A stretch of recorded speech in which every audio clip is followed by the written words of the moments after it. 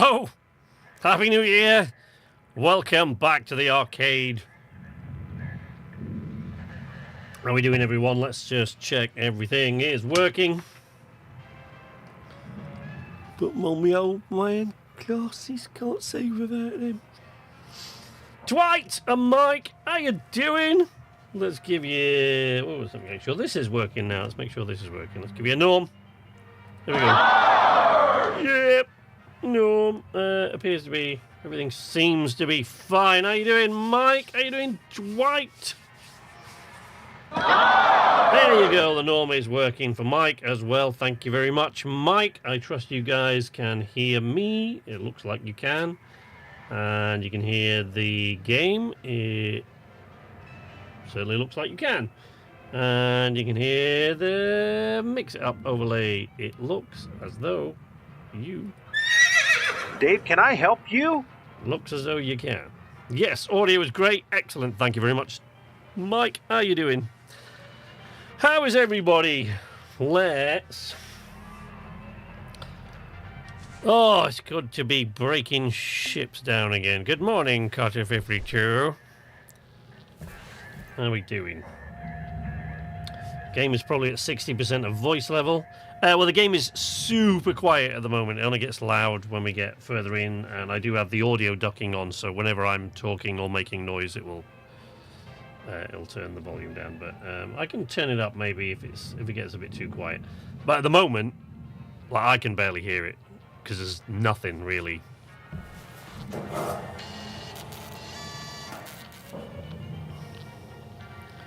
Stream Elements bot running. Who gives a shit of that? Audio ducking for the win. That's right, baby. All right, let's see what we got in the shift. See what we got on the ships here. See if we got. Are they all hazard level 9? I can't even start with something a bit simpler. Heavy cargo mackerel. All right. I mean, maybe that one. If we don't, at least it's a mackerel. Are we? Oh, no, that's a that's an industrial salvage runner gecko. Heavy cargo mackerel, hazard level 8. I suppose we could do that. We could do that. Bongo, how you doing, buddy? Welcome. Yes, I missed this game too. I'm probably going to be a bit rusty. As most of you know, not enough to buy it, mind you. I still actually don't have it on Xbox. I'm running it on PC, which is what I don't have an Xbox because I was always waiting for a sale on Xbox, but it hasn't come down in price in forever. But yeah, I miss this game. As most of you will know who watch the channel, I mean, anybody who's watched enough of me streaming to see this in the background, this is one of my favourite games of all time.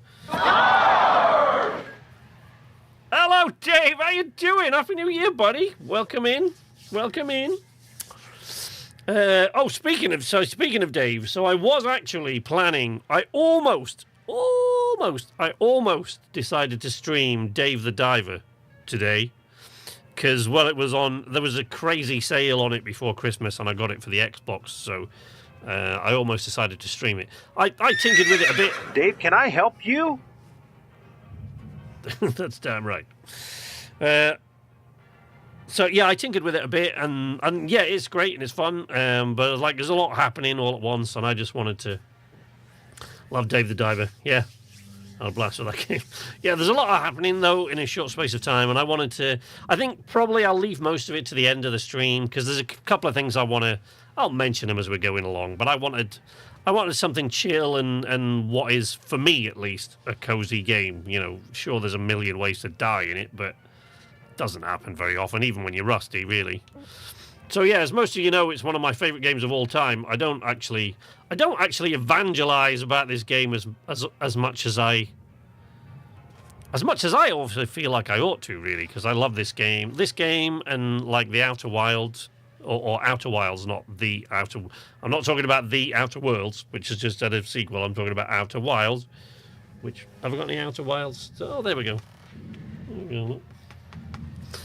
So, yeah, this game in Outer Wilds, I think... I don't kind of bang on about enough, really, considering how much they affected me personally and how much I really enjoyed them. Sorry if I don't talk much. I'm walking the dog and it is slippery as fuck. Yeah, right. It's cold out, mate. It's cold out. It is cold. All right, we'll start with it's a heavy cargo mackerel, so it'll probably be packed full of explosives and stuff, but it is a level 8. I know that's a hazard level 7, that gecko, but it's an industrial salvage gecko, so, you know, that's a lot of work to come back to straight away. I think we'll start with I want to start with a mackerel, but with as low level as we can get, and I think they're only giving me, like, level 8. And there's a station hopper mackerel, a level 9. Station hopper should be a little bit easier to take apart than a cargo mackerel. But you know, we'll start with that. We'll start. Why is your dog slippery? Welcome, folks. Yeah, so you know, there's going to be a few changes coming up on the channel, but no definitive changes is a thing. There's nothing definite. This is not a I have plans kind of thing. This is not one of those. It's just my voiceover work has dried up now to, you know, and I'm getting older and like the work is drying up and, you know, and as you get older as well, you know, your larynx is like any other muscle. You know, it's not as flexible and springy as it used to be and you can't do as much with it. And that's not really the main reason why. But what I'm saying is it's not going to get any easier from this point on. So yeah, voiceover work's drying up and you know the YouTube channel makes almost nothing at all, so yeah, I have to kind of start concentrating on other ways to make money now, and what that might mean is sort of longer periods where you don't see much on the channel. So that's not gonna start straight away. But what I'm saying is, as I explore those as we go through the year, there might be sort of longer periods where you don't see as much. But we'll see. Let's get back into this. This is going to be embarrassing because those who've been watching my channel for a really long time know I actually used to be pretty fucking good at this game. I used to regularly come in the top 20 on the weekly global cutters race online. I used to regularly come in the top 20 out of hundreds of thousands all around the world. No problem. But nowadays, I am well out of practice and seriously rusty. So this should be funny. Oh, man. Okay, brakes. Right, that's both of those, right? Yeah. Also, as I mentioned many times, that was back in the days when it was still viable. You could still be relatively competitive with a controller. But then they added the demo charges, and that basically there were no more buttons left on the controller once they added the demo charges. And what that meant is they had to add a wheel, so which now I can't remember where it is. See? Out of practice. No, that's my hand. Where's the wheel? There it is. Why? So they had to add a tool wheel, and that just added. It took away precious seconds. Please do not cut that away. The danger inside. Explosive decompression is a thing. Kegs, how you doing, buddy? How are you? Well, that was a weird little noise cycle. It's not a ghost ship, this one, is it? No. Depressurizing. Ugh. Still never got used to that voice. Airlock pressurizing. Thank you. Fork truck. Alright. Oh well, look, atmosphere regulator works, so that's a good start. Air pressure level decreasing. Ooh. Wait. Yep, I thought that was going to happen. It's not punctured any fuel lines or anything. Alright, so that's a good start. That's a good start. I should probably have done that before I cycle the regulator. But there you go. Well out of practice, man. Well out of practice. Right, let's go and turn the... Ooh, let's go and turn the fuel off before... out of the way. Out of the way! God damn it. Oh, Christ, there's asteroid chunks in here and everything. Right, turn the fuel off to that.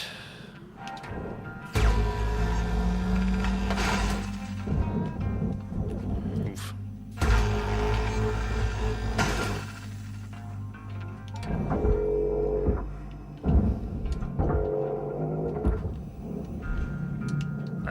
Trapping myself in here, look. Turn the fuel off to the thrusters. Fuel lines cut. I'm alright, I guess. Spent most of my day at the moment adjusting the heating, but alright otherwise, everyone good. Adjusting the heating, yeah. I used to love setting off the nuclear generators when I was in the ship. Obviously I died every time, but it's fun. Yeah, there's a lot of fun ways to die in this game.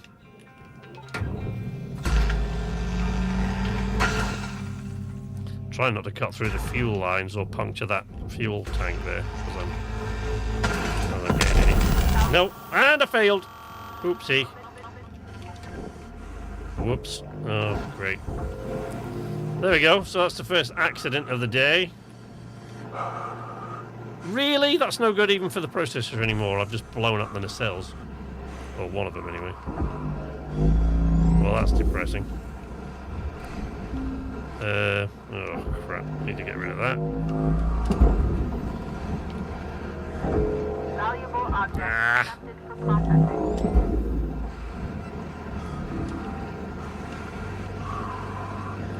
Shit, that's going to cause that fuel line to explode if I don't get to it quickly. It's going all the way down. Salvage destroyed. Don't do that. Okay, we can't get any further than that now, I guess. Well, there we go. That was a good start, wasn't it? I mean, to be fair, pretty much what I expected, honestly. I haven't played this for a long time. Seriously, out of practice. Everything's going wrong. Oh, I've got to take care of this.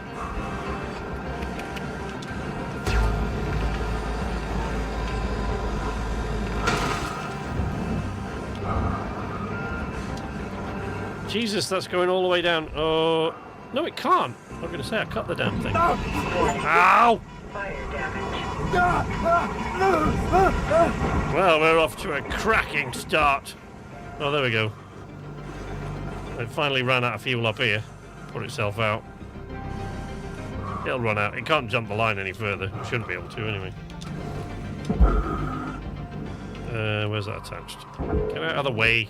Stupid debris. Oh, there we go.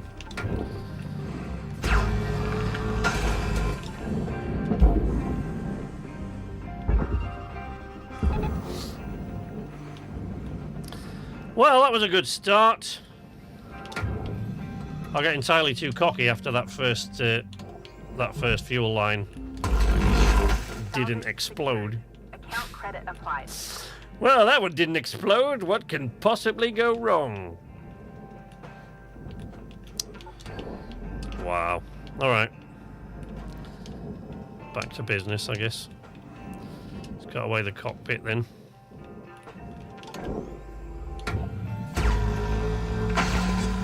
I wonder if, like me, SK is considered crime. Seems really profitable.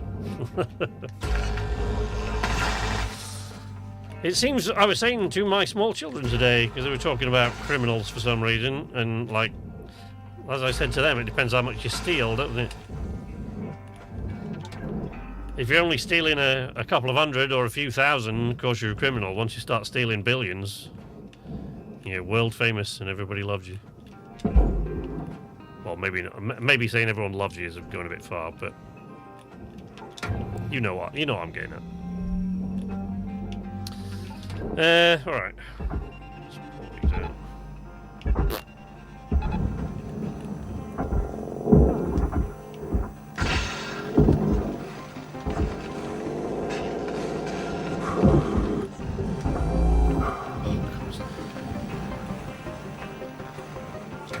See, that fried the comms panel, the thingy panel there as well, the control panel.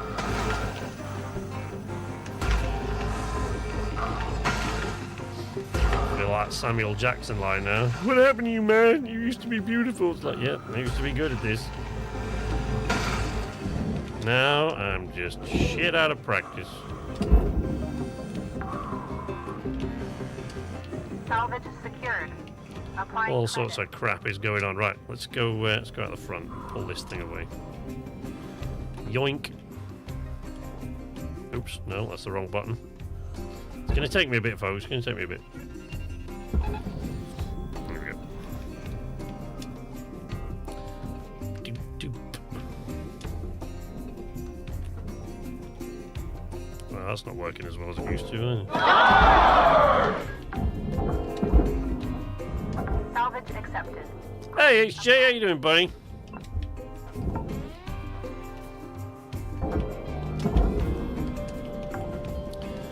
Whoosh. Boom, boom. Salvage deposited. Applying credit to account. Oh, I didn't pull those ones out. Dumbass.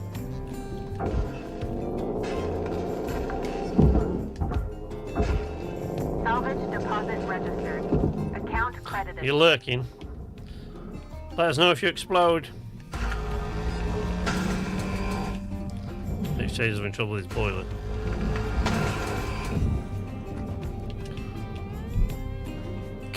Guys, we've been taking the piss out of him a bit because this guy's been around today to see to his boiler and to say that his advice, to say that the advice he gave made everybody else in the chat go, yikes. It's putting it mildly. It's like, what the fuck, man? Sure you're gonna be okay?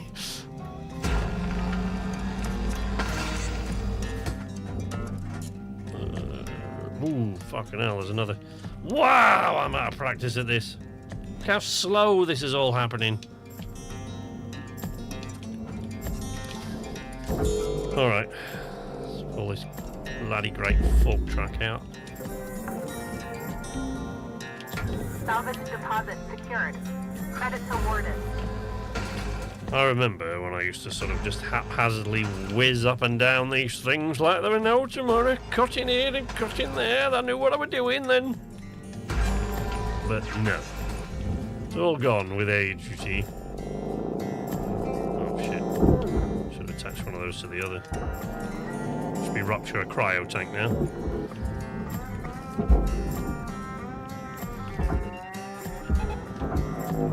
Whoosh. What are you doing? Oh, I hate that when it catches 5 on that. minutes left in the shift. Alright? 5 minutes left already? Jesus. Deposit Alright. accepted for processing. Element damage detected. Smacked myself with a cryo tank now. Credits deposited. Validating. Look what I've done to the ship, look. It's all twisty all over the place now. Wow. I really made a mess of this one.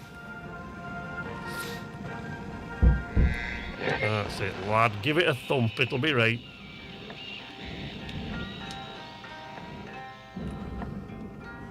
Hey there! How are you doing?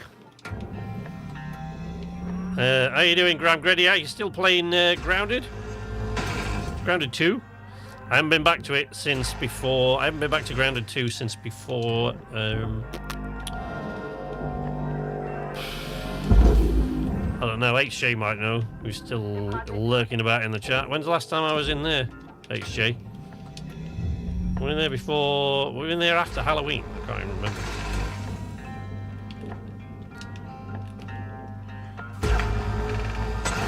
Graham Grandy has her own channel.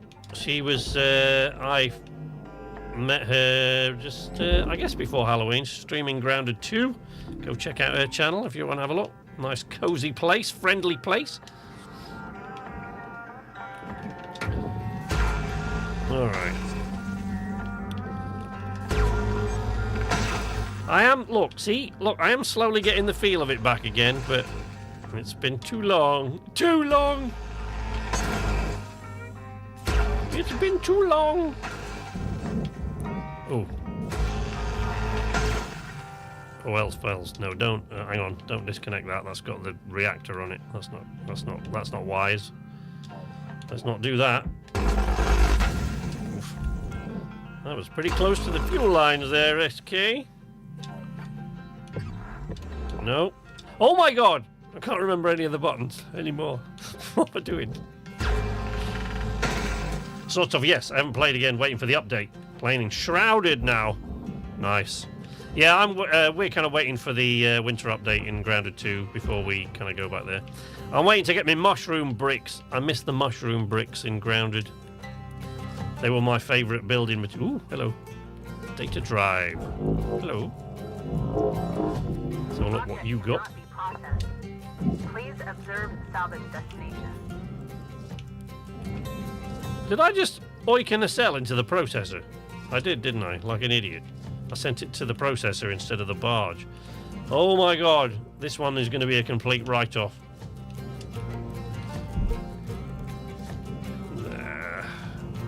Now you see why it's a good job I did not start with that gigantic gecko. The cargo gecko, the industrial one.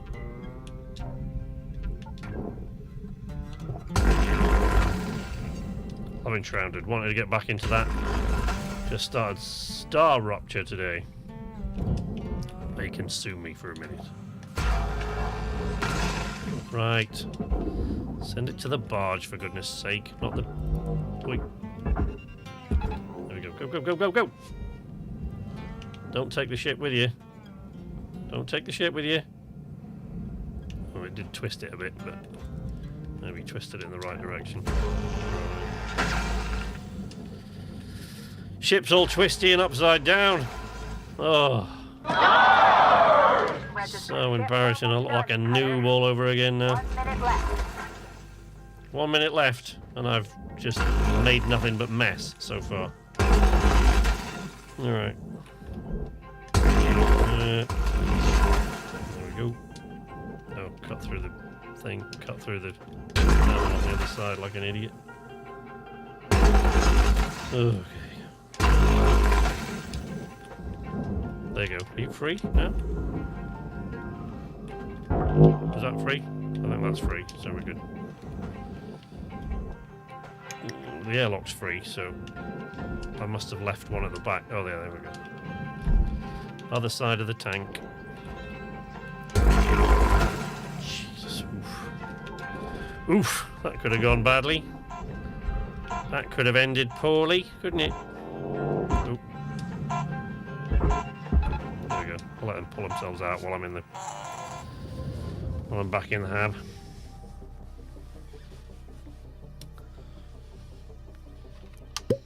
Hoping for less bugs in one way and more in another. Yes, very good.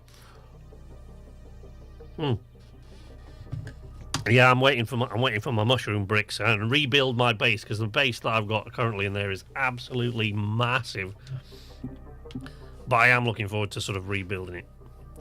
That is pitiful. Look, I didn't even hit goal 1 first shift. That's a mackerel. I know it's full, but I should have broken that down clean, completely, in like a shift and a half, even when it was packed to the gills. One shift, a full shift, and I didn't even reach salvage goal 1. Wow, that is...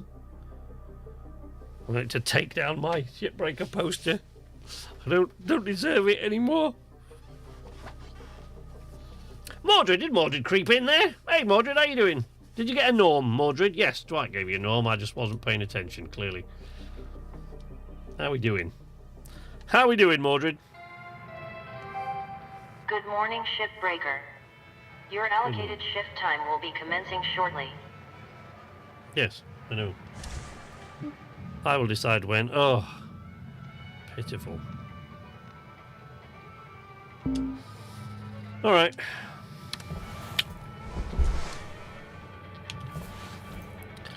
Into the equipment room. Right, let's repair some of this equipment before it explodes. Oh no, it's all pretty good, Nick. Repair it all anyway. Repair it all anyway, what the hell.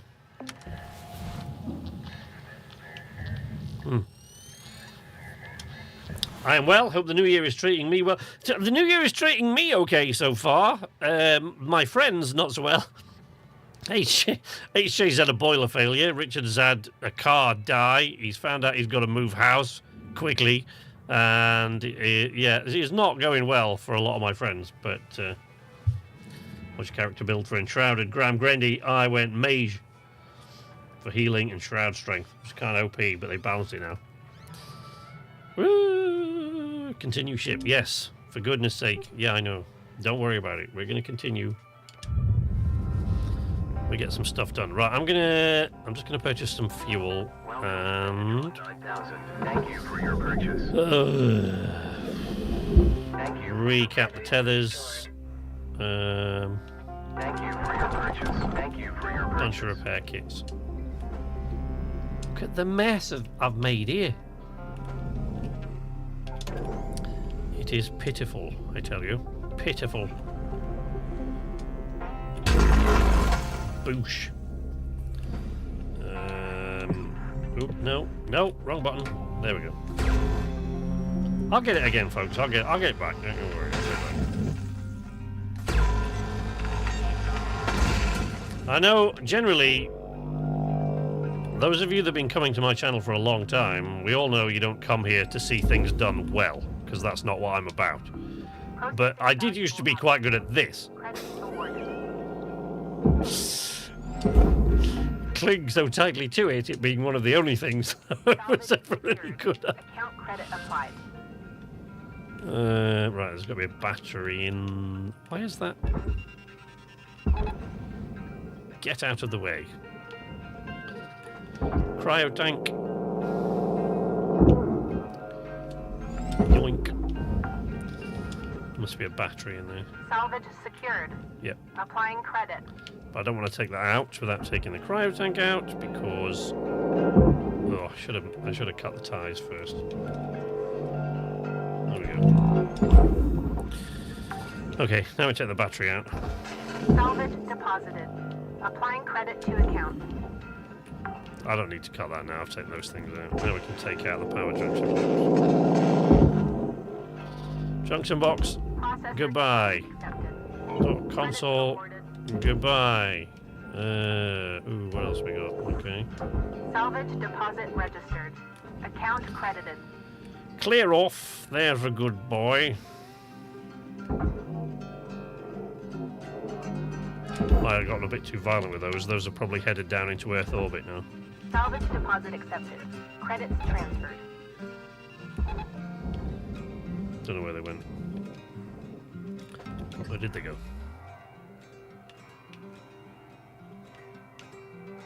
Don't know. I can't see them in the debris that I made with that explosion. Object accepted for processing. Credits deposited. Salvage goal cleared. Reward. Salvage goal 5 lost. I must have lost. Wow. I lost an entire salvage goal. Boy, I must have destroyed a whole... Mind you, I did lose one entire nacelle, didn't I? So...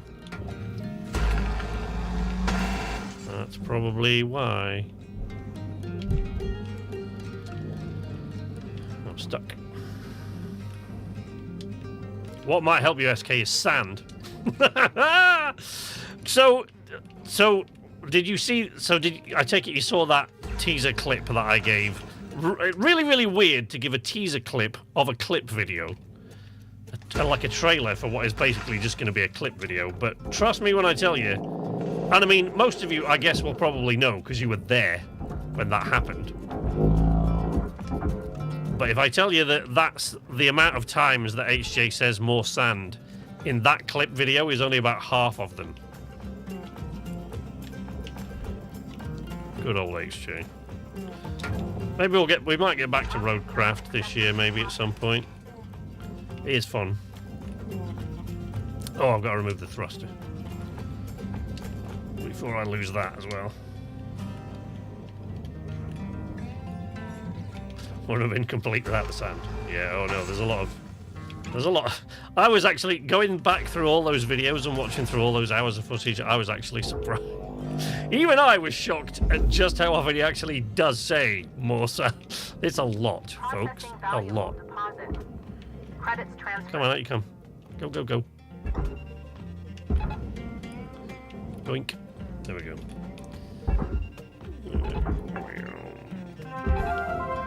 Salvage deposit confirmed. Applying credit. Yeah, what did we get? Oh, shit. Did I not cut that? Oh, for God's sake.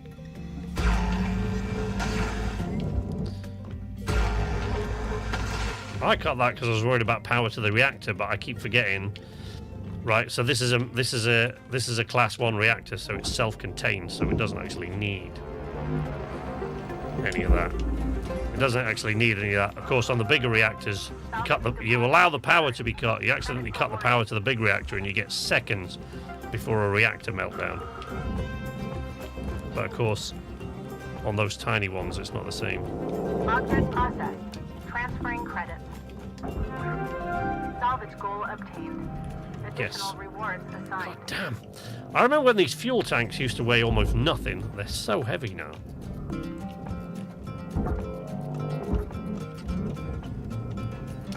Hold on, let me clear some of this debris. I don't really care. Most of it's going to fly off into the furnace, I know, but I'm not terribly concerned about that. Processed. Credits awarded. Material deposited.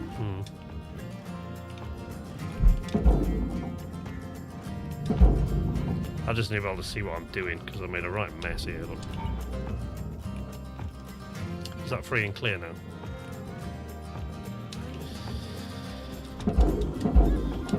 Yep. There we go. Yoink. Right. Pull out. Let's try to pull out the radiation filter without cooking myself in radiation as well. It's been bashed around a fair old bit. I'm surprised there's not more of it flying around, poisoning me already.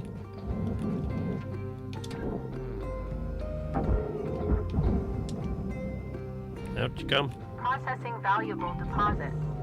Credits transferred. Alright, to move this out of the way of everything else, because as soon as it hits a piece of debris. There we go. Salvage secured. Sort of processor weight. Get rid of that. Man, I made a mess.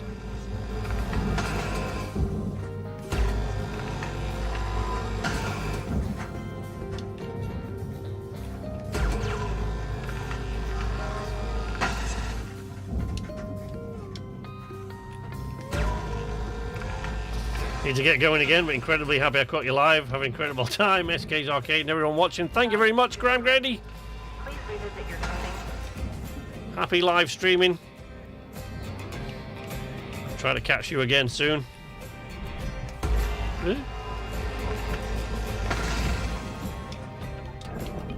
Alright. Should be free now for the... Ah! I've got completely disoriented now with the... Credits deposited. I'll pull that to a jack. Yeah. It gets jammed. Oh, it's the pipe. There we go.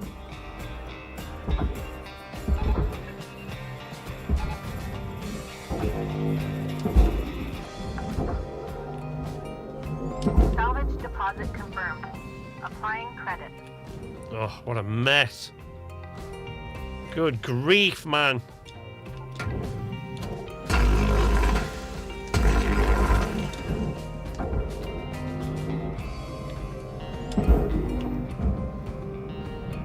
Processor deposit accepted.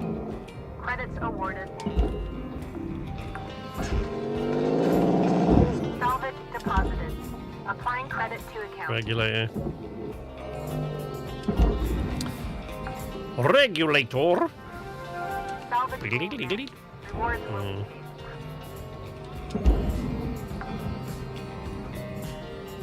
Is everything in there clear? What else is in here? Oh.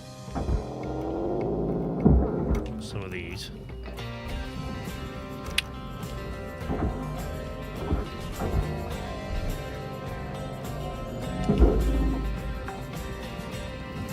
Salvage registered.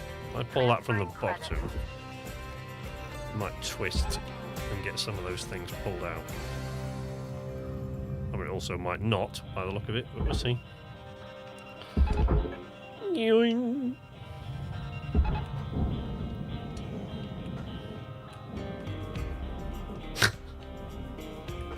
Well, a fish finger sandwich. Cutter? Got about 5 minutes left till you're done for the day. Thank you, Dee Dee. Salvage deposit registered. Account credited.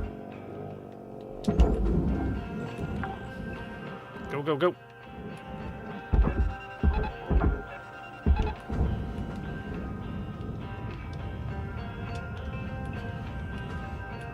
Oh, what a mess.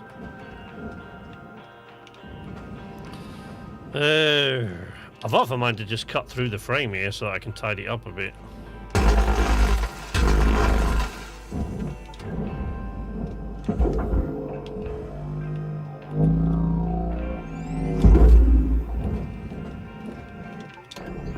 Object accepted for processing. Credit deposited. What the hell? There you go. That'll get rid of that.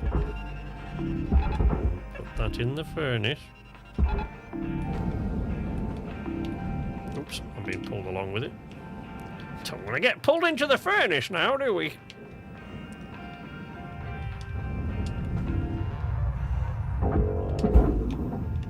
Deposit accepted.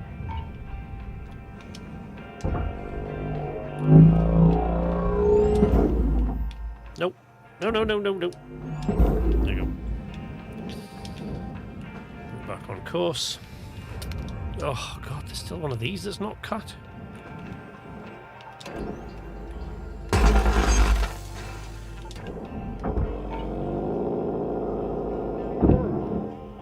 That thing's heading for the furnace. If I don't get rid of the processor parts of it now, I'm going to lose it. Salvage accepted. Credit applied.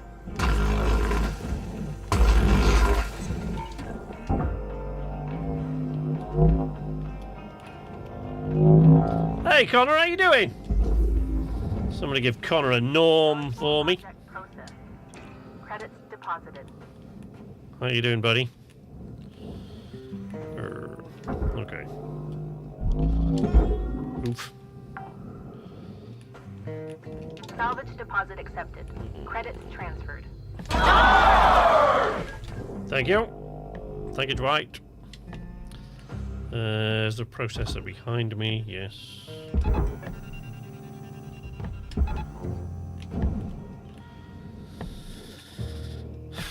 Food packet. There we go. Processing valuable object. Credits awarded. Alright, don't get that out of there.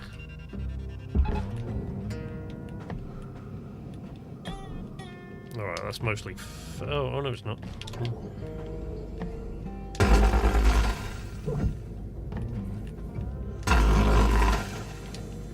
Fuel pipe. Canister, rather.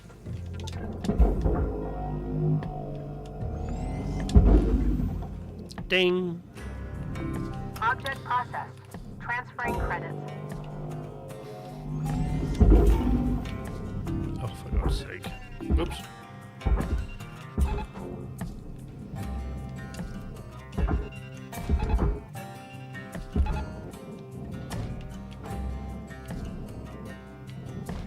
$2026 seems to be going well as long as you ignore everything.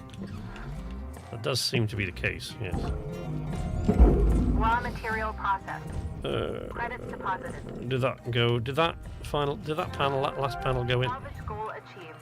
Right, Reward so that's salvage. Rammel. That's litter that I made when everything blew up. 1 minute left, Cutter. well, Start that isn't finishing things up. All right? Just a nanocarbon tube. Processor deposit accepted. Credits awarded.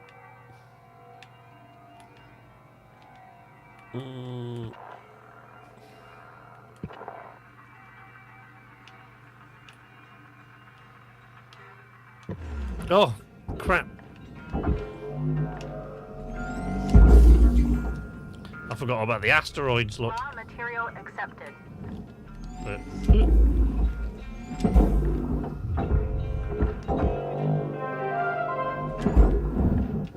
that was it. The asteroid shards were enough to get me over level 4. Credits awarded. Oh well. Never mind. Let's go in. Sorry I'm late. Got distracted pirating a 30-year-old TV show for my wife. Dare you tell me what it is? Well, that was a disgrace. Look at that. I lost 16% of that. Almost. Salvaged less than $10 million. Lost almost $2 million in value. That is insanely bad. Yikes. Alright. Alright. That rust is showing, mate. It is, I mean, I knew it would, to be honest. I knew it would show. That's bad. Oh, the debt's been cleared long ago. I'm making money now. Debt was cleared long ago, buddy. Hello, I don't think I've got an account actually at the moment. I haven't got a single. I've got like about half a dozen Shipbreaker accounts, but I don't think I've got one where I haven't cleared the debt. Make the most of your shift by fanning the I mean, you know how many times I've played through the story in this game, profitability. such as it is. All right, let's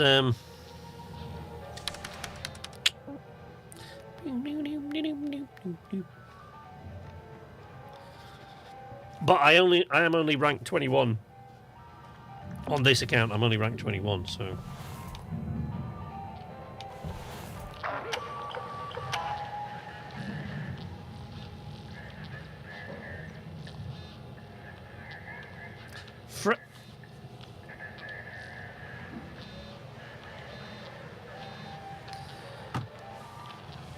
Put that down a minute.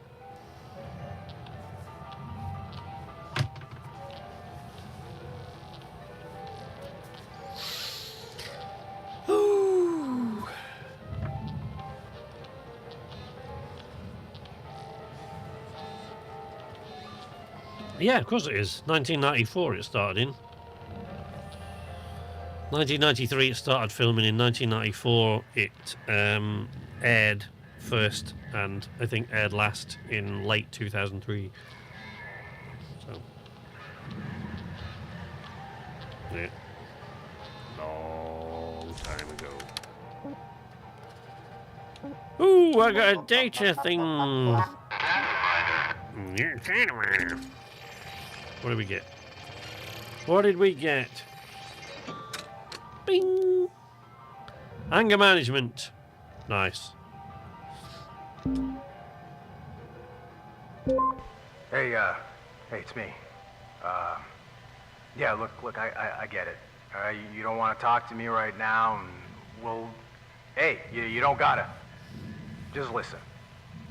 Nobody alive can be an angel all the time, and I don't want you seeing my other side. You know, I've been going to anger management classes and trying to do my breathing exercises and just, like, look, if I seem edgy, I'm not trying to take it out on you, okay? You gotta believe me.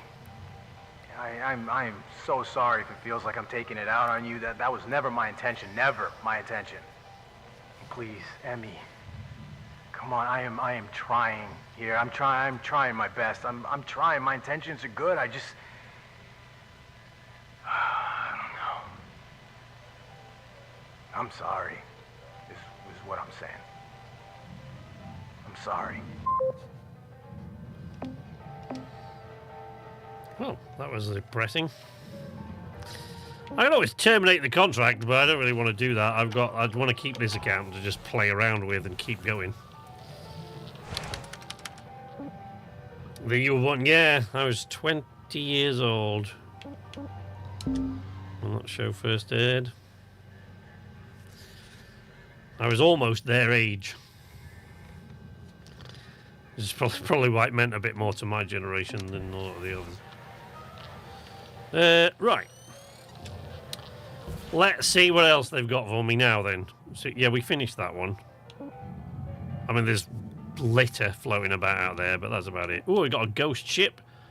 Gecko. Salvage runner gecko. No, I'm not going to be doing that. Salvage runner gecko.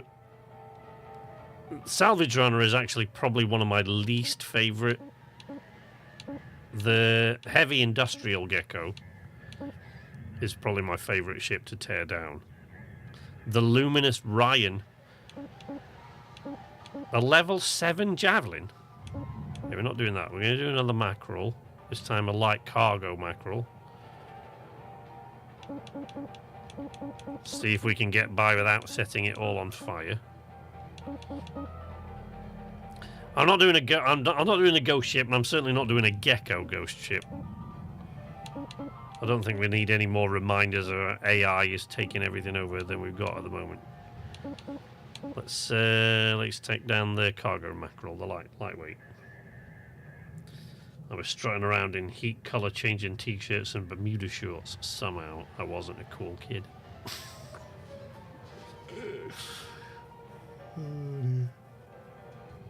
Specifically the audio for it, she likes listens to it to fall asleep to. I think so. Amki and I think we watch all the way through Friends about every couple of years. We watch it all the way through again. I think I've probably seen the show from beginning to end. I don't know, 7, 8, 9 times, something like that. I don't know. No idea.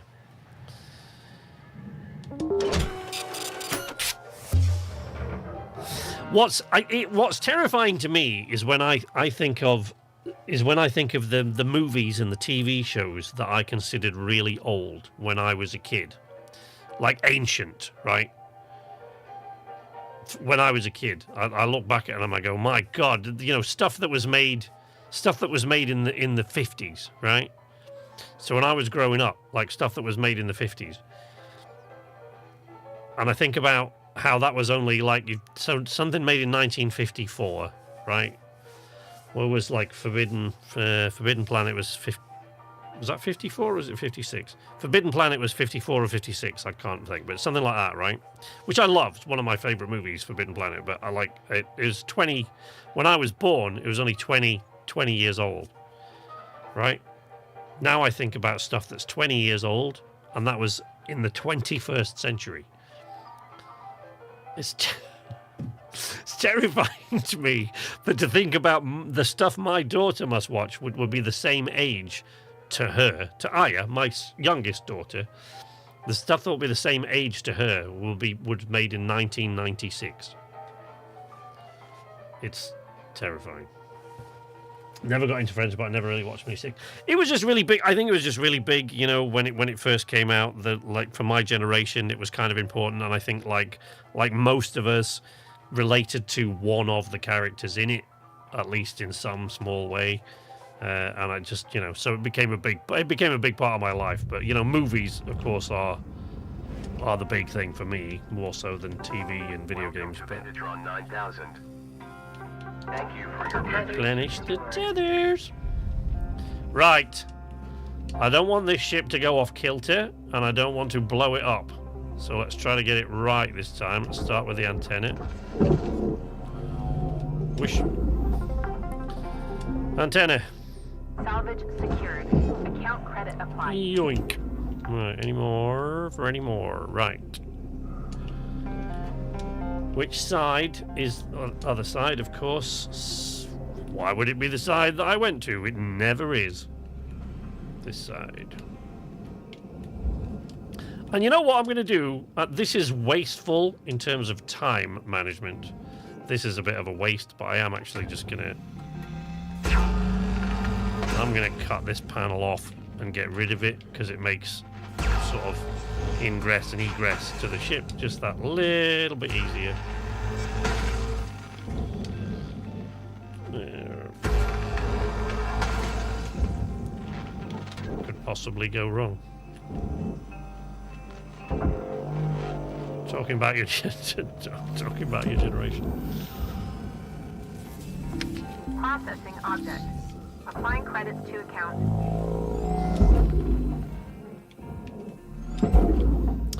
Whoosh. Right. Airlock depressurizing.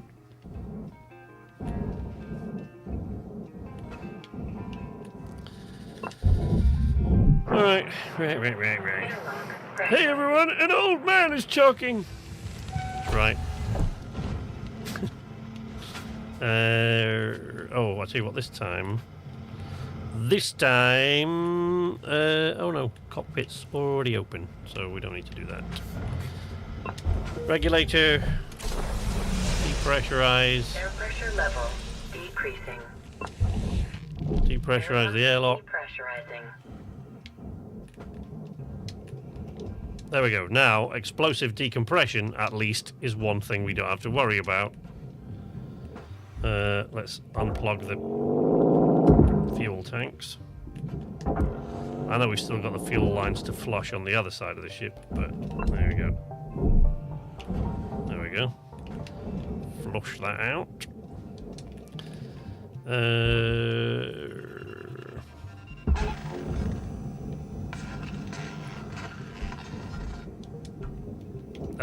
Stuck. I got stuck now.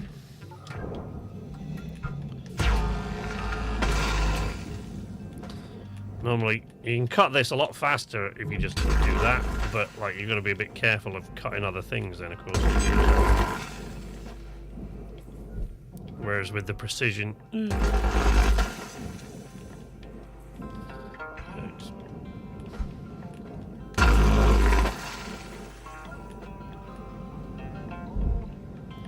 Oh look, it's Amki's song.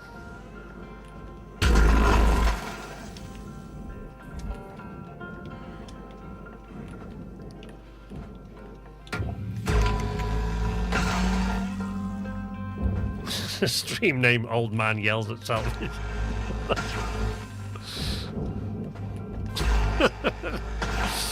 Oh, I'm so fucking old.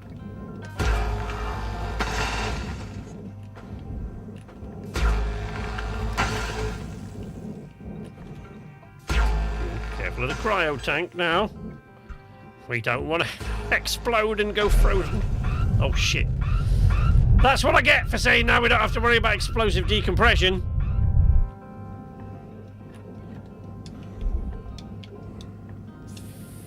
Fucking service ducts were full of air. Well, there you go. So much for that. Oh, a data drive. Again. That's nice. I don't actually need these components anymore, but... I can't actually listen to this tune anymore without hearing Amki's words.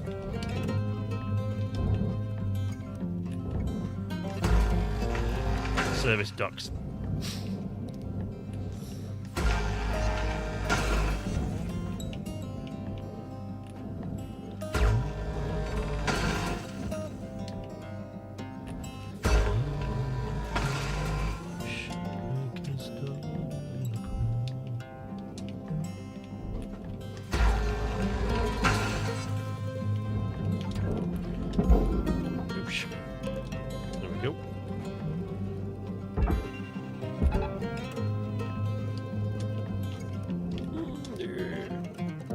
Do that with one of those so that I don't. Processing valuable deposit. Credits transferred.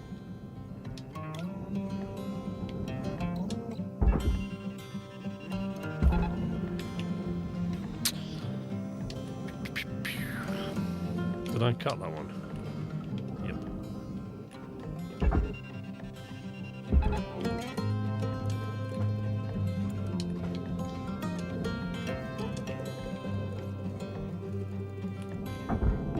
Processing valuable object.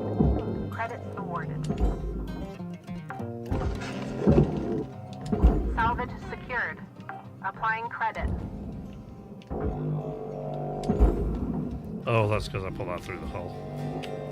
Stupid! Come on. Stop fucking around. I'm pretty sure this is the year this is the year that teardown multiplayer comes. I mean, God knows if I'd ever be able to stream teardown multiplayer. I'm still not convinced it's going to work without a quantum computer, but whatever. I guess we'll see. So let's take that damn thing out first. There we go. Take out the junction box and then we're alright. Salvage secured. Credits deposited. 1, 2, 3, 5. Deposit accepted for What's that processing. frying on now? I took out the goddamn power junction box.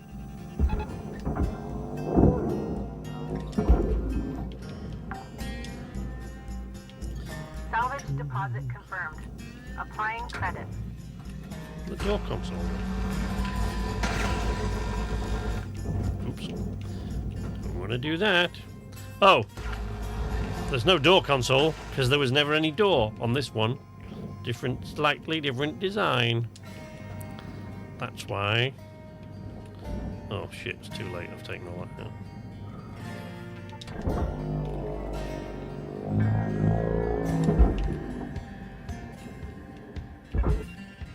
There we go. There it is. Boosh. Salvage secured. Oopsie. Account credit applied. Valuable object processed. Credits deposited. Salvage deposit secured. Oh no! Credits awarded. Oh, it took it out. It took it out. It took it out. Come on, back. There you go. Thought I'd lost those then. Salvage secured. Oopsie. Applying credit.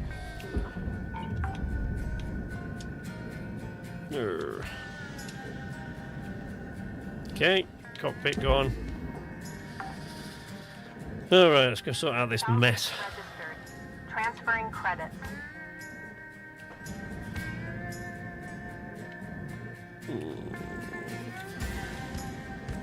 Alright, let me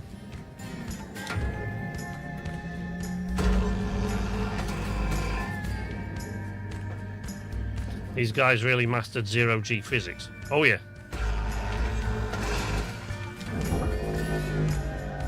Bang up job that they did with this game. Salvage deposited. Applying credit to account. Go on, move. Oh, that's what I hate. That right there. So, this ship is massive and heavy, right? Normally, so, for those of you who don't play Shipbreaker and never have, there used to be,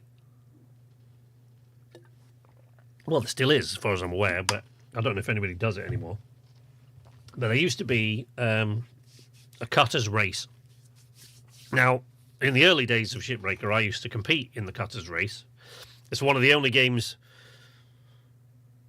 possibly the only game that I've ever played, video game that I've ever played like competitive. When I say competitively, obviously not, just for fun online. So it's the only game I've ever played competitively when I used to do the cutters race. And one of the cheats that you quite often found in the race was that they've coded the physics in this brilliantly, and they've coded all the items in such a way, and all the sort of assets within the game, they work and they react against each other all in very, very intricate and complicated ways. But every now and again you find one that if it gets caught up with another one, it basically, I don't really know. Like I would have to. I guess you'd have to know how these kind of things work. And as you know, I don't. I'm not very technically minded with those things at all. But it's almost like you can find smaller pieces that kind of transfer their physics, right? So you've got hold of a piece that you can move really easily, right? And you can throw it around with the grapple, right? Whereas the ship's hull barely moves at all. The only way you can really get it to move is through explosive decompression or some other fuel ruptured explosion or something, like you saw before. That's why it moved, right? But one of the ways that racers in the early days of Shipbreaker would cheese it, if you like. So they had an entire hull, because basically what the race is, you have to recover a certain amount of. You get one shift only, right? 15 minutes. You get one shift in which to recover as much value from a ship as possible. So it's always the same ship. Every week it changes, and it's always the same ship for absolutely everybody, for everyone who competes. It's the same ship. You've got the same equipment. Everything is identical, and it's just you've got to race to see who can recover the largest amount of value from that ship in a single shift. However, if you finish it early, right, there's a point that comes where you've got to like the whole premise of Shipbreaker really is you've got to sort of balance time against value, right? So, but it's never more so than in the race, because in the cutters race, you actually get a substantial bonus for finishing your shift early, right? But so you have to weigh that against how much value is left out there. And one of the things that takes the most time when you've stripped everything, all the really valuable items from a ship, you've got to cut the hull into pieces so that it is small enough for you to move it to its locations, to send it into the furnace, right? So those pieces are tiny enough, because normally you can attach a tether to the hull of a ship, and if there's enough mass, that tether just won't move that thing at all, right? And it's never going to move it. You're not going to get anything. However, one of the slight bugs that is in this game is that there are certain items, if you find them, there are certain items that you can move easily, and if they get caught up with the frame of the ship, it's like they transfer, it's almost like they transfer the physics of that item to the entire hull. So one of the ones was fuel pipes, right? So you could pull fuel pipes out, but because they were convoluted shapes, you could use them to hook around the entire hull of a ship, and you could just move it. The entire hull, you could just shift it by moving the pipe, almost as easily as you can move the pipe. But that still happens, and what it happened there with the bottom panel, can you see the entire ship is moving now? Now, if I try to move that ship with the grapple, if I hold onto the hull and I try to move it, all that will happen is it will drag me towards the hull. Watch. See? The ship won't move, it just drags me towards the hull. Right? But if I grab this Hey, Cutter, you've got 5 minutes left. And move it, Hope you're having fun. can you see the difference? Now the ship is moving and I'm not. See? That twisted the entire hull, because this panel, which is fairly easy to move, these ones, sometimes this panel gets caught around this bar here. Right? That structure there, that tiny piece of aluminium, this piece that goes in the processor, this nanocarbon panel, gets caught around that pipe, that piece of the box section, and it moves the entire hull. Whereas if I want to move the hull by myself, I can't. It just pulls me towards it, see? And it's one of the ways that, it's one of the things that is quite useful. Ah, see, now I can't do it now without. See, look how it's moving the entire hull of the ship. Just because it gets caught. And it's a pain. But, like, you know, it's a useful thing when you want to do it. But when you want the entire ship to sit still, it's no good. Now I should be able to pull that out without moving the ship, but yeah, it's one of the ways that they used to sort of, Credits deposited. if you knew what you were doing, you could kind of cheese it in some of the races. You could kind of basically, rather than cutting the hull down at the end, once you'd stripped it of everything manageable, rather than cutting the hull down into manageable pieces, which took time, you could, if you knew what you were doing, find the one piece that would work and that would sort of cheese the whole thing, and you could use it to basically, essentially swing the entire hull of the ship that was remaining into the processor or the furnace. Usually the furnace by the time you're down to the subframe.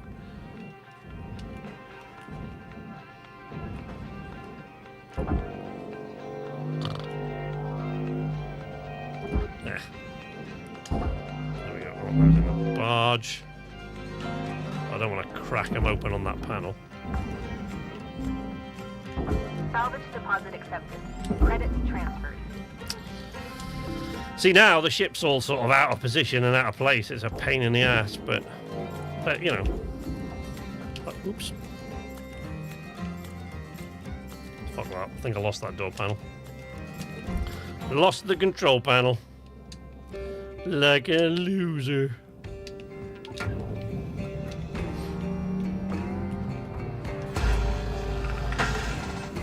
Oh, man. One of the problems with this weather now in the UK is that we're so sort of unused to it these days. The real cold. That because I had to go and fetch the kids from school and everything. I've got dressed up today in stuff that will keep me warm. But when the heating comes on, like it is now, I am now boiling alive. I'm boiling to death in all this sort of thermal gear that I've put on. Salvage deposit registered. Account credited. Ugh. Did I disconnect? Yeah, I did, yeah.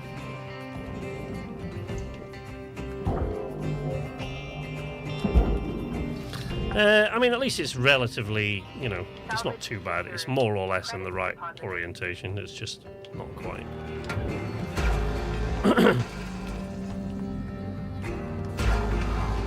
I mean, I've long since paid off my debt in this game, so I'm not really bothered about the shift time of it. But you know, just for your own, just for the sake of your own mind, you like to do things as efficiently as possible, don't you?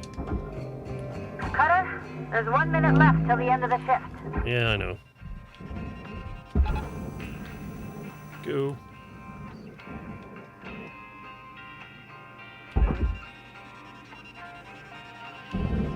Shit. Deposit accepted for processing.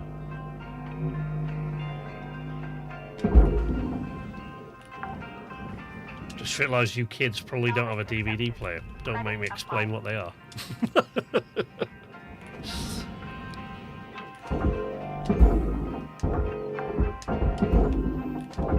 Salvage deposit registered. Account credited.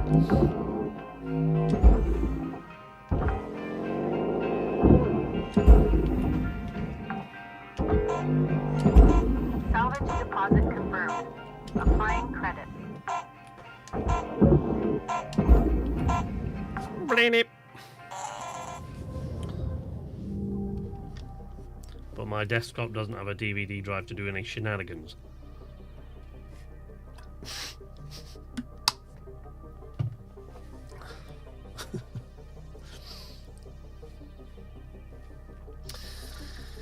Oh well, at least we haven't lost a massive load this time.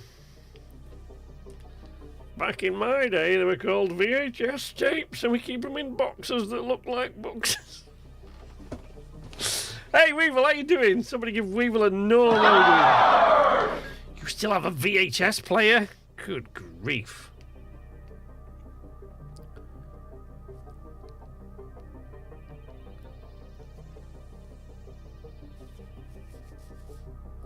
I bet there's nobody in here still has a Betamax player though, is there? Christ.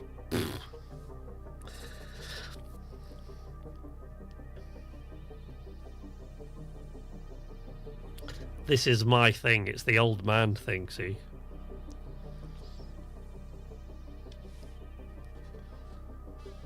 My day we only had cassette tapes. Are we going to do the whole of the Monty Python thing? Oh, I would dream a cassette tape. Inspirational message. Success is not the key to happiness. Happiness is the key to success. If you love what you do, you will be successful. No, a Betamax. Well, you have a working Commodore 64. Wow. Jesus. I used to play all sorts of things on the C64. I used to play Elite on the C64 at one time. Stuff like really weird games that I guess some of these didn't make it out of the UK. Like Kickstart. Kickstart, good grief. You play that on the C64. And Daley Thompson's Decathlon. And we have a few VHS tapes that we use for DVD bookings. Sit around the wireless listening to Edison recite the alphabet. Oh, man. I actually do have... so I have... I still have... So I probably about 20 DVDs that I've kept for one no, maybe not that many. Maybe 12, 15 DVDs. I have Kickstart 2. Oh my god! That's amazing.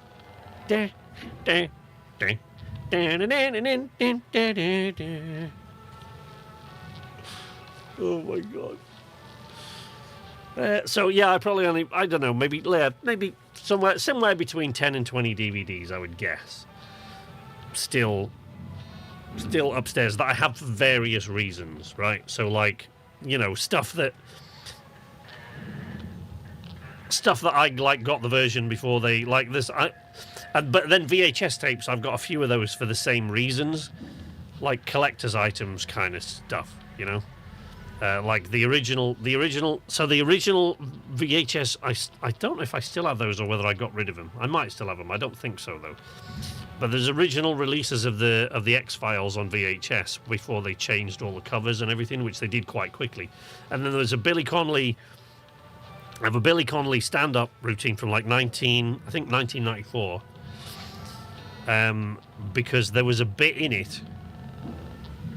I think the bit that they had in the one that I bought, because I bought it when it released, and I think like a week after that they took something out. They took a chunk of it out because it was about Fred and Rose West or something, and they took it out. So so I kept that, and like the original cuts of the Star Wars movies and that kind of stuff. So I've got all of those, but that's it. So I have like maybe 10.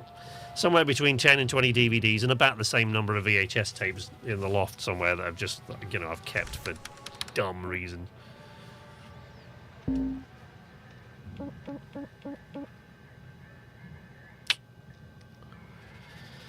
What do we got? 165 links tokens. I suppose there's stuff I can upgrade. That O2 recharge module, I never ever used that in any of my playthroughs of this game. You're just never in an atmosphere long enough for it to count. And once you have leveled up the O2 modules, I wonder if I can do it with the mouse. So once you've leveled up these modules here at the top, right, and you've gone all the way the capacity modules 1, 2, 3, 4, 5.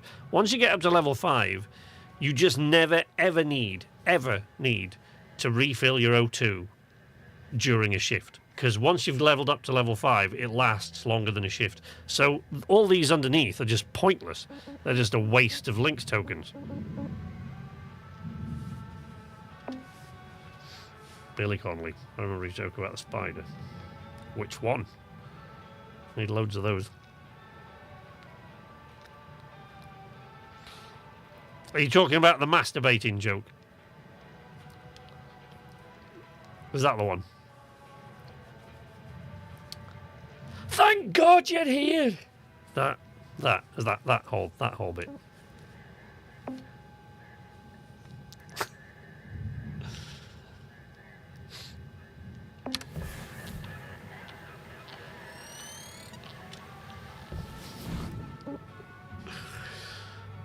Yes, that one. There you go, yeah.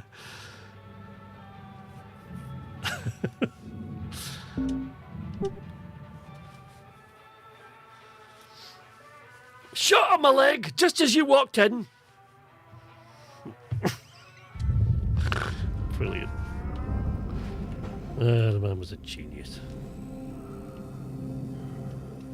Well, you know, when I say was, he's still kicking. Salvage secured.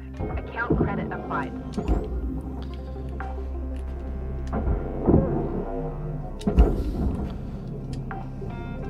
Is it Parkinson's that Billy Connolly's got? I think. Transferring credit.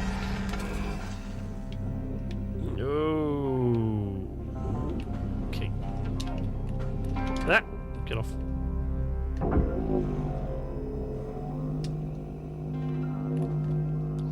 Right, before I could go to the arcade, I had to wake up half an hour before I went to bed. Yeah, there we go. Let's do the whole thing. We used to dream of living in a corridor.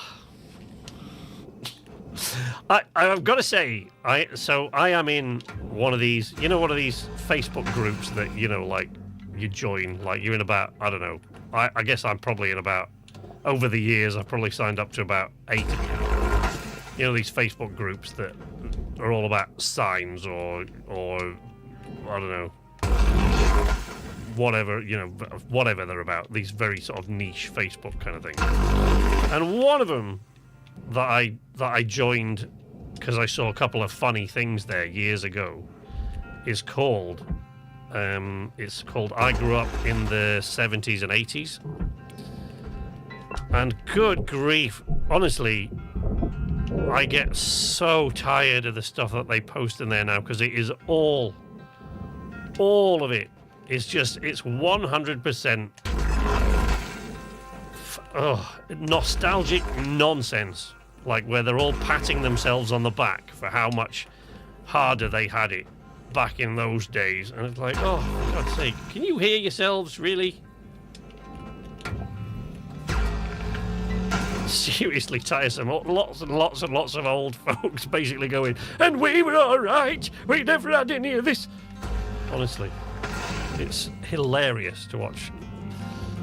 Honestly, people going on and on about it like, life was so much better when we had polio. I was all right. Salvage deposit secured. Credits awarded.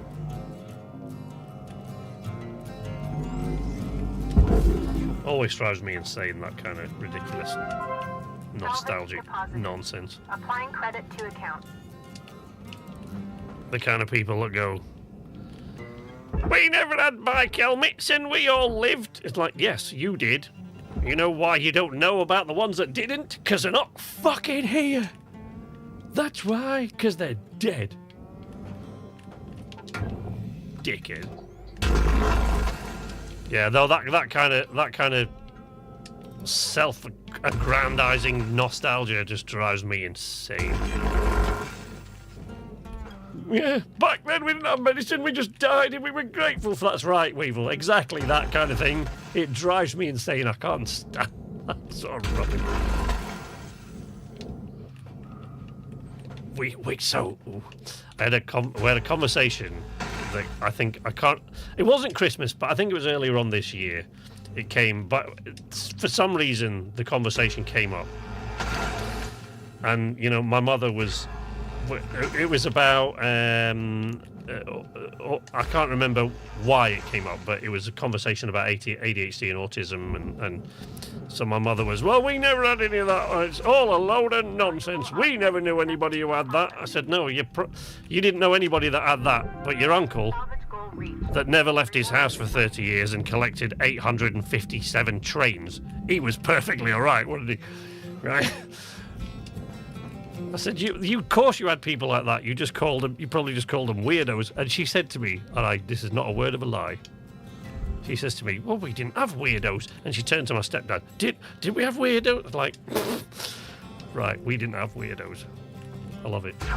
Just loved it. I couldn't get over that. I've laughed about that ever since. It's just hilarious.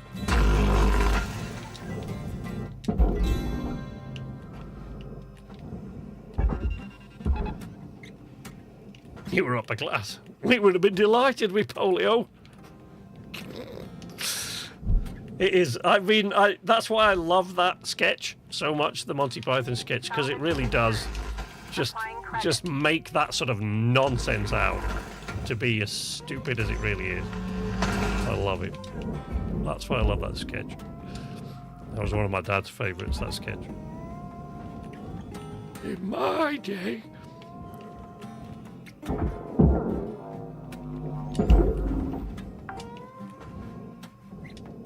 Remember when we didn't have autism, we had asylums. That's right. But that's precisely it. I just couldn't believe. Like, we didn't have weirdo. Right, and in the next breath, when you go out to my mother's house, she says, well, Peter that lived down the road. Credits deposited. You might not remember him. He's always a bit strange. And I was like, but you didn't have people you considered weirdos, did you, Mother? Come on. No, that's still attached somewhere, isn't it? Crap. Is it there? Is it because I haven't taken off that panel?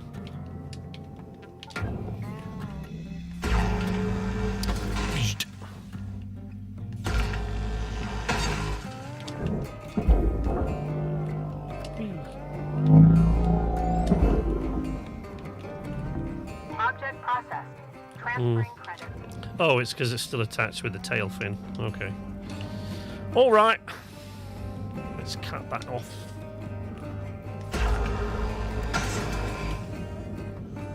Nobody remembers asylums. The whole point was to forget about the people in them.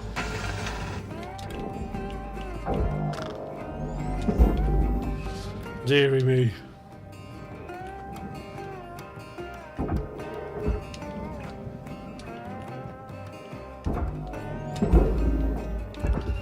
Yeah, the ridiculous stuff that, like, I don't have a lot of patience for. I just like to poke fun at it, really. I don't have a lot of patience for that. In my day, kind of business.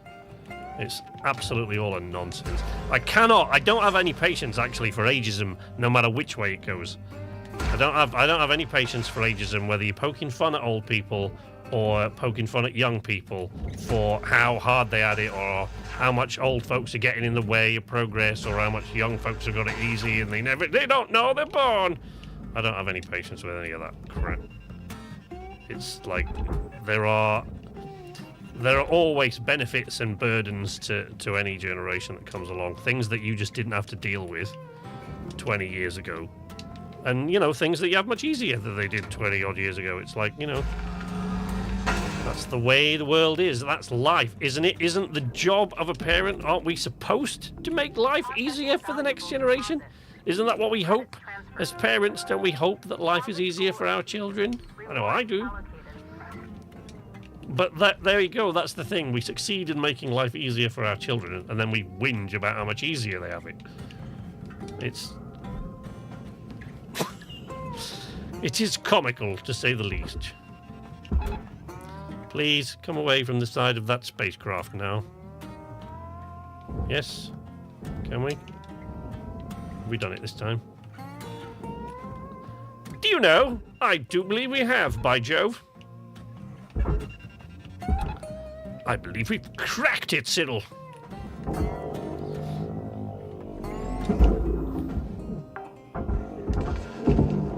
Salvage deposit confirmed. Applying credit. Boo-doo-doo-doo-doo.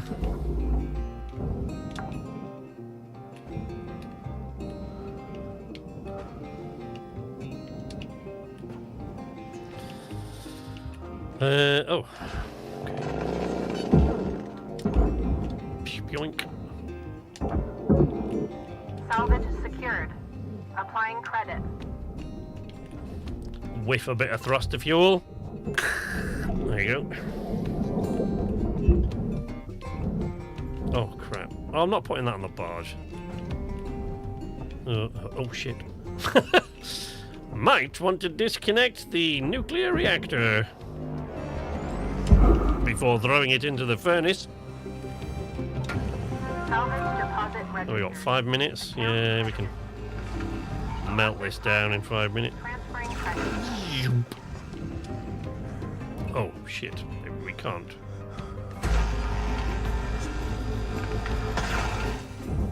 Oh, there we go. She came away.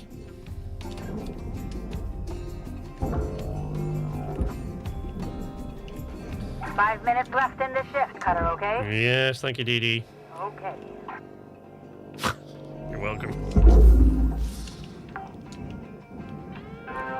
Salvage accepted. Credit applied.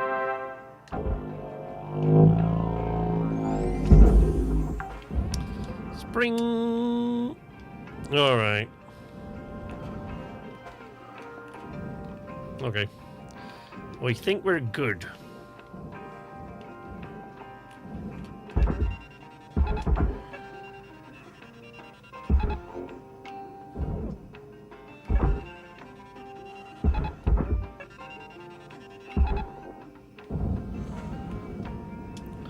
Go, go.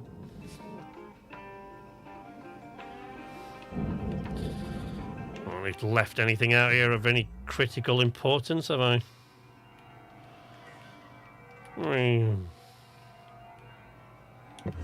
No. What is that? Oh, wait, what's that? Oh, no. They're just food packets.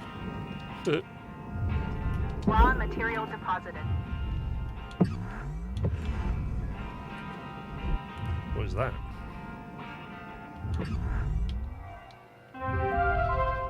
So, oh, fuel canisters. Thruster fuel canisters. All that, not worth a damn thing anyway.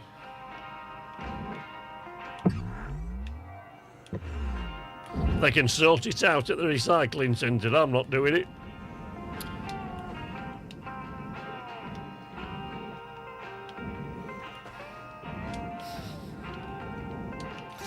So I almost in the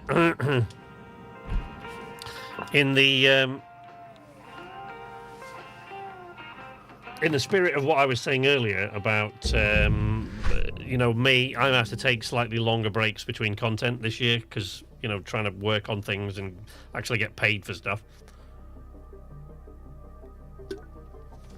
One of them was that I was I considered auditioning for a book that's being published on Amazon. And it's been on there a while. I'd seen it before, but it was when I was in the middle of doing everything in the run-up to Christmas, so I thought, oh, I haven't got time to do that. But it was still there, which is unusual, so I thought, oh, I wonder why nobody... Because the person he's offering a substantially high rate, actually, for this book to be recorded. And it's really long. It's like 18 and a half hours long. Thereabouts. The audiobook will be when it's finished. And I thought, well, that's pretty good because we're looking at about, you know, at my rate, we're looking at about $4 grand there. We're looking at about $4 grand, and I can get myself a new PC, and I can, you know, I can solve that problem. But the reason I didn't do it, just with you saying redacted there, Connor, is because when I read through the audition, the sections, right? So, like the sheets that they're given for auditioning, sides they used to call them. So when I read through he'd given 3, and when I read through these, there was something about it that just made me kind of go, I don't know if it's a good idea for me to audition for this. Because if he's there were like 3 things in it that gave me pause and made me go, ooh, I don't know if I want to be the guy that reads that out.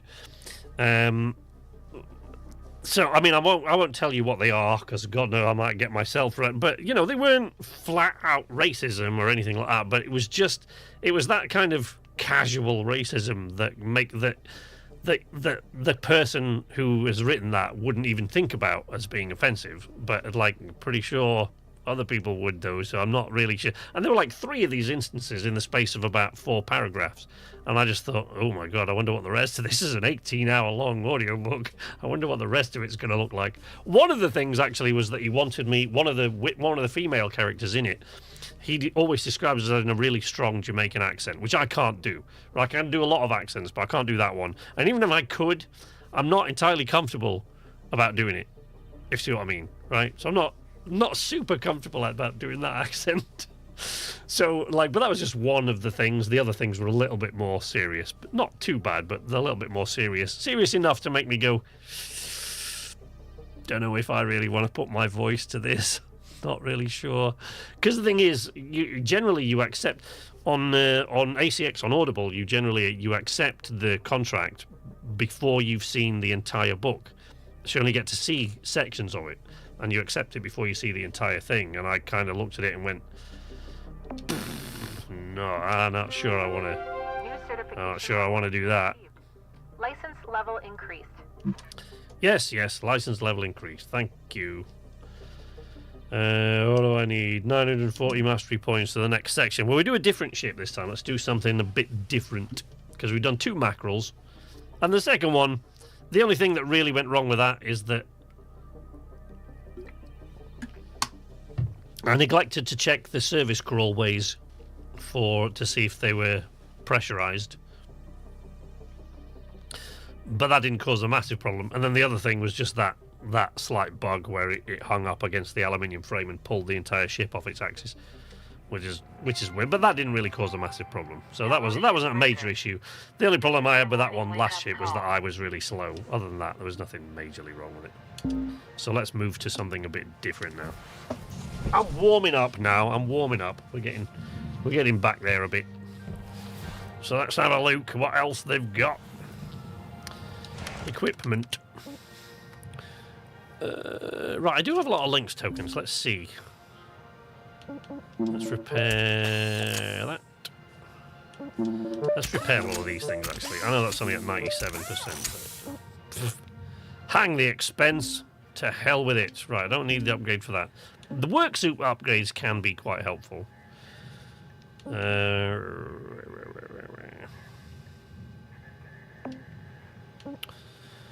Demo charges. So many of those. I guess we can increase the number of demo charges, which we might need if we're going on to different ships. Might need the demo charges. Improves the safety of the disarming mechanism. Auto deploy. Purchase. Oh, that's right. I haven't purchased the demo charges, so they're still charging me for that. Oh, let's do that because that'll eliminate the rental fee. And I won't have that coming out of my paycheck every single shift. Wonder if that's why the job was still available. I'd just like to clarify, it's not my autobiography, it's unofficial. Yeah, that is actually exactly what I was wondering, Weevil. I wonder if that's why that's still available. Because people have looked at his audition notes, like the sides that he's put on, and gone, I don't know if I'm entirely comfortable about this. And they've kind of, because like ordinarily that would have been snapped up. He'd have had loads and loads of auditions because he's offering quite a high rate. So, I mean, my personal rate for doing that book is on the low side of what he's offering. So my rate, and even then, it's pretty high. So it's like, so my rate wouldn't be maximum of what he's offering, the range that he's offering in. My rate is actually on the low end of that range, but even so. So yeah, like you, I do kind of wonder if that's why it's still there.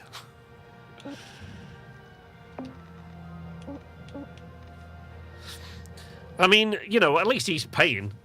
You wouldn't believe how many people when you go to audition for an Audible audiobook, you wouldn't believe how many people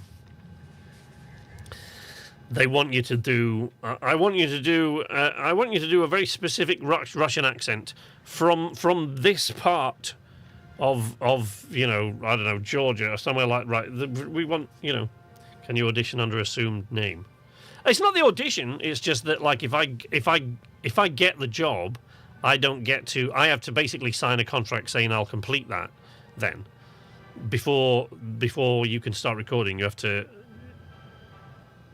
sign a thing that says you'll complete the entire thing within the whatever time frame you've agreed between you and the author by message, and then you sign a thing. But usually you do that without seeing the entire book, which is kind of difficult. So the point is not the audition. I can audition for it. It's just that I'm not going to, because I wonder what else is in that book that I won't feel comfortable reading.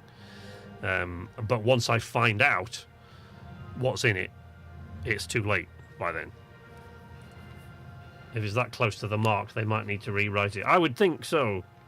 He might need to, but generally they're not, it's not really my place to sort of point that out. I've tried once, because usually you usually have some sort of back and forth with the author or the rights holder. The rights holder for the book. It isn't always the author. It depends how old the book is, right? Sometimes you'll get some well-known book from 100 years ago or something like that. That the rights holder is obviously clearly not the author by that point. But whoever it is you're liaising with, usually the author, you're talking to backwards and forwards, and they'll say, they want this and they want the other. But some of these people, they want you to do like, I want you to do this particular accent, right? And then they'll add about 15 different accents, very, very specific. and you need to read it with this, and I want you to add sound effects in there, and source some royalty-free music to put underneath it and stuff like that. And all they're offering you is a royalty share. And when you look that title up, right, which I always do, if you've got any sense of recording audiobooks, you always need to look the title up, especially if you're agreeing to do it for a royalty share, which I've only done a couple of books on there for a royalty share. You get royalties from Audible will pay you royalties for like 7 years for however much it sells. But generally, the people who are asking you to do the impossible, they want you to do all of this for a royalty only, right? And when you look at the book in the Amazon sales rank, it's like 2,500,000 and whatever down the. And it's like nobody's ever heard of this book. There's nothing to say anyone's ever going to hear of this book. And they're going, well, you do this, and that's a lot of work. When you record an audiobook, even a sort of middle of the road sized audiobook, it's a lot of time. That's a massive amount of your time. It's weeks. Just to do an average size novel, it's weeks and weeks of your time to record and produce it, because you're agreeing to produce the audiobook. So it's not just, I'm not just reading it. Depends who you work for. But for Audible, I'm not just reading it, I'm producing as well. So I'm editing it and mastering it and doing all of that to Audible standards, which are quite precise, I've got to say. Audible standards are weird in some places, but they're very exacting. And so, yeah, you've got to do all of that, and it's kind of weird. But some of these people are like a book that nobody's ever heard of, that you can tell by reading it, no one's ever gonna. And they want you to do all of this for a royalty share because they're that confident that their book is going to knock everybody's socks off. They think it's kind of like doing it for exposure, like, hey, do it for this. Like, Father, I'm not gonna, if that's okay with you. Right, so this is an Atlas Scout Patrol craft, right? So it's really tiny. It's a tiny little ship. But it is a hazard level 9, so I'm going to have to be careful going in there because I haven't done one of these for a very, very long time. So we got to grips with the mackerel again now. But now we're going to go on to not a massive ship, so I'm not going to go on to the heavy cargo javelin because that would take me probably the rest of the stream to dismantle the damn thing. And we're not going to go into a javelin tanker. I don't like those anyway, they're horrible things to cut apart. But we'll go on to the Atlas Patrol craft because that has Atlas engines. And the Atlas engines are sometimes quite fun to take apart. And then if that works out, we might see if they've got like a heavy industrial cargo gecko for us or something like that. That's a gecko salvage runner. I don't like those. They're a pain in the ass. But let's do this Atlas, because they've got Atlas engines, and the Atlas engines are fun, shall we say, to take apart. Health and safety guy would have an absolute nightmare with what you've got to do to take one of these engines to pieces. So let's do that. I'll have to remember my way around these, because these were some of the newer, like the mackerels that I've just done there. Yes, I'm out of practice, but I have taken apart hundreds and hundreds of them since 2020. Right, and the geckos, some of the geckos more so, but the javelins and the Atlas ships were the newer ones added, so I haven't done those nearly as often. So they're fun, but they can be a little bit Before tricky. we start, I got a question for you, Lou. I got a message about voting on supervisor benefits. What's that all about? Oh, yeah. Union proposed better benefits for supervisors. Since supers don't really get to use Everworth like shipbreakers do. But it says there's also a 2% pay decrease to cover it. Yeah. That's where negotiations landed. Feels like Link's nickel and diming us again. I get it. Sometimes you gotta compromise, though. Build a working relationship with the company. You think Lynx wants a working relationship? Well, we gotta start somewhere, D. It'll get better in time. I sure hope so. Yeah, D, give it a rest.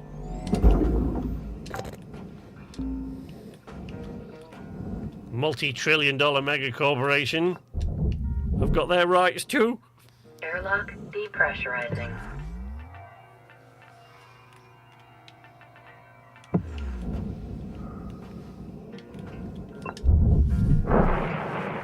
Airlock pressurizing. All right. Ring. Okay, regulators working. It's 2 floor, yeah. 2 deck. Double decker. Collect that. Oh, there's a regulator in the... Yeah, but that's a pain in the arse.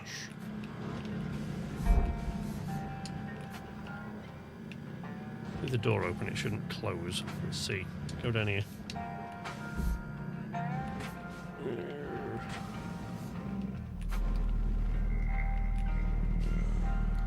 That regulator's knackered.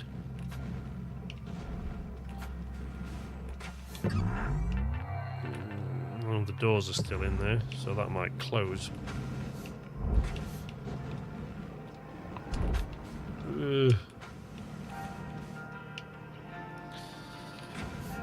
Heat sink.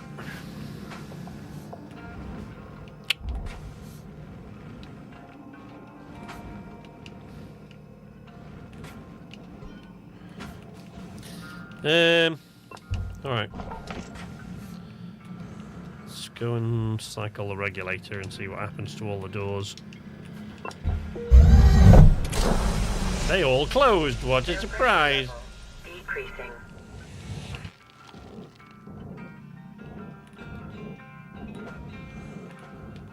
That's a massive pain in the arse. Airlock depressurizing. Lock it open. Ugh. Now we're going to get a pressure blowout from this damn thing no matter what I do. Unless I repressurize the cabin, which I'm not going to do. Hold on. Look out for flying debris. Oh, shit. Uh-oh. We got a bit of a burner. Warning. Fire damage. Links ready. From examinable items. Yep, it's pressurized the floor below as well now. That's great. Okay. Let's hold on to something.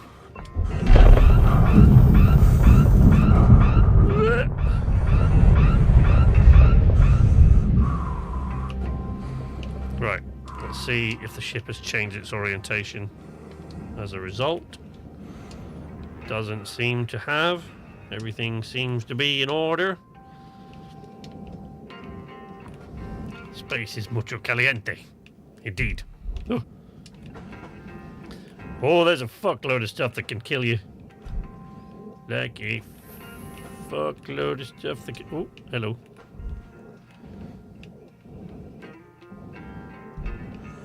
Ah!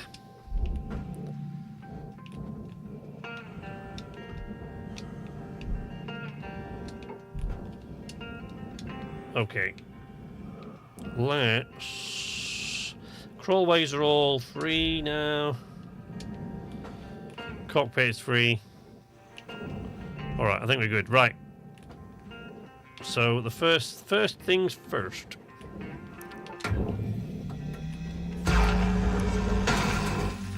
First things first. Let's cut off this rear panel.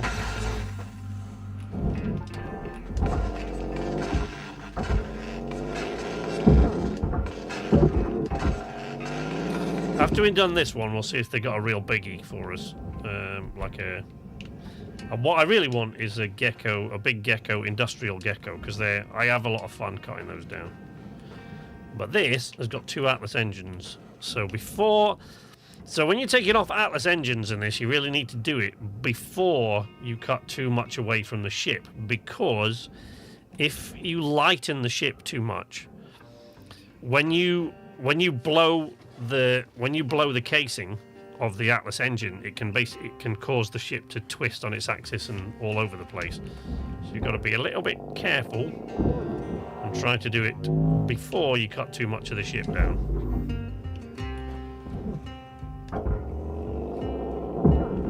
Valuable object accepted for processing. But this, cutting down Atlas engines, is extremely dangerous,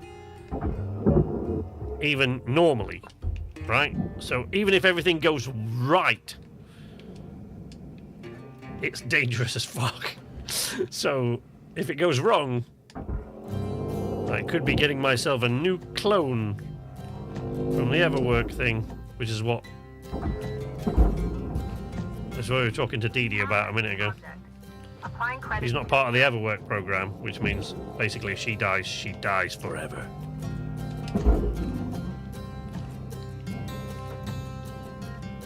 Right. Take out the coolant tanks. Mini tiny baby coolant tanks, look.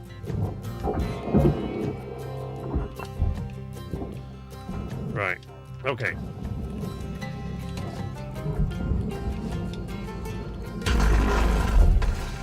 Boosh.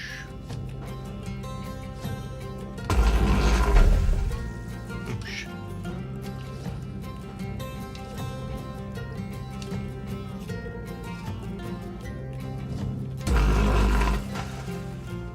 Goes.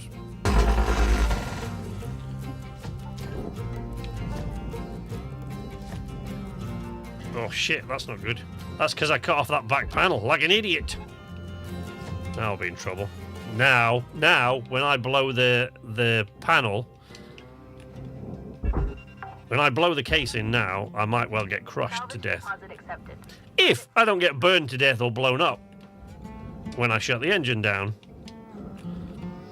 Because those of you who've watched me do this before, who have played the game, will know. But with the Atlas engines, the problem with the Atlas engines is that the shut-off valve for all of this fuel in here, the shut-off valve is at the other end. And you can't get to the other end without removing the thruster. So that's always fun.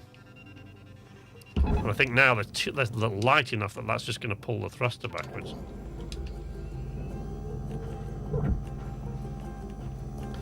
Okay.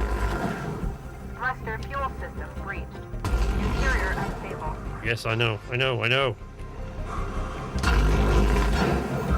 Yeah. Go. I'm going to get torched going through here, look. All the way to the other end to shut off the fuel valve, which might crush me because the casing has come free of the ship. Oh, open the flush valve. Quick. Salvage destroyed. Please refrain from damaging salvage. Woo! Okay, cleaner than I thought. That went better than I expected.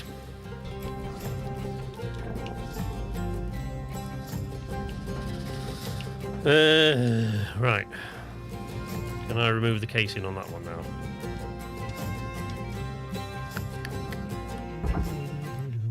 Bing.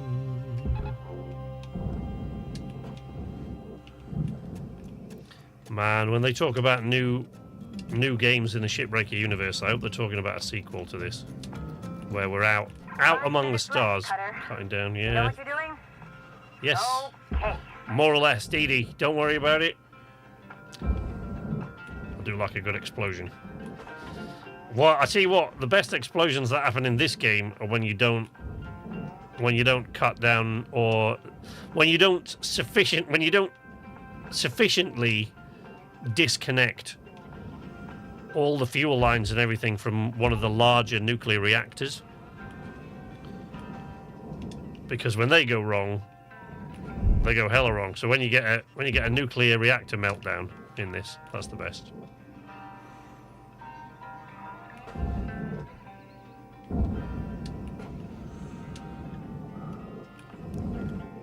Oh, there's the Titan coming in. You'll see if it comes in, because you see if that ship comes in to pick up this, because everything in here will go dark. That thing's big. Processing valuable object. Credits awarded. Right, let's pull that up to the jack up there, out of the way. Up, up, up. Don't clip that. There we go. There we go. Got that out of the way.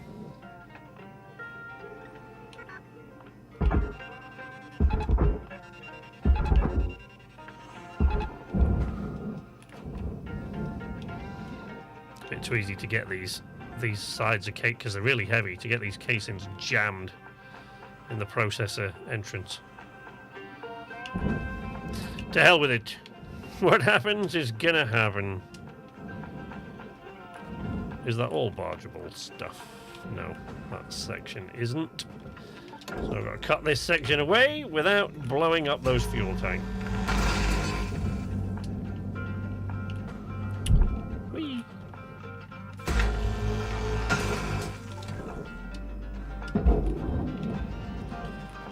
The rest of it is though, right? Processing valuable deposit. Credits transferred. Yoing! Salvage secured. Credits deposited.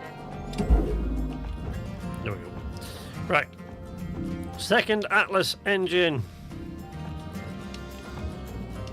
Okay. Let's try this again.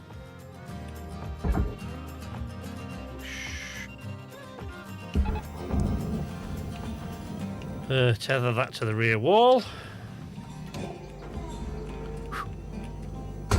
Okay. Thruster dangerously unstable. Proceed with caution.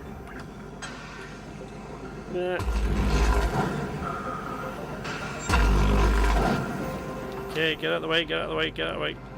Go, go, go, go, go. Ah! Uh-oh. Come on.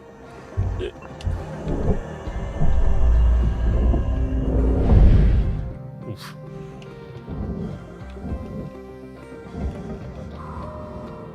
There we go.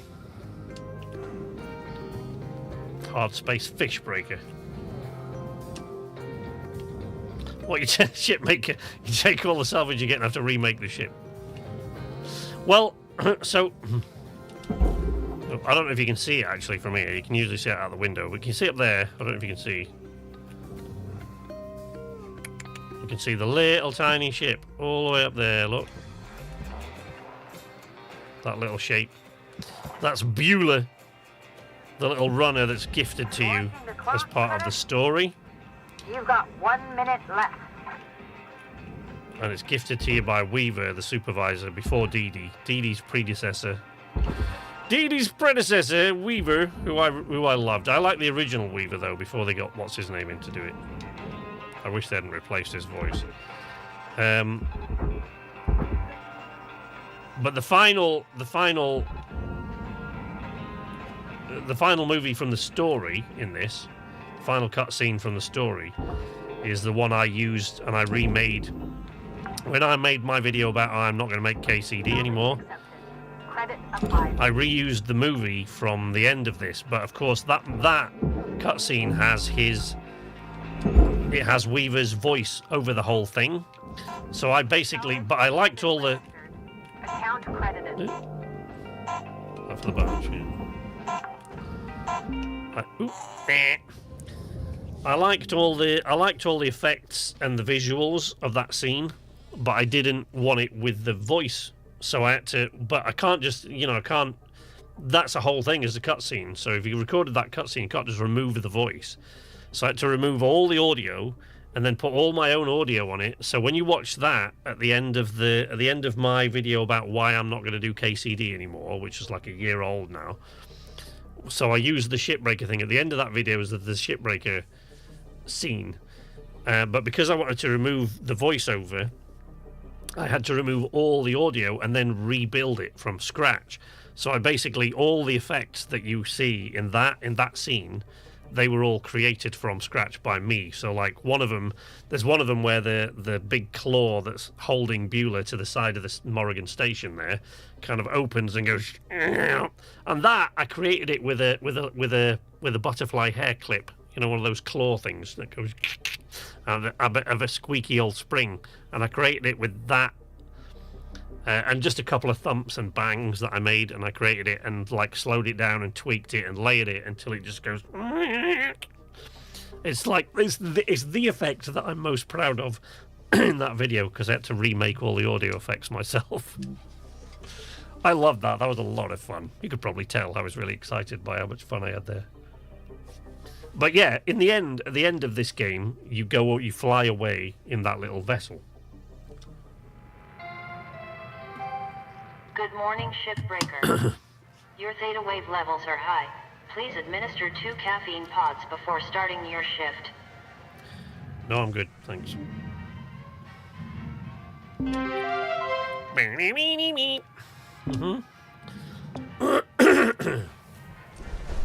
I picked up our data drive there, I think, didn't I? So that ship out there, look, Beulah. This ship here on the right that's attached with this grapple, with this claw. This thing, at the very, very end, you take that and you leave. And I mean, it'll happen now if I just leave the contract. If I end the contract, you'll see the entire movie play out. But I've kept this so that I can keep working on it, because I've done the end mission, the end cutscene so many times. But what happens is it detaches, and then you fly it up and around through the railgate, and the railgate fires, and you go out in your little shuttle. You go out through the railgate there, which is this. If you played Mass Effect, this is like a mass accelerator. It's a similar sort of thing. It's like a gigantic mass accelerator. So you take ships like that, and it basically accelerates them out into the solar system. And so that's what happens in the end. You go out in Beulah and you go out through the thing. So what I was always hoping was, if when they make a sequel to this game, which I really hope they're going to do, and it looks like they are going to do now. They said they're going to make, I think they got plans for like at least 3 other games within the Shipbreaker universe. But I think you can't imagine that all of those are going to focus on shipbreaking. There'll be other stuff, I think. But I'm hoping that in one of them, you're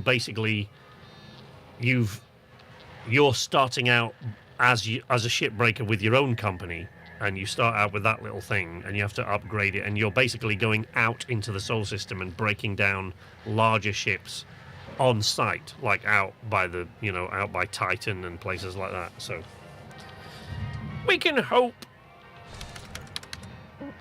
But look, contract status ready to terminate. So if I click that, you'll see the end movie. But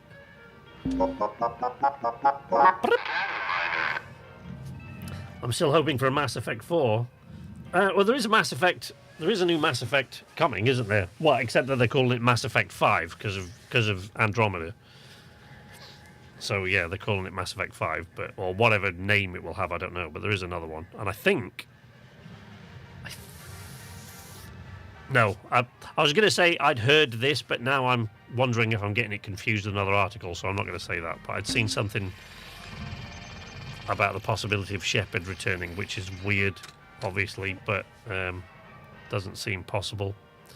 Stellar Commission, Fowler Gertrude, historian. Text reading, the Stellar Commission Part 1, Stellar Commission governing body for most of humanity, a barometer. Oh, I've read that before. Yeah. That's just about the This is in the Shipbreaker universe. If you're not familiar with the game, all the lore of the game comes through, most of it anyway. Some of it comes through cutscenes and like cutscenes that pre-run the game, but a lot of the lore in this game comes through stuff that you find. Please don't bring back Shepard. That story is told. Exactly what I thought. But like I said, I might be confusing that with another article that I saw along similar lines. But so I might be conflating the two and mistakenly believing that Shepard's coming back. But that's in my head. That's what someone had said. I know Liara is going to be the main character. Is she? Wow. Okay. Cool.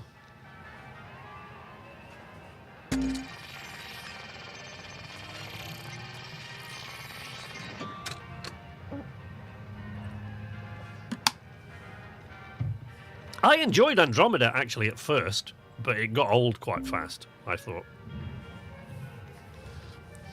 Dear Xavier, I wrote you a poems in your language. I hope you like. Sorry for mistake. You are my sun, bright and center of my being, warm fire always there, and burn brightly. If you go away, I will die, cold and alone. Please do not be doing that, love. Anastasia. Okay. Beautiful, isn't it? Oh no, it's an audio log, wait. Dear Xavier, I wrote you a poem in your language. I hope you like. Sorry for mistake. You are my sun, bright and center of my being. Warm fire, always there and burn brightly. If you go away, I will die, cold and alone. Please do not be doing that. Love, Anastasia. Brilliant.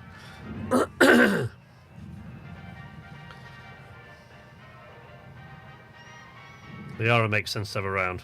I prefer a new MC, maybe a story where it makes sense to include the other alien races in character creator. Yeah. I will be happy whenever it comes along anyway. A pilot will be over the moon. He's a big, big Mass Effect fan. I mean, aren't we all? Most of us are, really. I mean, like most people, I feel like they peaked with 2. Mass Effect 2 was the peak of that whole thing. I didn't really feel Mass Effect 3, personally. I just wasn't feeling it at that point.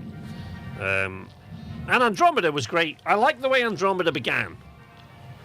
Because, you know, you're just in another galaxy, and you wake up and stuff's going wrong with the ship and stuff like that, and it's like, they made it feel like, shit, we are on our own out here. This is not, you know, and I like that, but I found it got old. I've had fun with it at first, but it got old quite quickly, I think. Right, back to our Atlas Scout Patrol craft. I think it peaked with the Citadel DLC.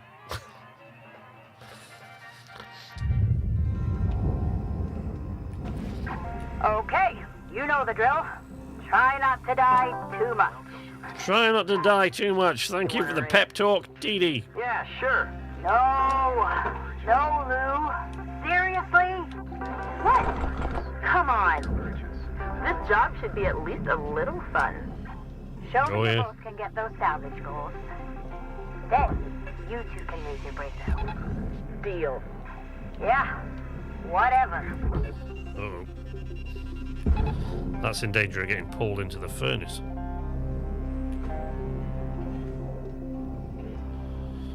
Come on.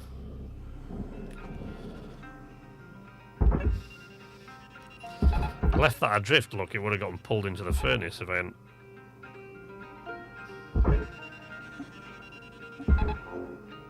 There we go.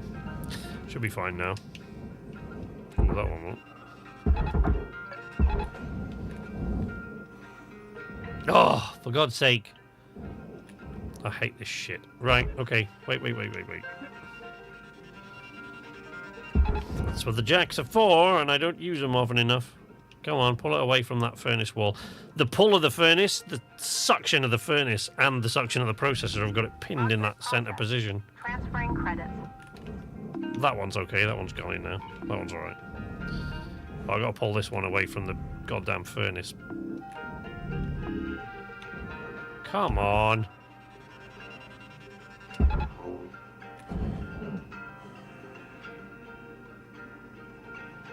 The pull of that furnace is insane. Once you get too close to it, once things get too close to it, it's like you've got no chance of pulling them away.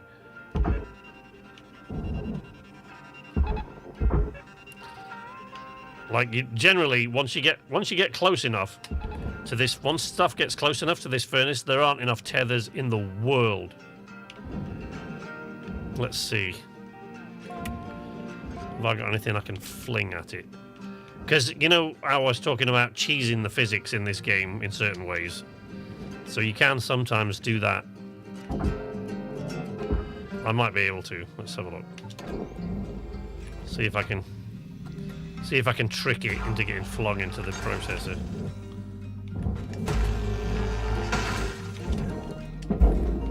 Oh shit. What? That's all one plate? Okay, it's not. This ain't gonna work.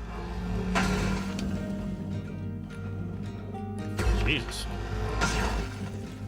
That is a big panel. Alright, well, it might work. Let's see.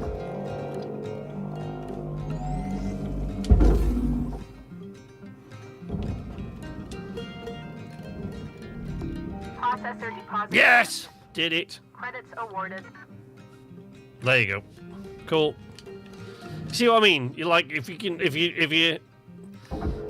you've been around the block a bit in this, you can sort of, you know, you can trick it into doing what you want, but there is a weird thing where stuff that gets hung up there, once it... Oh, I think it's got stuck again, actually.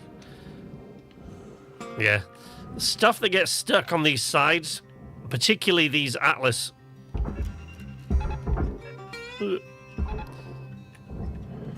Particularly these Atlas engine housings, when they get stuck. You see how that's got stuck on that tiny edge there? I don't get pulled in. I'm going to have to do that again now with another piece. With something else. That's a processor panel on the other side. I mean, it's not going anywhere. At least it's not going into the furnace now, so I'm not in too much of a hurry.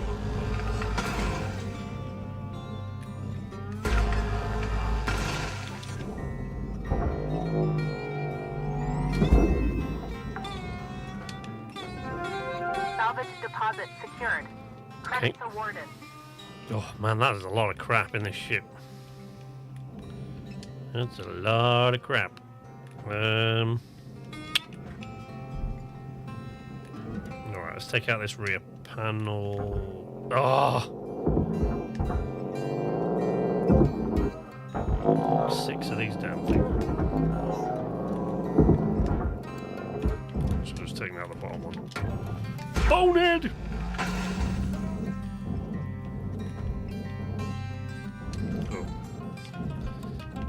Don't want to set fire to those. Right. Well, let's see if we can do that again. Alright. Try not to get it too close to the furnace. Oi, oi, oi! Nope, back there.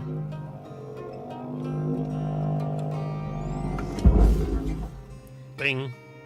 Did that do it? Did we do it, folks? Valuable object processed. Credits deposited. Maybe.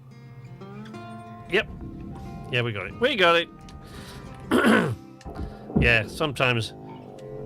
I found that happened with a lot of the later ships they added, like these, like the Atlas and the Javelins. Like there was. So the early ships, they had a lot more work on the early ships. Like the mackerels and the geckos. There's a lot more work on them, and then the later ships that they hadn't worked on for as long. I found there were a lot more little quirks in those that weren't in the earlier ones.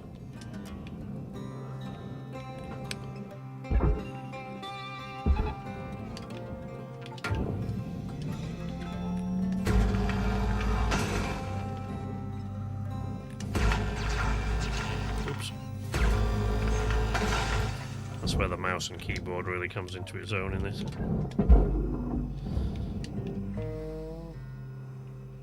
Oh shit.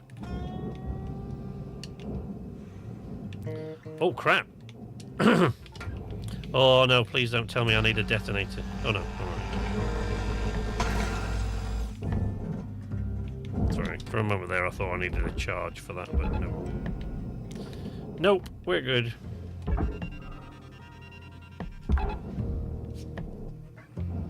Salvage deposit accepted. Credits transferred. When they added demo charges, I don't really like them. I don't like using demo charges in this game. Salvage secured. Applying credit.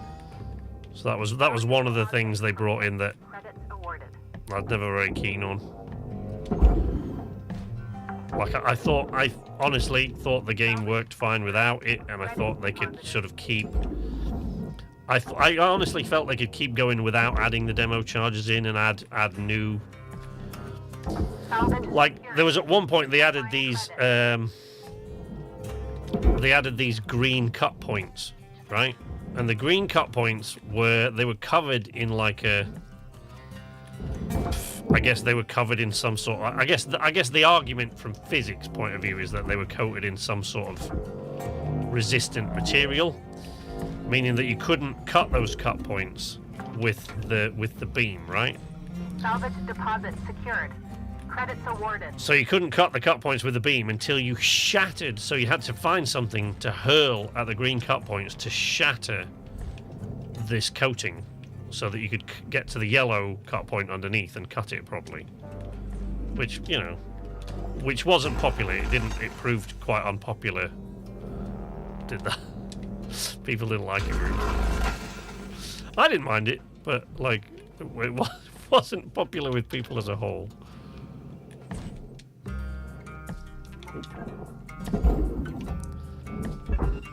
That was a bit risky. Could have ruptured that cryo tank. Oh man, I love doing this. It really is. It's one of those. It is one of those games. One of the only games I've ever found. Because there are lots of games where, you know, you do a job of work. You know, you do a job and, you know, you've got work to do and a certain amount of time to do it in. But this is really the only one of those games that I ever found satisfaction, like real satisfaction from doing the job well, from doing it efficiently.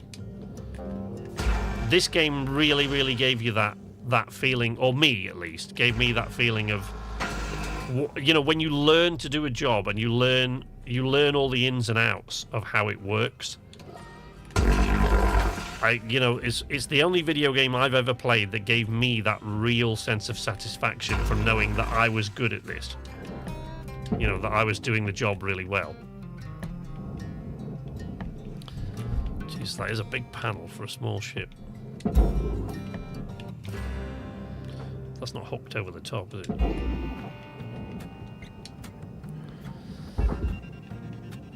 Like the big industrial gecko that I'm talking about, we should probably see if we can get one of those after this.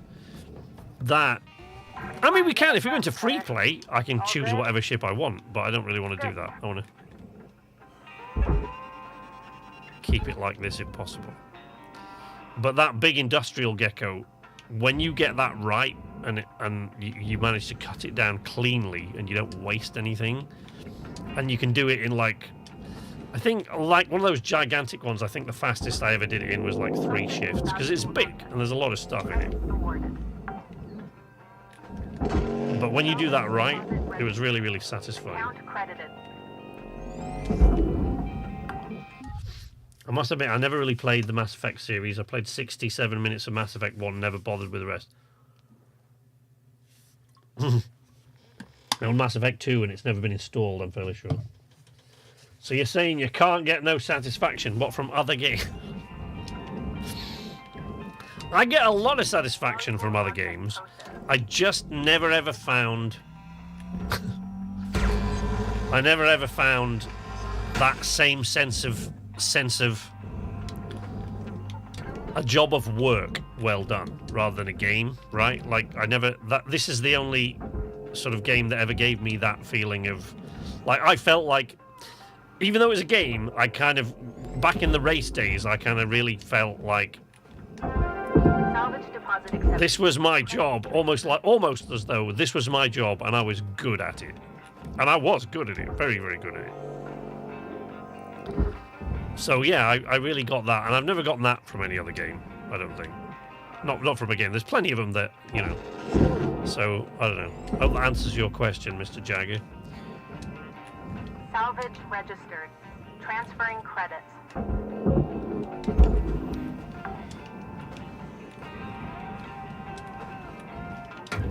So I've got... I haven't actually, that Deadweight's clip video, I haven't touched it since it became clear on New Year's Eve, day before New Year's Eve, that I wasn't going to get it done in time. Fuel levels are low. Oh shit, are they really? Okay. I've had that warning for a while. Okay. no problem. Yeah, since it became clear I wasn't going to get that out by the end of the year, I just took my foot off the pedal and went, oh, I haven't spent nearly enough time with the kids this holiday, I'm going to do that. So since then, I haven't actually touched it. Because this is my first sort of day back at work, if you like, doing this now. And a bit yesterday, you know, making thumbnail and, you know, but not a lot. But I'm excited to get back to doing that, so that's fun. And you know, we have got plans. We have got plans for the Deadweight stuff later this year. But this channel, so the Knights Arcade channel, is going to become much more sort of Deadweights focused over the next, you know, year or so. Because I am going to do what I said I was going to do the first time, like a while ago, which is try to concentrate on, when I do make content, try to concentrate on making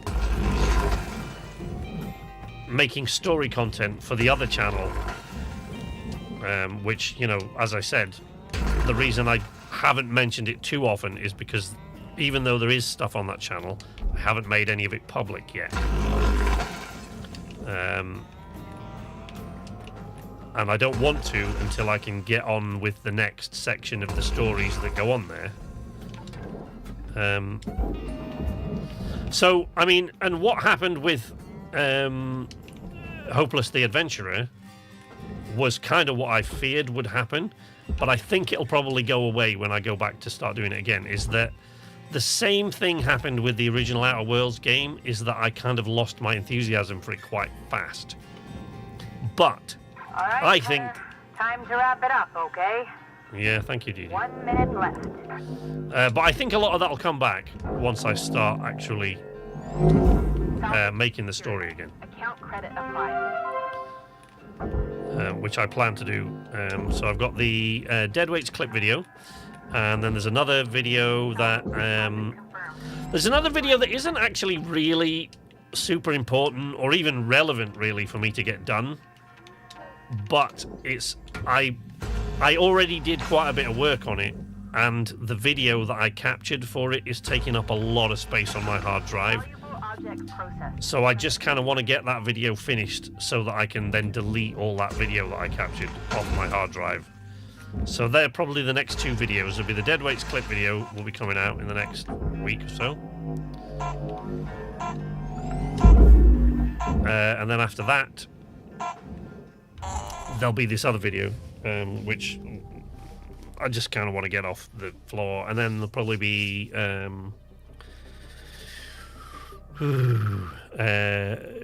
Hopeless the Adventurer's next episode.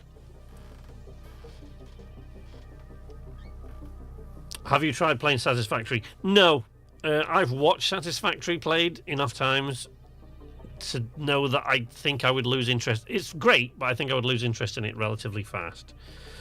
Teardown, anyone that knows my channel will know that I've played Teardown a lot. So I played a lot of Teardown way back when, like however many years ago that I did all the Teardown Let's Plays. Because Teardown was actually one of the last Let's Plays that I did. But of course, Teardown is this year, I think this year, coming to Teardown is multiplayer. So they're bringing multiplayer to Teardown, which we are all very excited about. But if you know anything about Teardown, you'll understand what I mean when I say I don't really understand who is going to be able to run that in multiplayer without their computer melting. I mean, I shudder to think the power it will require. Like, I don't even want to think about it, but I'm hoping that it works as they're hoping it will. Even though I've watched most of the Deadweight stuff that you've streamed, I'm still really looking forward to the clips video. Well, there is a lot of stuff in the clips video that you guys have never seen, because it's HJ will cause chaos. Yeah, HJ always does, you know. Yeah, there's a lot of stuff in the Deadweights clip video that you guys have never seen, because it is all the stuff that we made in 2025 with... So I've used the backbone, I've used the Red Dead Online stuff, a lot of that I've used as the backbone of the video, even though that is the only stuff that is in it that wasn't all made in 2025, right? So some of that Red Dead stuff that's going to be in it, we did record in 2025 back in January, like a year ago, this month. Lynx would like to share the following inspirational message. Oh, shut up, lady. Some people dream of great salvage, while other people get up every morning and make it happen. So yeah, even though not all of that was filmed in 2025, the reason I've chose to use it as a backbone is because this is kind of... For you guys, it's like a look back at 2025, but for anybody new that happens to come to the channel... Dave, can I help you? For anybody new that happens to come along to the channel, or for people that haven't been that familiar with the Deadweights before, it's also... For you guys, it's a look back at the year, but for anybody new coming along, it's sort of... It's almost like a launch of the Deadweights. It's like a Deadweights launch video to give people... And it's going to be long as hell. This video is going to be at least, I would say, 25 minutes long. I've got to keep it under half an hour because it's a clip video, for Christ's sake. Half an hour is insane. But there is so much stuff. So for you guys, it's a look back. For new people coming, it will serve as a sort of marker, like a launch of the Deadweights. Here's what you can expect. There will be a lot more of this to come. And because of that, I wanted to include all four of us as often as possible. But most of the stuff that we made with the Deadweights in 2025 was either just me and HJ or me and HJ and Matt. We didn't make all that much stuff with Richard because we played a lot of stuff that isn't available on Xbox, which is Richard's only way to play with us. So I wanted to include Richard as much as possible. And although there are a couple of things we did in 2025 with Richard in, the RDO stuff is really the only stuff that's got him in all the way through. Hey, Spiff! Somebody give Spiff a norm. How you doing?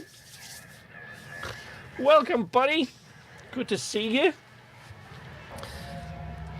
So yeah, it'll because it will serve as like the launch of the Deadweights. For you guys, a look back. For everybody else, like a launch of the Deadweights kind of thing.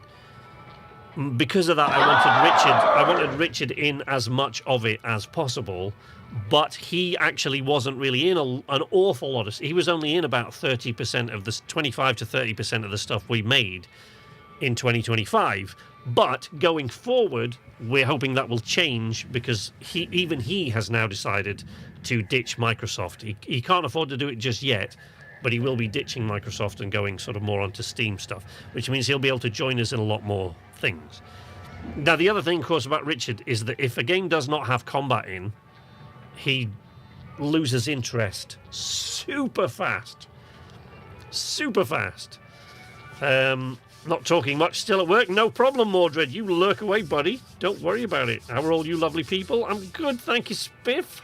Happy New Year. So yeah, that's why I've put the RDO stuff in.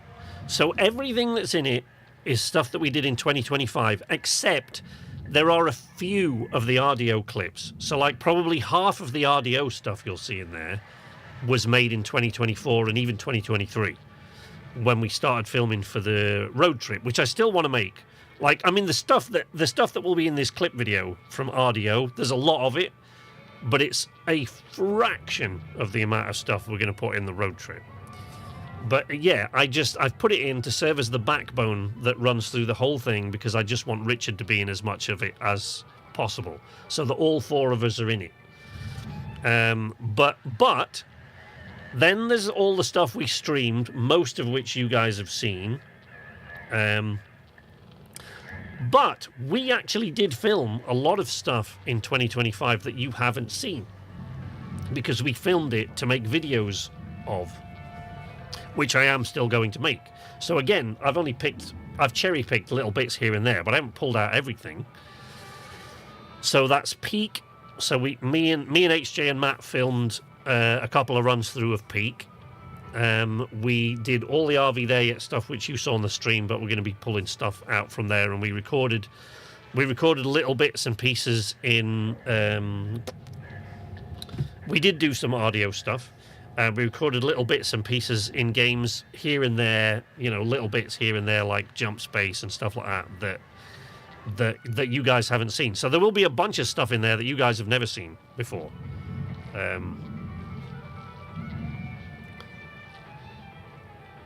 Doing well, working up the gumption to go shovel my driveway. I was feeling annoyed with the rain here, but I'll happily take it over snow. No shoveling required, at least. No. So yeah, that'll be the next thing. The clip video will be the next thing, and then the other video I mentioned, just because I want to. Again, it's not particularly relevant anymore because the direction I'm going in is not. It's not as relevant as it was. But I've done a lot of work on that video already, and the video I captured for it is taking up tons of space on my hard drive. So I want to finish that and just get it out of the way so I can clear all that stuff off my hard drive. So there'll be that. And then, Hopeless the Adventure, there'll be at least, there'll be one more episode of that. Hopefully more. But going forward from here does make laundry more annoying, considering it's a 3-minute outdoor walk to my laundry room. Yeah, it's about the same to ours when we lived in Sweden. The apartment block, there's like several apartment blocks, and we had to go. We lived at one end of one block, and the laundry room was past that block and across the common space to another apartment block, and then down in the basement, which was really cool because they got all the bomb shelters and stuff underneath the apartment blocks. They've got all the bomb shelters, and it's got one of those. I used to love going into the laundry room there because when you first go in, eventually they put in motion sensing lights, but when you first went in there, the lights used to do that sci-fi movie thing where they just go bang, bang, bang all the way down this enormous tunnel that ran under all the apartment blocks, and it was terrifying, this long dark tunnel sort of slowly lighting up, but it was really, really cool. So, yes, sorry, again, you know what I'm like, trying to tell a story or trying to get things out. I repeat myself all the time and then forget things no matter how many times I repeat myself. So going from this point on, this channel will be primarily for deadweights stuff and, and then basically, and deadweight stuff, live streaming, and then basically whatever else I want to do that doesn't fit into any other particular category. Because that's been my problem with YouTube since day one. I love making stuff and creating stuff, but I don't fit into any of YouTube's little pigeonholes, because I like making too much different stuff, a wide variety of different things, so I can't really, which is why I set up the other channel for just the story things. So yeah, going forward, this will be for deadweights, live streaming, and then whatever else I want to put on it. Seems to always rain on my laundry day. It's been cloudy and rainy here the past 2 weeks, just long enough to annoy my Scottish mother-in-law while she visited. Poor pigeons being stuffed into holes. Internally internal. Hello there. Welcome to the arcade. So, the thing with YouTube is I never really know who I'm talking to half the time. I could be talking to someone that I know quite well from the Discord or from, like, Spiff's live stream or something like that. Because I always get confused. Because Spiff's is actually one of the only other live streams I ever watch, because I just don't generally watch live streams. It's not my thing. Even though I make live streams, I don't really watch them. So Spiff's is actually one of the only other ones I ever watch. But as a consequence of which, her community that I've gotten quite used to seeing, when they drop into one of my live streams, I quite often get confused, as I did when we played Project Winter, and APH dropped in, right? So APH dropped in, and I thought, wow, I haven't seen him in here in ages. But in actual fact, I haven't seen APH in my chat ever, as far as I'm aware. It's just my brain was confused, because I'm used to APH from Spiff's chat. Probably is okay. Let's just be strangers. It's easier that way. Cool. I like it. I like the way you think. So when SK sees halls of tunnels and warehouses light up in a long line in horror sci-fi movies, it goes, reminds me of doing laundry. Yeah, that was just so cool, though, those ones, because they've got all these, because then they have, halfway down, about every so often, they have, like, big bomb shelters. That happens to me, too. Well, you get confused about whose community this person is coming from. You can't remember. I just automatically, my brain goes, I haven't seen you in ages. And it's like, well, I've never seen you in here before. You just drop by. But, yeah, it's cool. Yeah, if you've ever played, you guys, anybody that's been watching my channel for a long time will have seen me play with, and with the Deadweights as well. But I did a playthrough years and years ago of Generation Zero, because Generation Zero is, of course, set in the time and place where my wife was born. So it's set in 1980s Sweden, which is when and where my wife is from, rural Sweden in the 1980s. So, but when we played through that, if any of you have ever seen me sort of going into the big apartment blocks that are in there, they're so uniform in Sweden. In certain places, those apartment blocks are so cut and paste that I would go into the apartment blocks in Generation Zero and it was like walking into our apartment. It was exactly the same. It's part of why I appreciate that Twitch added a first-time chatter label so I can spare myself the embarrassment. Oh, I'm all about embarrassment, you know me. If I had to spare myself all the embarrassing moments from my streams, you'd probably be, these 4-hour streams, I'd be cut down to about 10 minutes each. I'm often with persons' names, but only the one I'm talking to. I remember your entire family's names and stories, but not your name. I'm terrible with names. Absolutely awful.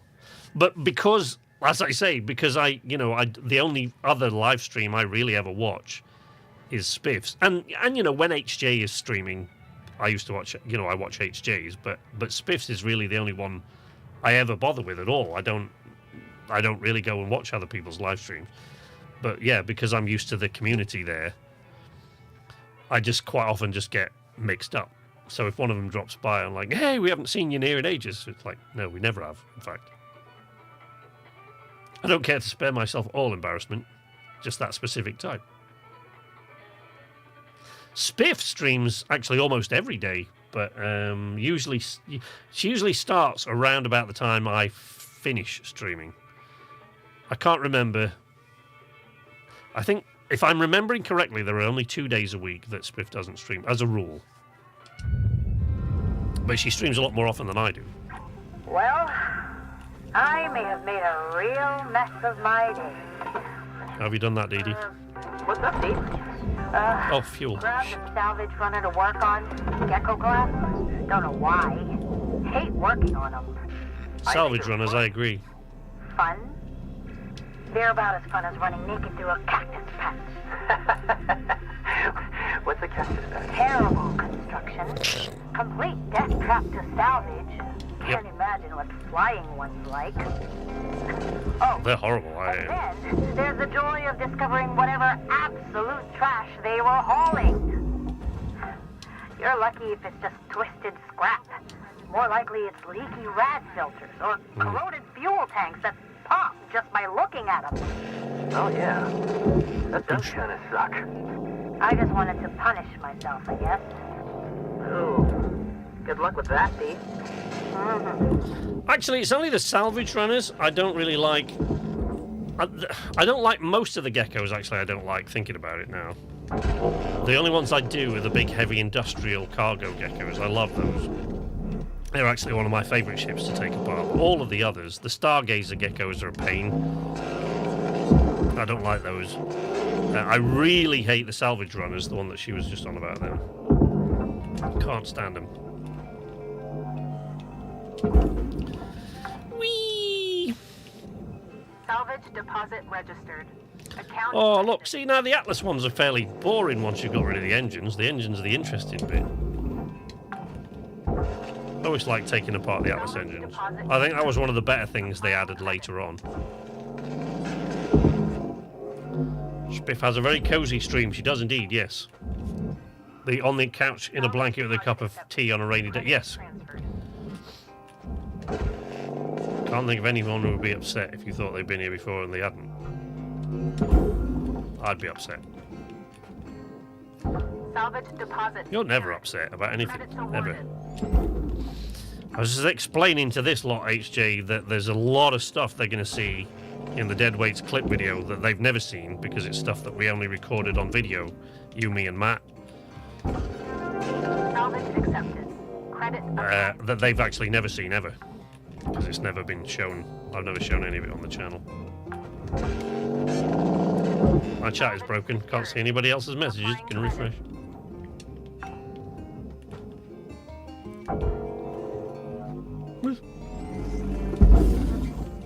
There's even trivia in the chat. Salvage secured. Credits deposited. This lot. Who said, is that something? Did I say something? What did I say? You know, people, sometimes they'll make a comment and thing, but I talk so often without knowing what the feck I'm talking about. Salvage secured. That people, I don't know whether they're quoting me or somebody else on a message that I missed. Oh, you mean I was referring to you as this lot? It's a very English expression, though, isn't it? Salvage deposit accepted. Credits transferred. This lot. Talking to this lot. You lot! Yeah, you should definitely check out Spiff's stream. Salvage deposit. I think actually over the years now we've gotten quite a bit of community overlap, me and Spiff, because like I say, it is Spiff's is one of the only other streams that I watch, unless HJ's streaming, and so I've sent quite a few people there over the years, and actually there are more than one or two that went there that just never came back to my stream. That tells you how enjoyable and cozy Spiff streams are. There's been one or two people over the years that go, oh yeah, thanks for showing me Spiff stream, but then they just never come back. Oh look! Salvage secured. Look, it's gone dark. Applying credit. Because the freighter is here. I love it when this thing pulls in. Sometimes you can feel it through your controller as it starts to vibrate, particularly as it sets back off and it fires up the engines to leave. Huge freighter. It's like the size of a small country, that thing. It's massive. We love it. But I am a bit strange. Have I taken out both those radiation filters now? Spiff have two settings, cozy and clever or salty. This lot of reprobates.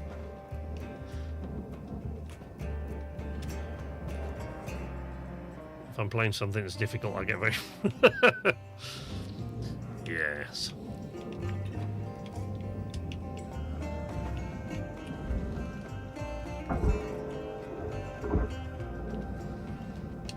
That's not loose, is it? Ugh. These fucking things drive me nuts. What I don't like about the cone noses on some of these ships. Oh no, that one is loose. Alright, I was about to complain about it and then I realised there's no need because it is actually loose. I didn't think it was. On the larger geckos, oh fuck, the reactor is attached to that. We should probably remove that before we throw it in the processor. Take the reactor off. Right, when we finish this, we're going to do a big ship. We're going to do we do a gecko with a big reactor. Because that's where the fun really starts. All sorts of shit can go wrong. Because unlike these reactors, so there's all the same stuff, pretty much all the same stuff that can go wrong on those ships as there is on these. The main difference is the reactors. Because the Class 1 reactors that you get on these small ships, the Class 1 reactors, you can just take them off. It doesn't matter if they're on a wall that you have detached from the rest of the ship. It doesn't make any difference. Because they're self-contained, right? So they, you know, they're completely self-contained, so it doesn't matter if you detach them from everything else. But the large reactors, the Class 2 reactors that you see on the big geckos and the javelins, the Class 2 reactors if you disconnect them from the power, they will melt down. If you disconnect them from the fuel supply, they will melt down. If you disconnect them from the cooling pipes, they will melt down. And yeah, and that's a big boom, which will essentially turn the entire ship into tiny little bits of litter. And kill you in the process. As you might imagine, with a nuclear explosion. Those pesky nuclear explosions! I honestly don't know if I can be arsed to separate that from the rest of the ship.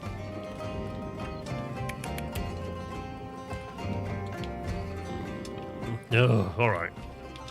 Alright.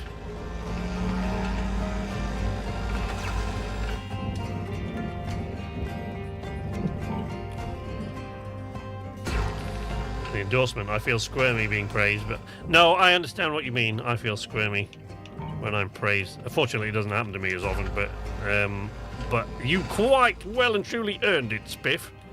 I have to say, you do a very cozy vibe. It's easy to get comfortable in there.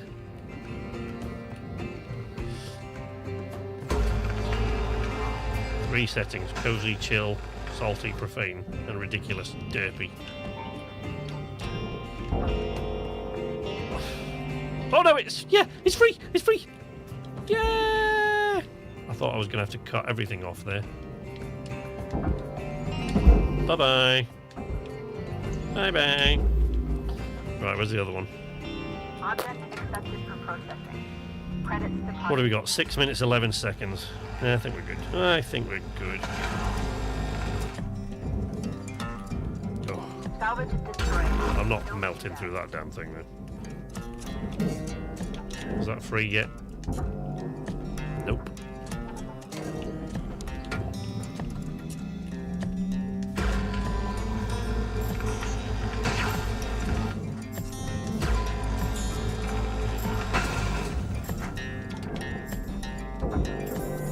Now it is.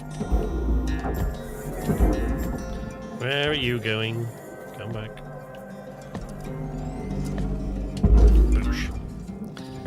Okay, I think we are mostly free now.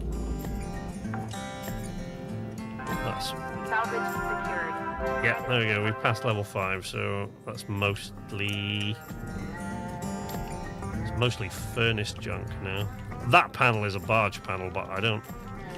If it comes out when I melt this surround, then we're fine. But if it doesn't, I'm leaving it and chucking it in the furnace. 5 minutes left to get your work done.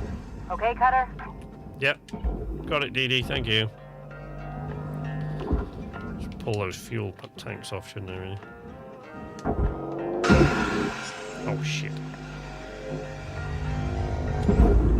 Get rid of that before it blows me up. Raw material deposited. That's Transferring in the credits. barge. Oh, that one didn't rupture. Oh, we're alright. There we go. Salvage deposit registered. Yes, put about 78 tethers on. Get it into the furnace really fast. I bet I've left a load of computer terminals in there. Nope. Too late now. Oh, there is one. There's one I'm going to lose to the furnace. Ooh, ooh, ooh, ooh, ooh, ooh. No, that's gone in. That's gone in the furnace. That's not coming out. Oh, a door. And a light. Raw material. And Credits deposited. and another door. Well, yeah, but they're just the doors that are recessed into the thing.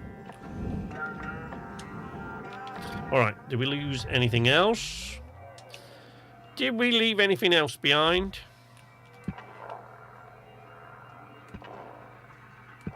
Oh, the thrusters! Have I left the thrusters out? God damn. Thruster caps, I bet. Did I forget about the thruster caps? Nope, the thrusters themselves. Oof.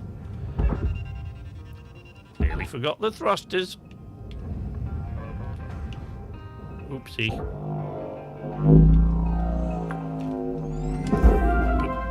Salvage deposited. No. Credit to account. There we go.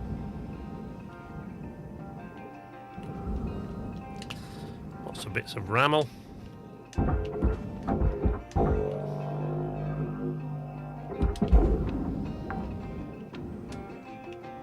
Salvage secured. Applying credit. Something in there that was in the wrong place, but probably just the light or something. I think we're good.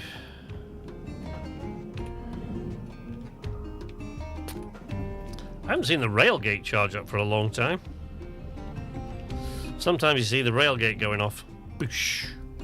Firing someone out into the star system, but no. Freighter's going away. Good night, Gegs! Possible to salvage 100% of a wreck. I seem to always destroy some of the thin beams when I try to cut them.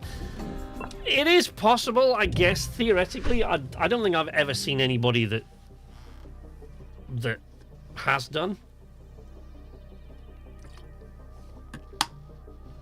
We started to play this game recently and immediately felt terrible at it. Well, so this game is like, it's a bit more like my version of your Stardew Valley, right? So this is a game I've spent a lot of time in. I mean, you can see what a mess I made there.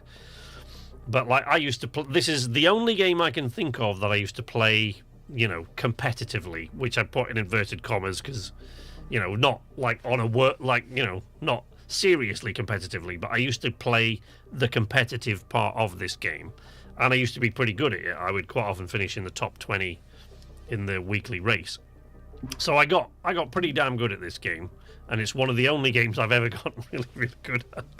There aren't many. Well, there haven't been many in the last 50 years, but this is one. Good night, Gegs. Thanks for joining us, buddy. It's been good to have you.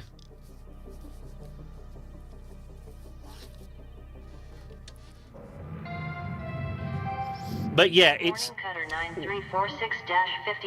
does get easier as you go along. So if you're starting like from the beginning, the tools that you get at the beginning are really, really ropey. Like the thrusters that you get on your suit are really slow.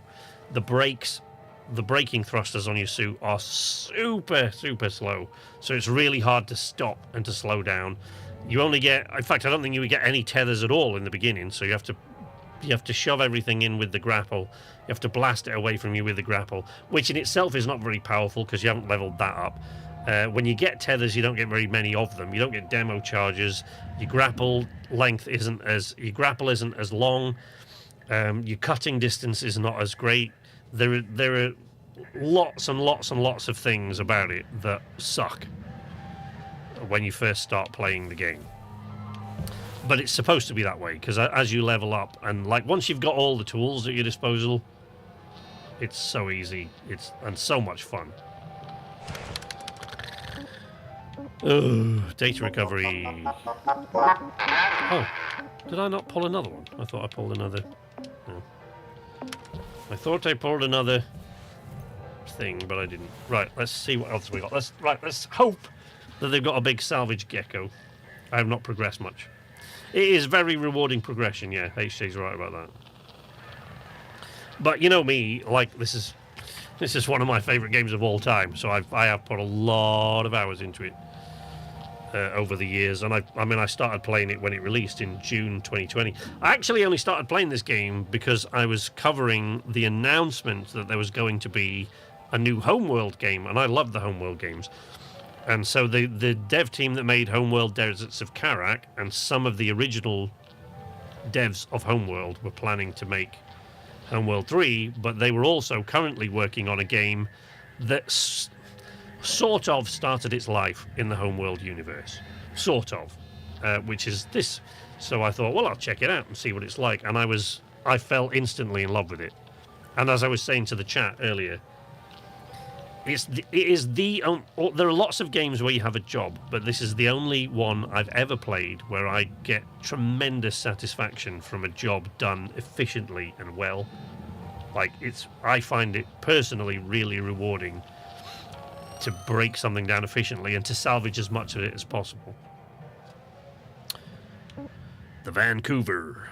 Heavy cargo javelin I am not up for right now because that will take me about an hour and a half to break down. That's massive. That is what we're looking for right there. We're looking for a heavy cargo gecko. Oh no, yeah, heavy cargo gecko. That's it. It's not a salvage gecko, it's a cargo gecko. It's just, it belonged to Link's salvage, which is a little bit confusing. That's a salvage runner gecko. Those are awful. I hate them. Can't stand. There's another Atlas we can take apart, but I think we've done one of those. Let's go and do the gecko, because this is a heavy industrial cargo gecko, and these are big. The biggest ship that you can find in this game to break down currently is the javelin, the heavy cargo javelin, the industrial one. That is absolutely enormous, and it takes up the entire bay. It goes from the back wall all the way right up to the master jack and comes all the way out, and it's just... But I don't have... They're all right, but I don't have as much fun taking them apart. But the cargo geckos I actually really like, so we'll do that. Let's take one of those down. How much time do you spend watching that screensaver bounce around the computer screen? What, in your bed? You mean you wake up? Quite a lot. Alright. We're going to need a lot of tethers. Welcome to Vendatron 9000. I don't know how to use mine. Tethers restored. Thank you for your purchase. Have a nice day. Oh, I don't particularly like that they replaced that person's voice either. I like I didn't think there was anything wrong with the original. And Weaver in this game, like the original Weaver, I far preferred to... I mean, it's great that they got... actor whose name I can't remember from Battlestar Galactica to do Weaver now. He does Weaver nowadays. But I did prefer the original Weaver. I thought he was brilliant. I don't know why they had to change him. And there was a lot of pushback when they got rid of the original Weaver because everyone really liked him.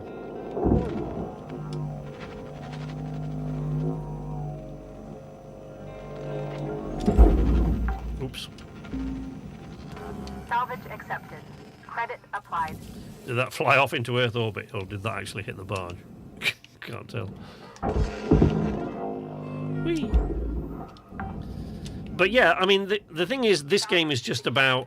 Account credit applied. It's about time versus monetary value. So you've just got to weigh one thing against the other and decide what you're going to salvage and what will, especially in the early days. So especially when you start this game, you have an awful lot of costs.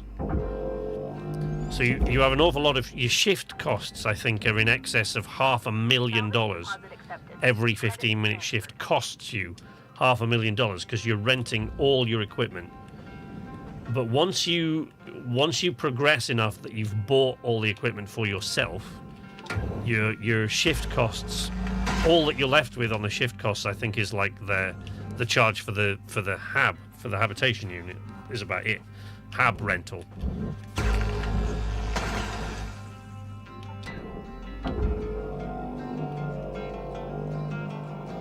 Yeah. Was it Louise in Bay 56 has seen it recorded? Secured.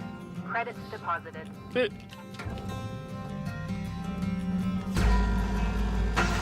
Nah. I can't be doing with Lou. It drives me a bit nuts.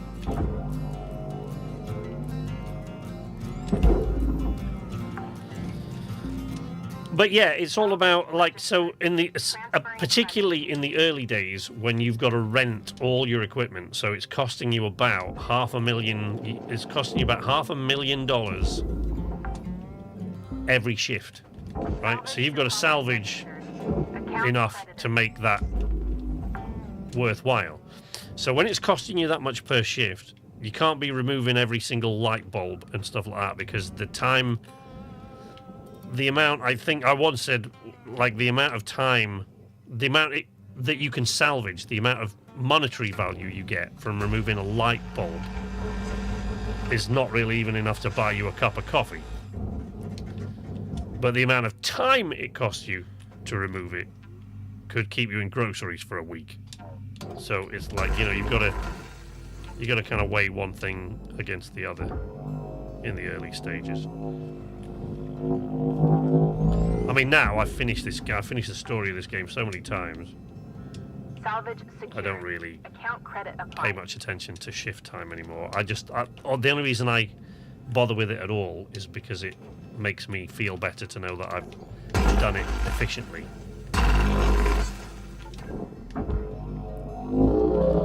Right, we strip all the sort of. I think there's some stuff underneath as well. Sometimes Salvage there is. deposit secured. Oh Credit no, not on this awarded. one.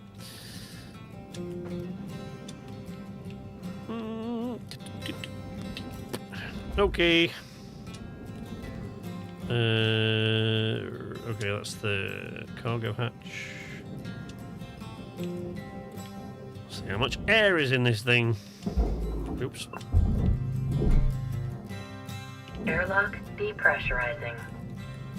And the other one, if you please. Airlock depressurizing. Whee. Regulator. Oh, it's probably in the other crawl space.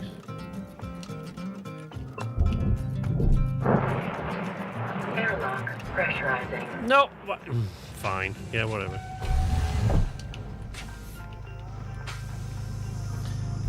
Now, I will say one thing about these massive cargo geckos. The atmospheric regulator in the main hold is almost always broken. I can't remember the last time I saw one that was intact. Oh, it is! Holy crap. That's what I get for saying that, I guess. Air pressure level decreasing. But here, underneath all these cargo containers in here, see, there's a fuel line. One of the things I love about the audio in this game is, like, if you put your hand on this fuel line, if I'm quiet for a moment.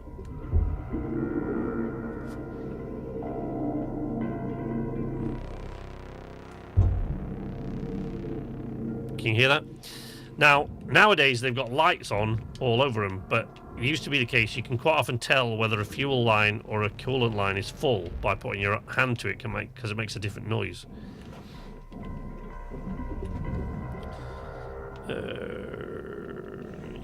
That one's open. Yeah, that one's open. Okay, depressurize the other one. Because otherwise I'll forget. Airlock depressurizing. Seen it hit the corner. I wondered, see, I didn't read the extra bit you put on there. Asteroid chunks. Ugh, right. So what I normally do with these big cargo ones is one of the first things I do is I'll take off the cargo hatch, because then if I accidentally re-hit the regulator, it won't repressurize the entire ship, which can be a bit of a pain in the ass.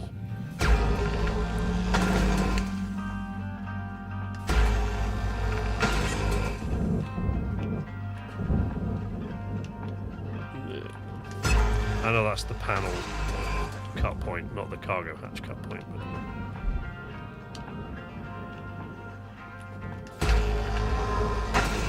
But I think these two are the cargo hatch buckles. As I said, I've been away from this game for a bit, so yep, there we go. That's him. That's the one. Oh shit.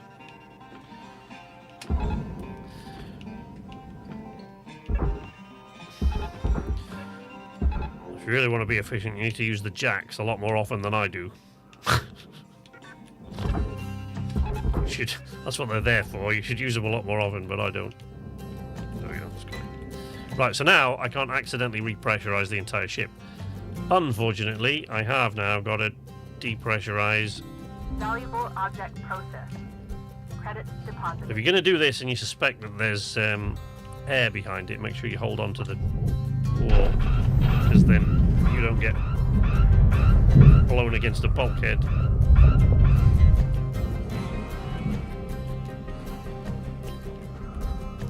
Same with this one.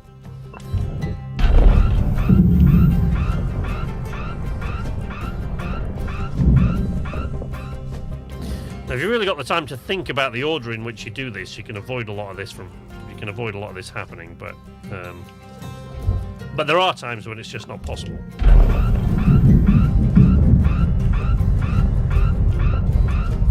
A lot of these, they have they're rigged, especially the higher level hazards. They are rigged in such a way that they're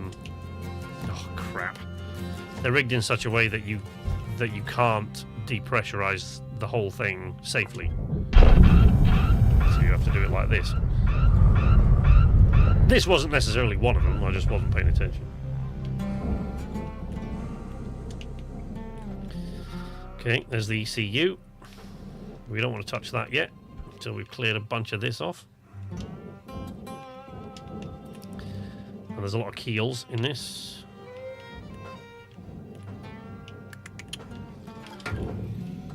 Right. Oh, fuel lines, sorry. Go to the back of the ship and sort the fuel lines out before I get... There we go. Oof. This is where it sometimes goes a bit wrong. Switch off. 5 minutes left, Cutter, okay? Thank you.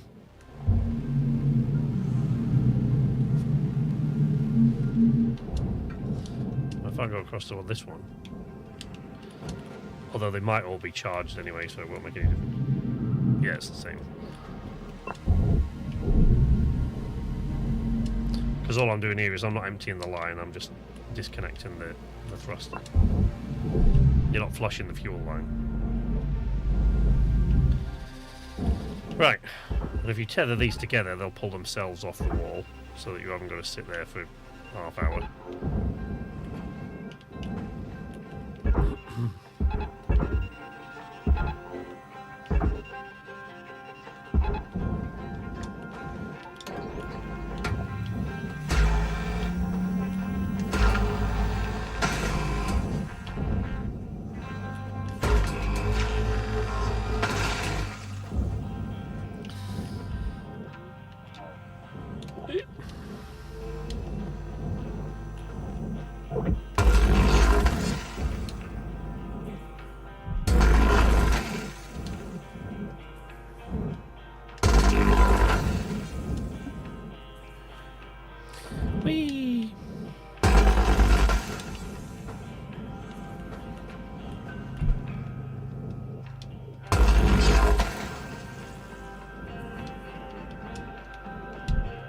Get off. Get off. Stupid damn. Got fried there, didn't you, old mate?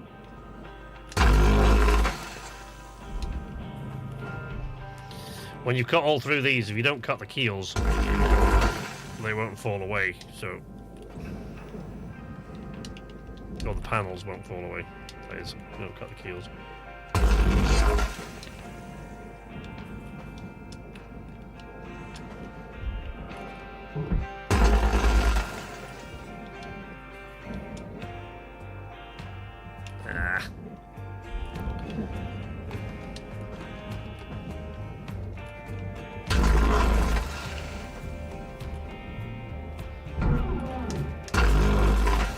The fun with these big ones is if you don't do it in order, which of course I'm not doing. I'm doing it kind of haphazardly at the moment. You end up going down the whole thing trying to figure out where there is a cut point that you haven't severed.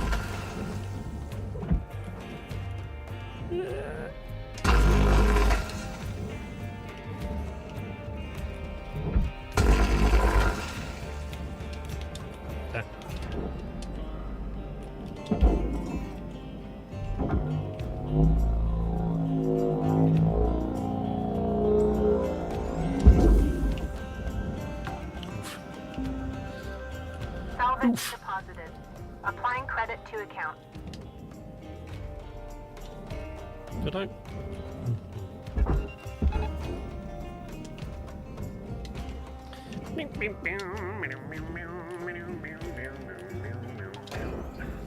Processing object.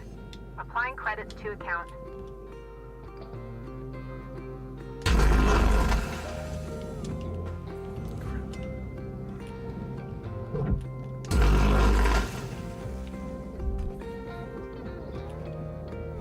Ah. Come on.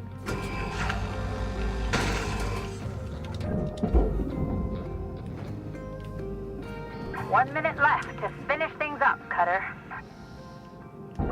You're having a laugh, Dee Dee.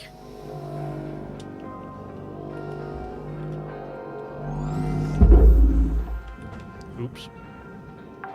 There we go. We got it. We got it. Deposit confirmed. Applying credit.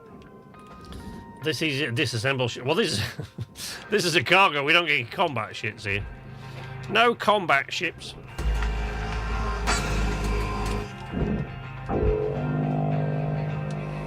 They, like I said, they used to have.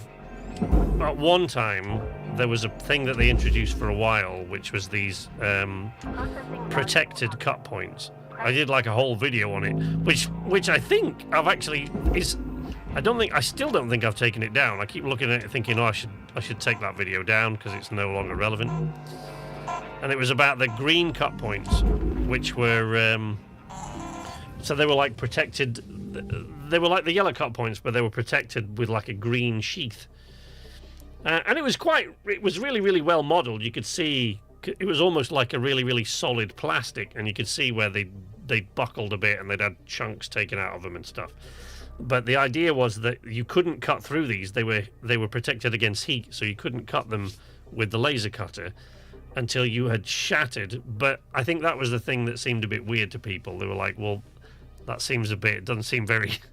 Because you basically had to pick up a loose object and fling it at one of these things. And it would, if you flung it hard enough with the grapple, it would shatter the plastic of the outside. Then you could cut the cut point. So, you know, they tried a few things over the years that were interesting. But look at that.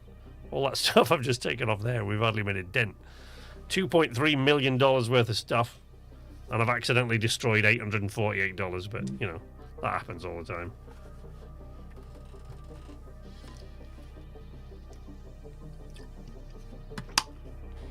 Is a much expanded lore. There's a lot of lore that I've either forgotten or I'm not terribly familiar with, because most of the lore for this game. Good morning, Cutter. If I It's time to begin your work if day. I get up out of the chair, out of the bed rather.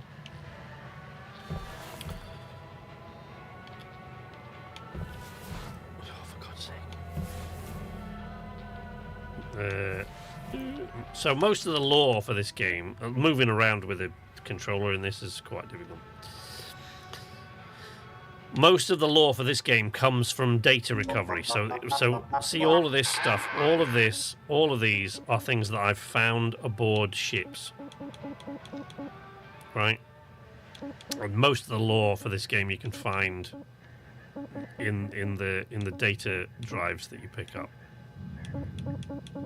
And you find most of it that, so links like the history of the Stellar Commission and stuff like that. Ghost ships. That I haven't done a ghost ship today because basically I'm so out of practice that I really can't. The problem with the ghost ships, when you see the ghost ship, what that is there is when we talk about expanded lore, there is something that's sort of hinted at, which is that a lot of the ships they've been infected with like a rogue AI. Yeah, I've never seen a combat ship in this ship in this either. Could mean they're super well made or never make it back at all. Yeah. Or they're just disassembled anywhere else, because this is somewhere else in the solar star system. You know, maybe they're military ships. Maybe, you know, they're just disassembled by the military. They take care of all that on their own. This is a commercial enterprise. This that we work for.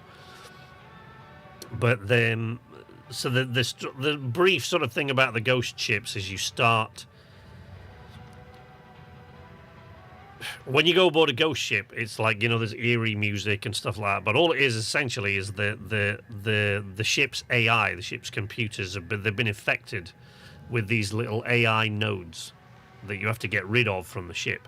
And until you find and get rid of all those AI nodes, they can control all the ship's systems. So, like when you've seen me go into a ship and depressurize it, right, or flush the fuel lines so that things don't get set on fire, right? And then you depressurize a cabin so that stuff doesn't get flung around, or so that when you cut into it, you don't get explosive decompression and bits everywhere, right? But the problem when you're doing the ghost ships is that the AI can switch that stuff that you've messed with. They can switch that on and off as they like.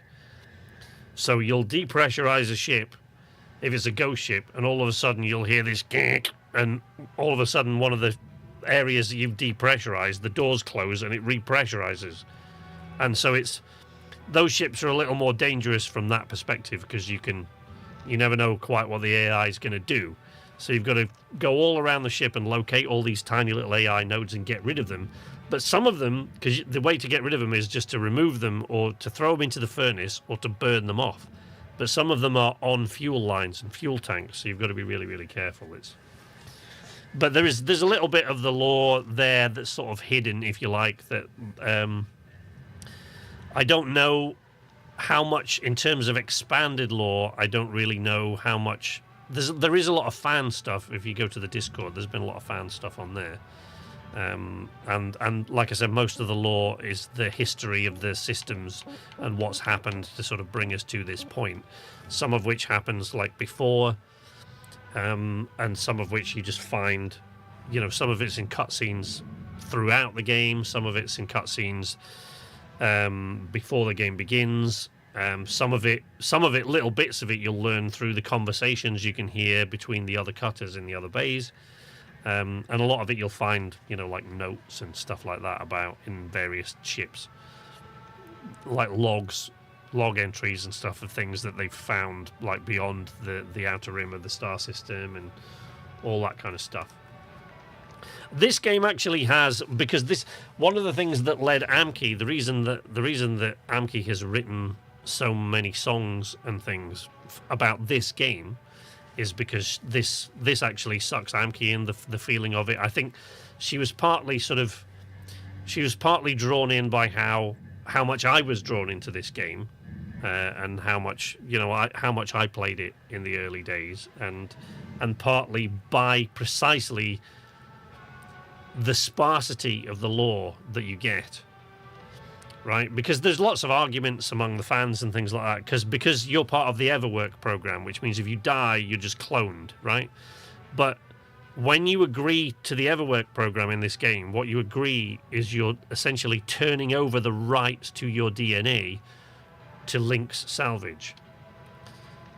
So there's an argument among fans: are there another 17 versions of me at other stations or at other places throughout the Earth, which Links are just using to do other work? Am I the original me? Am I, and you do all of that. But for all that there's not much to it, the opening cutscene of this game is one of my favorite ever. It's brilliant. I just love it. And again, that struck Amki so much. It's so emotionally charged, the opening cutscene of this. It's so simple, but so emotionally charged, that it led Amki to write for the lyrics competition and then write several songs of her own about this game.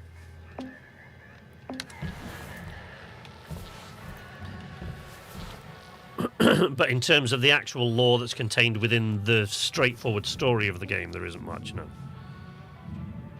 You have to kind of find it and piece it together yourself.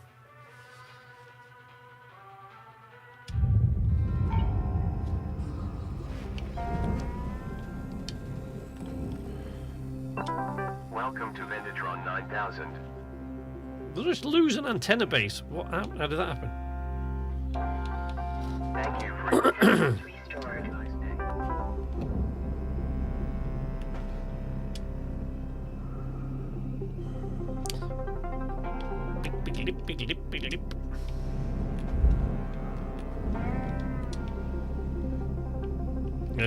I should disconnect that sensor array before I forget, because it's stuff like that, it's the sensor arrays and stuff on these ships in particular that I always forget.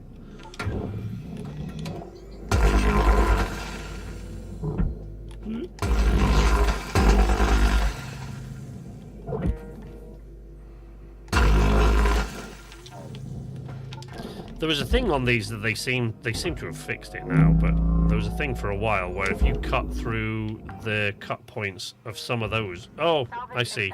It was the thing that I lost. I saw it going in there.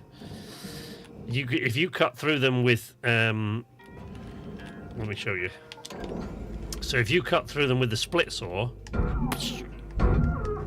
right, instead of with this thing, which I've forgotten the name of temporarily, it wouldn't cut them properly, so then it would all go a bit wrong.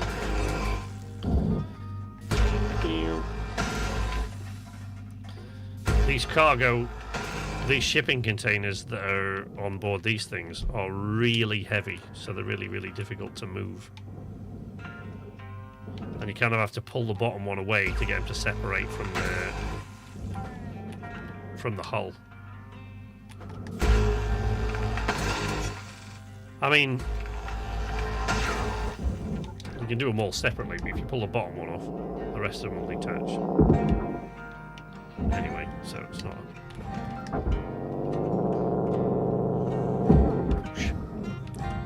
Right, so they're all detached now, look. But then you got to be careful of the... Here, this is the this is the coolant line. And if you sever that on these big ships, if you sever the coolant line, the reactor will start to melt down, because that is one of the only things stopping the reactor from going into meltdown.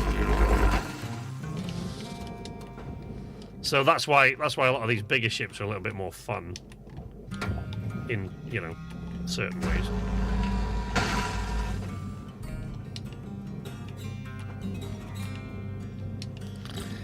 Pulling apart these panels is a real pain sometimes, because you can't... Every now and again there's one cut point that is preventing you from pulling the whole thing apart, and you always miss it if you don't do it in precisely the right order.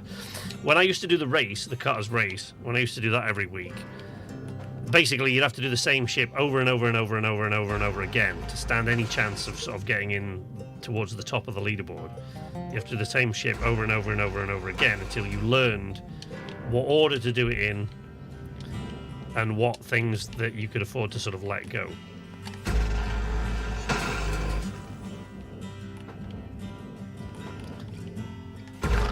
If you cut the coolant line, there was an explosion. So that is one school of thought in this game. There is a certain school of thought by people when they start playing this game to go, well, if I do this, it'll just blow the ship apart. But first of all, when that happens, it costs you an absolute load of money, because you've blown apart all the most expensive components, the main one being the reactor, which is super expensive.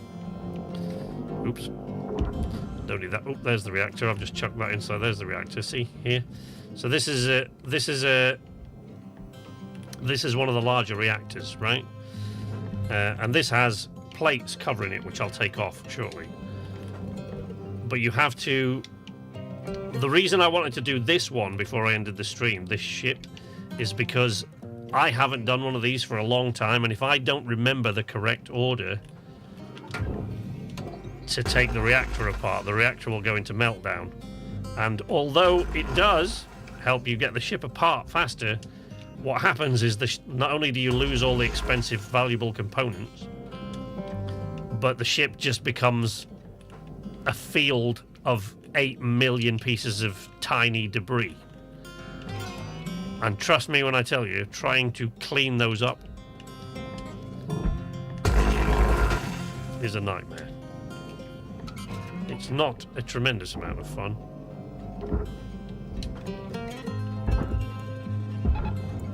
Much easier to send it in large chunks like I'm doing here. Processing valuable deposit. Credits transferred. And you can daisy chain them, as you see in the trailer for this game, like that, like I just did, but it doesn't really work half the time. It's a nice idea, but it just doesn't really work most of the time.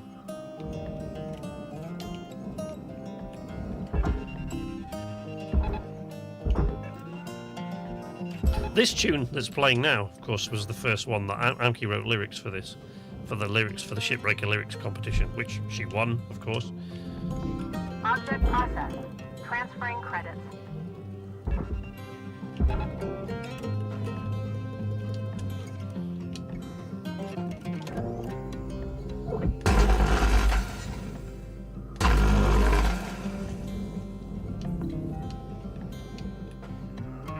Unfortunately, it was me singing on that song, so that's kind of the compromise you have. Amki wrote great lyrics, but unfortunately she wanted me to sing it, so if you want to hear the lyrics, you've got to put up with that. Probably best to just read them.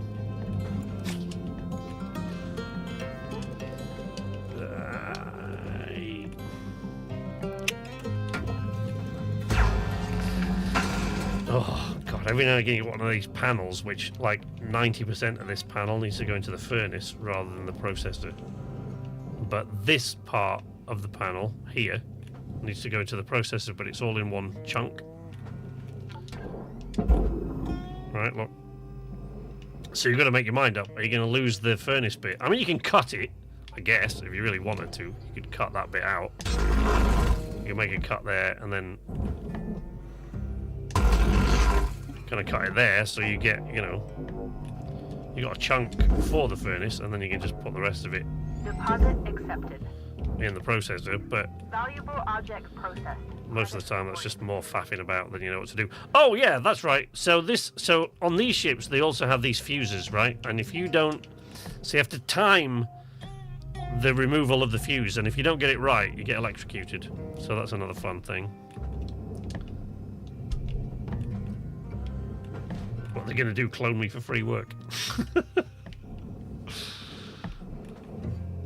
I still want to pick these things up. I don't need them anymore. I don't require these anymore.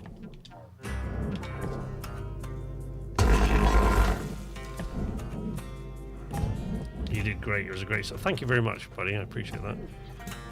I appreciate the vote of confidence. It was a great song, but she's a great, you know, my wife is, I think she's a great lyricist. I think she's really good at it.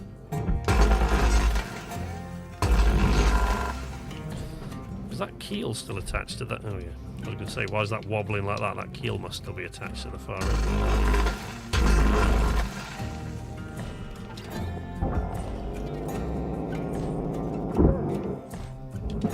Boom. No, get out of there. Go on. Clear off. Clear off, there's a good lad.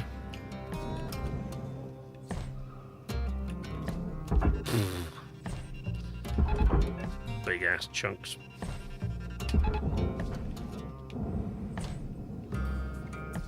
That's one of the reasons I love these, when you start to cut it down and it just comes apart into these massive, satisfying chunks.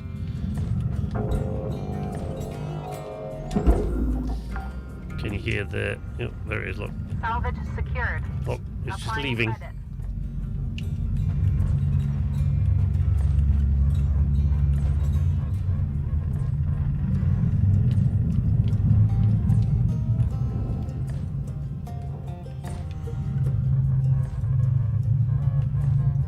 See, it's on its way. Object So originally, processing. they put that ship in. I can't remember what it's called now. I did like a whole video just one time, just watching this thing come in, load up, and then leave, because just that sort of stuff I find, I love that kind of nerdy bit stuff. But it's that long ago, I've forgotten the name of it now. 5 minutes left in this shift. Thank you, Didi. But so when they designed this ship, they originally designed it to be cut, but it was so big and so massive, they kind of made the decision not to bother with it in the end and just have it as part of the game, you know, dropping in and out, because when they tested it, they realized it kind of took the fun out. It was so big, it was no longer fun to take it apart, because you were at it for you'd be at it for like a week in real time, cutting down that ship because it's that big. Super freighter.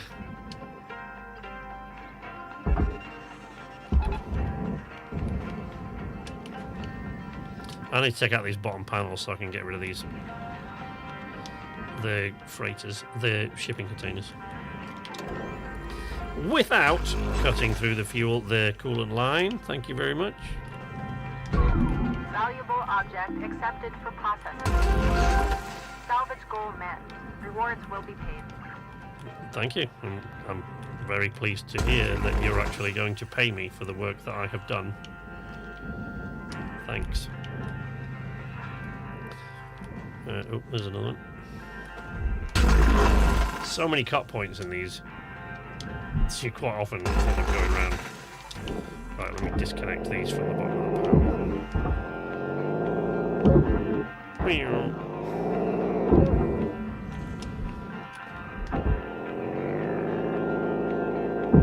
Pop. Right, did that do it? Have we got... Whoa, yep, there we go.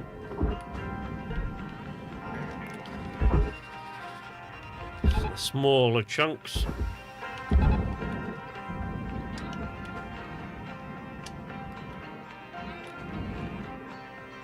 Right. Let's pull some of these containers out of the way.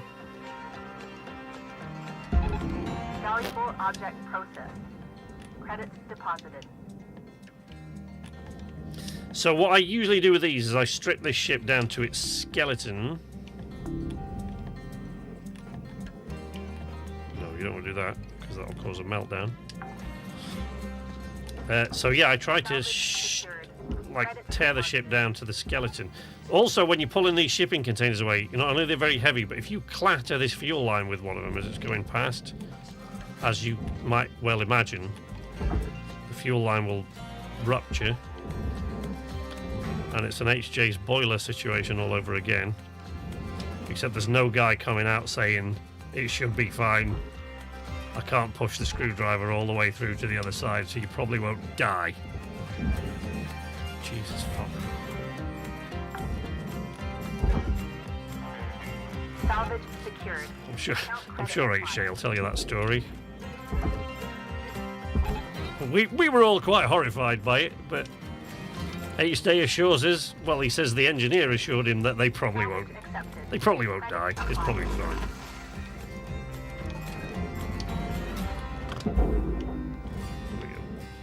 Yeah, see, again, I could do that same thing with that square for the furnace, but I just really can't be bothered, so I'm sending it into the processor. Not suffocated yet, so all's well. Yeah, cool. Deposit accepted for processing. Huh? Oh no, it was a bit of a shimmer. I thought I could see venting from the coolant line there. Not much time left, Cutter. Yeah. 1 minute to go. Thank you, Dee Dee. Helpful, as always. Can't we have Weaver back, please? I don't dislike Dee Dee. She's alright. I just find her... Transferring credits. I just preferred Weaver.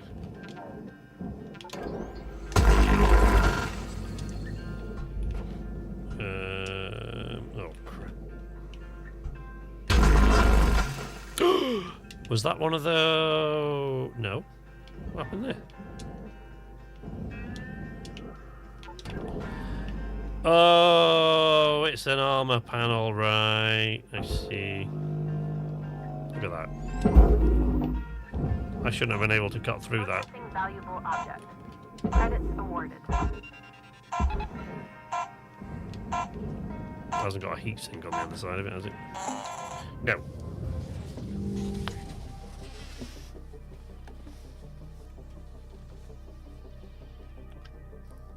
That's a boilerplate HJ story. Nice. Rule 5. Oh. I was hoping we'd forgotten about Rule 5.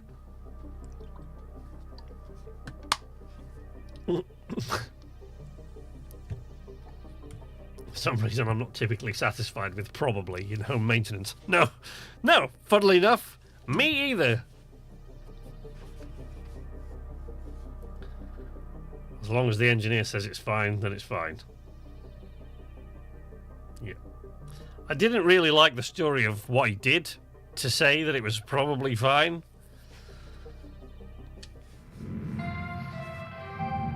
Good morning, Cutter 9346-52. Lynx would like to share the following inspirational message.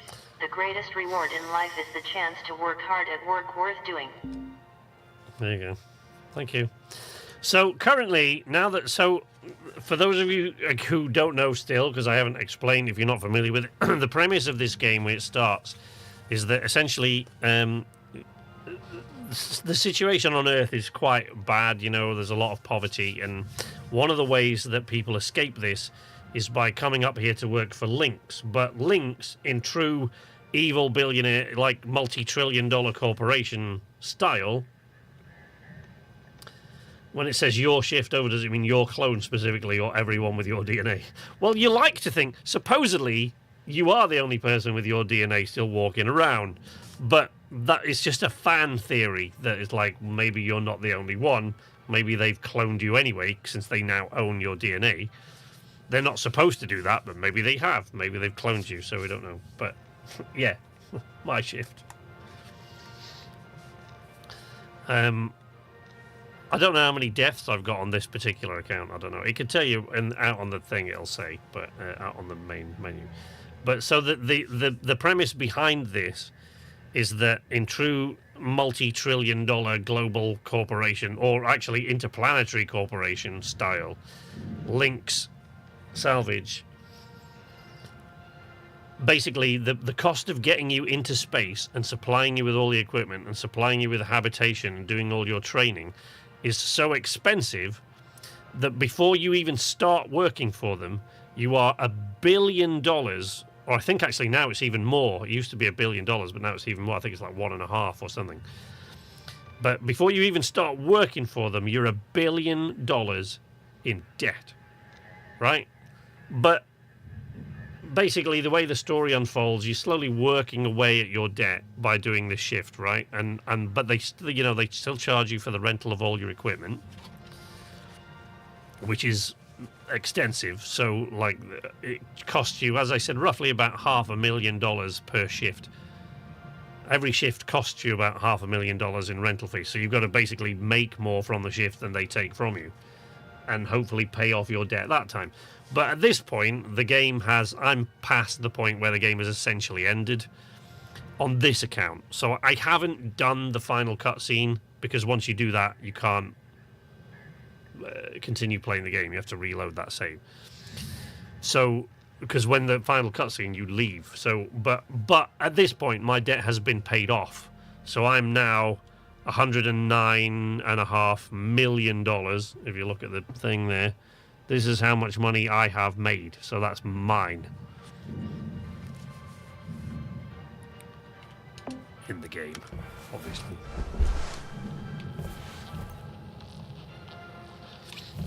So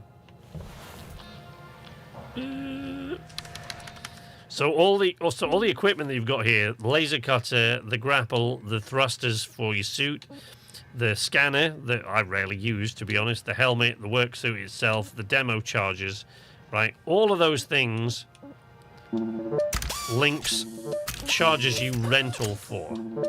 And eventually, what you get is like, once you see this bottom one here, this one, once you unlock the ability to pay that off, you can essentially pay that off so that you own your equipment. So now I own all this equipment. Consequently, I don't get charged for as much stuff every shift. It's very, very, very evil billionaire corporation. $1 billion in training immediately goes on fire or explodes something. Yeah. It would be nice if you transfer the money you get from this game to your actual bank. That would be kind of pleasant, wouldn't it? Right, so we've got about half an hour left, so I've got about another 2 shifts before we reach the end. That should be enough for me to finish tearing this ship down, provided I go out there with enough tethers. Thank you for your Tethers restored. Thruster fuel, which you can't really find in these ones. Sometimes you do, but it's unusual. Ooh, right.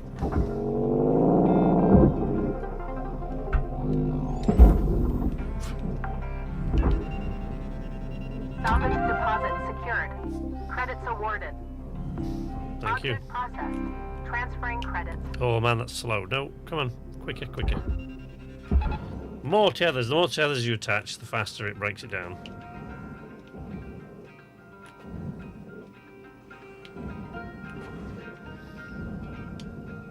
It's from the outside. It's tough to see on these ones where the cockpit is because the little bit of plexiglass thing, you know, polycarbonate, whatever it is there that you've got in these cockpits is so small.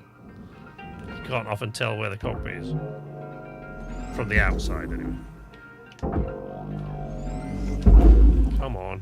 There you go. Processing valuable object. Credits. Oh man, that's heavy. Really heavy. Boosh. Material deposited.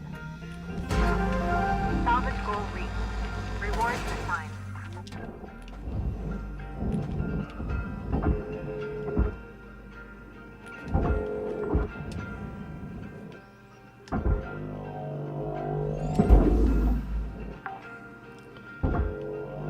Salvage registered. Transferring credits.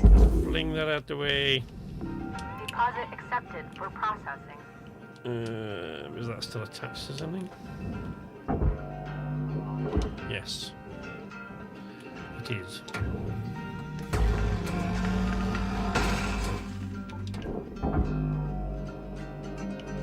And now it is not. These things are a pain in the arse, these wiring channels. Uh-oh. Uh-oh. Whoa. Valuable objects processed. Credits awarded. Gotta rupture the coolant line. Yeah, so for this we have to clear all of this stuff out and make a space to extract the reactor, because once you disconnect the coolant line, the reactor immediately starts to melt down. Oh look, another bunny.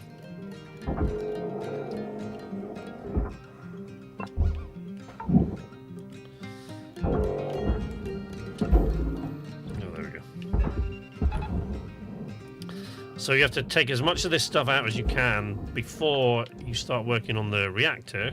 Salvage deposited. But leave enough of it that the ship is not going to change its orientation when you start tugging away at stuff.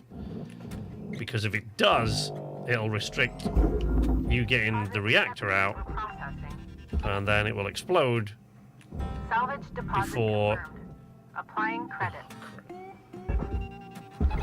Before it gets down to the... Oh, shit. Before it gets down to the barge.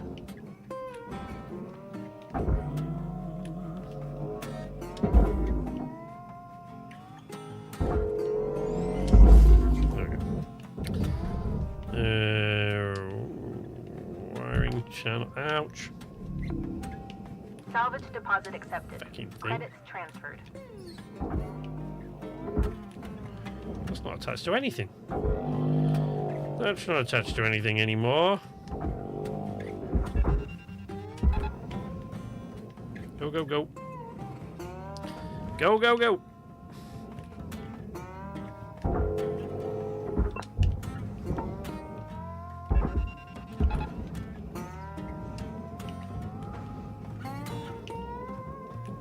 Hoist. Processing Worth quite a bit. Credits awarded.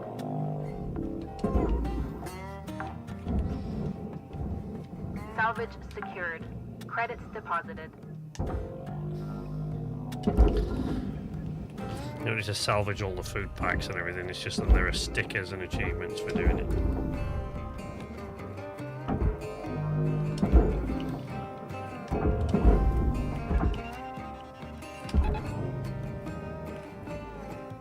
Come on, not in the... There you go. Whoosh. Boink.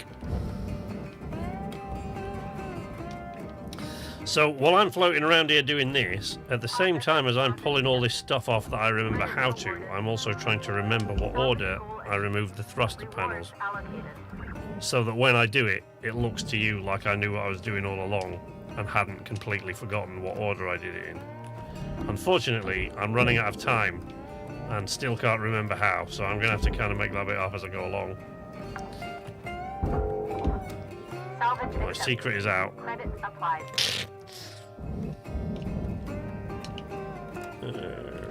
Oh, shit.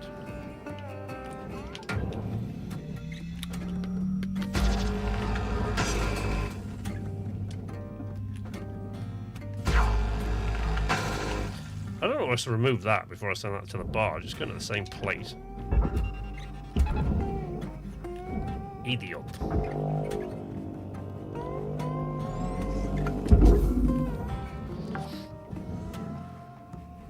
Salvage Whoop. secured. Whoop. Applying credit. So it happily pottering along here, and I'm realizing that the time is rapidly approaching now when I'm going to have to pull apart this reactor. And I still can't remember what order I used to do those in. I've just got to pull the coolant pipes out of the ECU, but in order to do that, I've got to make a clear path to the ECU so that I can do that and then get to the reactor quickly before it starts to explode.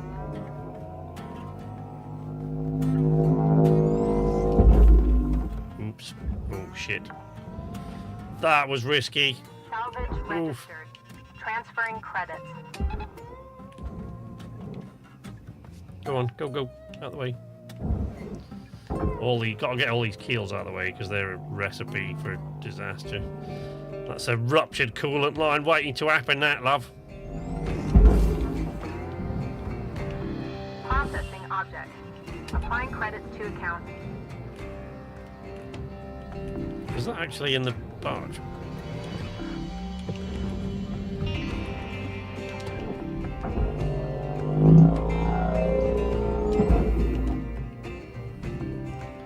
Bing.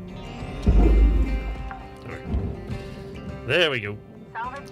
Oh, I've got to pull all the goddamn fuses as well, which I forgot all about. Is that still attached? No. It is not.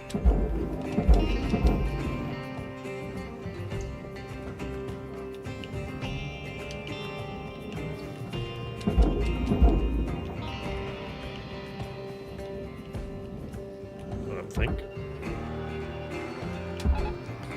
Attach it to the master jack and see what happens.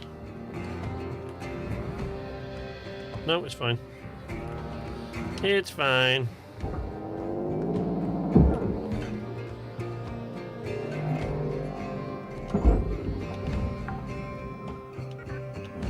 Salvage deposited. Applying credit. Äntligen lite. Shit. No, my Swedish is failing me there.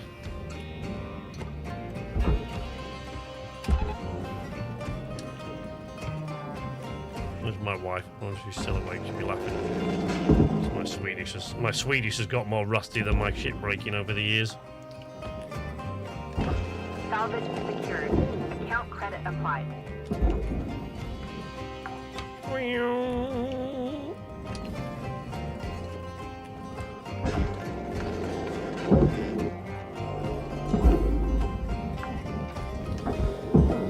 All right. Deposit secured. Credits awarded.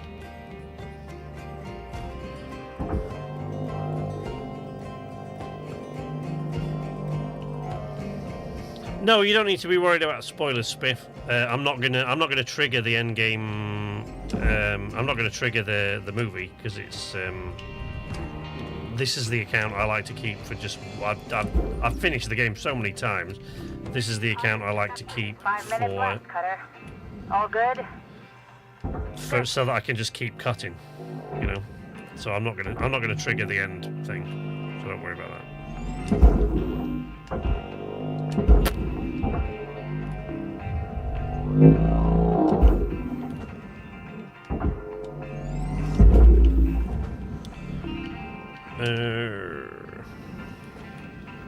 Right, so now what I need is a clear path at the bottom for the reactor. which is there now. If I pull these keels out of the way, we'll be all right. Valuable deposit. Credits. Obviously not going to do it this shift because I've got 4 minutes left, but... And that's that massive keel. I hate that one. I really hate this one.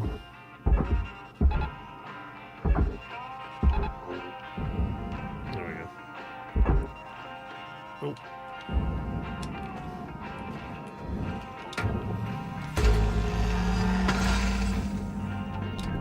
Processor deposit accepted.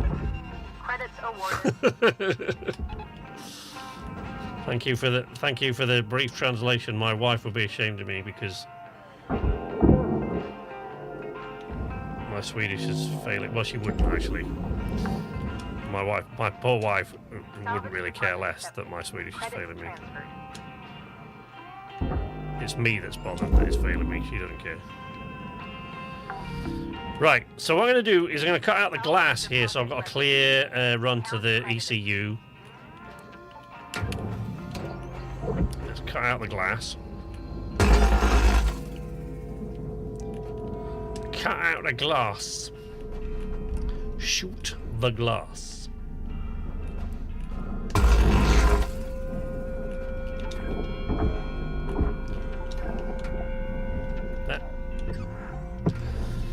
Oh, for God's sake.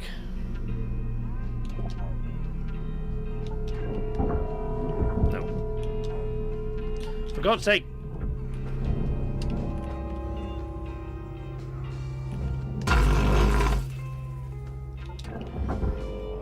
Why don't you cut out 3 sides of that before it works? I thought I'd cut 3. That's why I was kept trying to move it. Material deposited.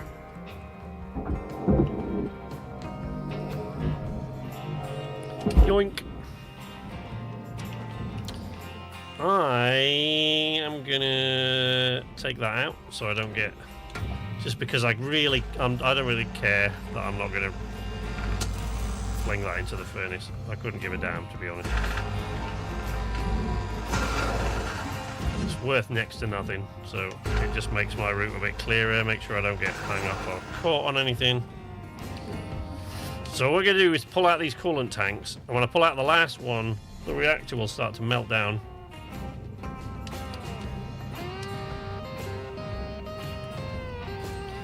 And make sure the way is clear at the bottom. The fuel line there is obscuring extraction.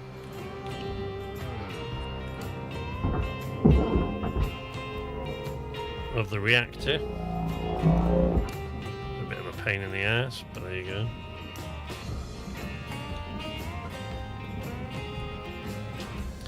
Right, let's pull out the thrusters then. Assuming that I've cut through all the keels and everything, because I always forget one.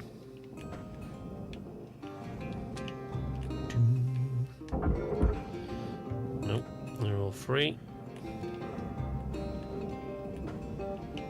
1 minute left on the clock, Cutter. Yeah, thank you, Dee Dee. I got it.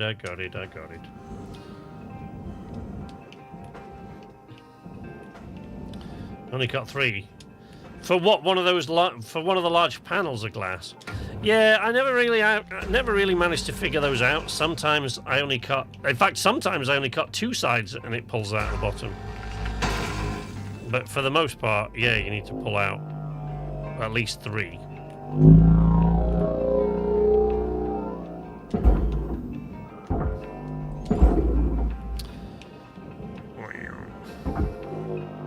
I don't actually usually pull these thrusters out this way. Usually I pull the panels away and then just shoot the thrusters down to the barge.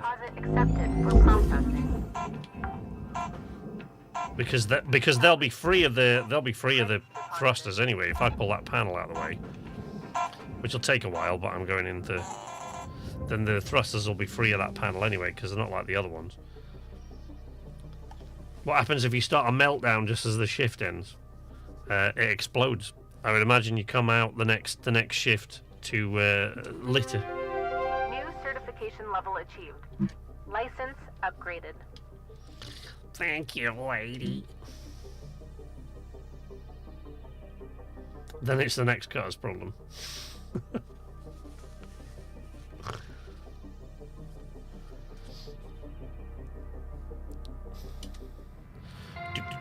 Good morning, Shipbreaker. This is your daily wake-up call.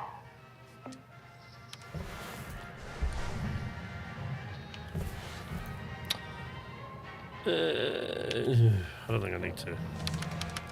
I don't need to mess with any of the equipment. Nah. It's all in good nick.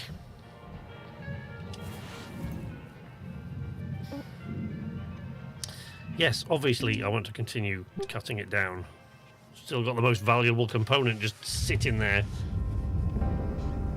What, you think I'm an idiot or something? Come on, fire up the furnace, DD. What are you playing at? Thank you. Let's pull that in.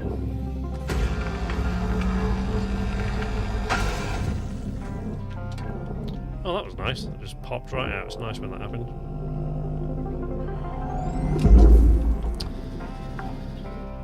Okay.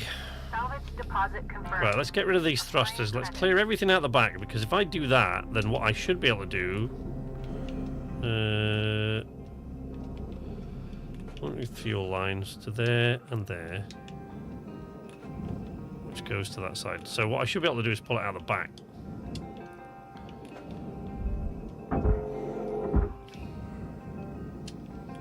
Yeah, see, these thrusters, unlike the ones in the Mackerel, you don't have to cut out the plate. These ones aren't attached. So you don't have to... You don't have to remove that first. So that first plate I took off, I really didn't need to. The thruster housing.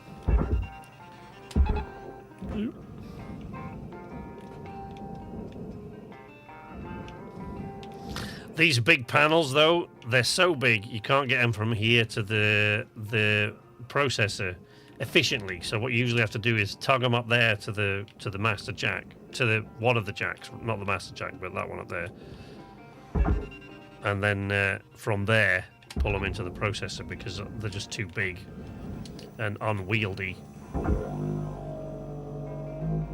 Horrible, big, ugly ass things. Right, let's get all these fuel tanks out of the way because I don't want to rupture any of these.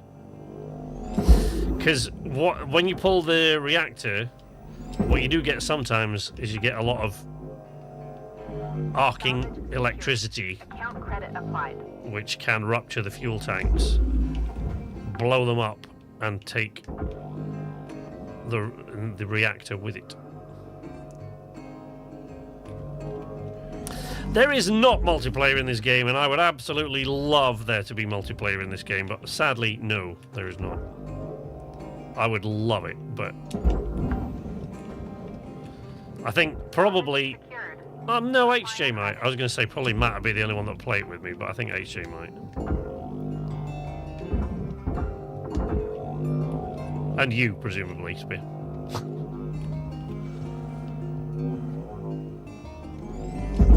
Whee!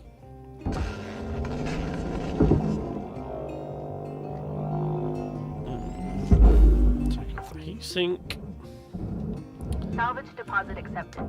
Credits Another transferred. barrel. Get rid of that. Canister. 2 keels. We've got another asteroid shard. Yes, I would. And I would welcome your spiff. But no, sadly, there is not. There is no multiplayer now. There we go. Out of the way.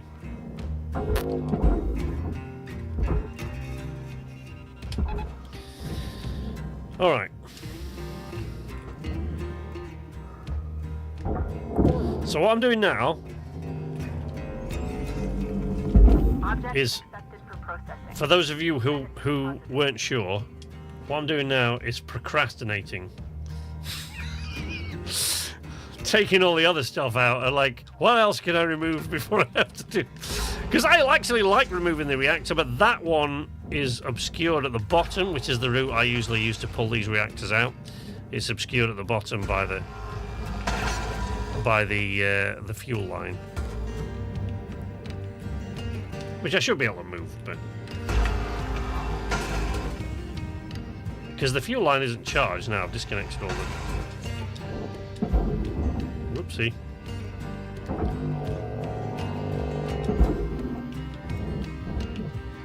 Ching.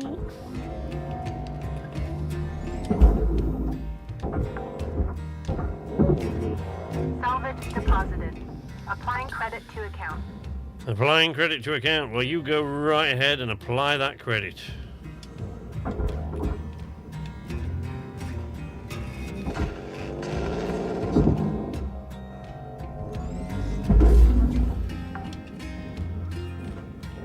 Salvage deposit registered. Account credited.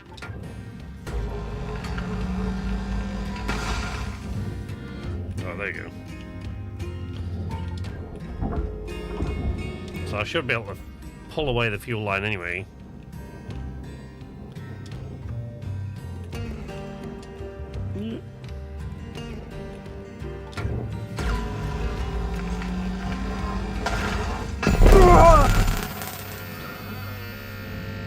Now we're in trouble. I just ruptured the coolant pipe. Uh-oh. No. Now we're in a spot of bother.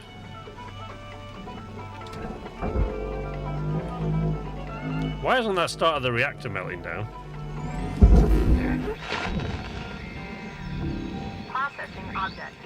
Applying credits to account. No, it's ruptured, but it's actually still going. Alright, wait. I've pulled the fuel pipe out of the way now, so it should be easy enough to get that out.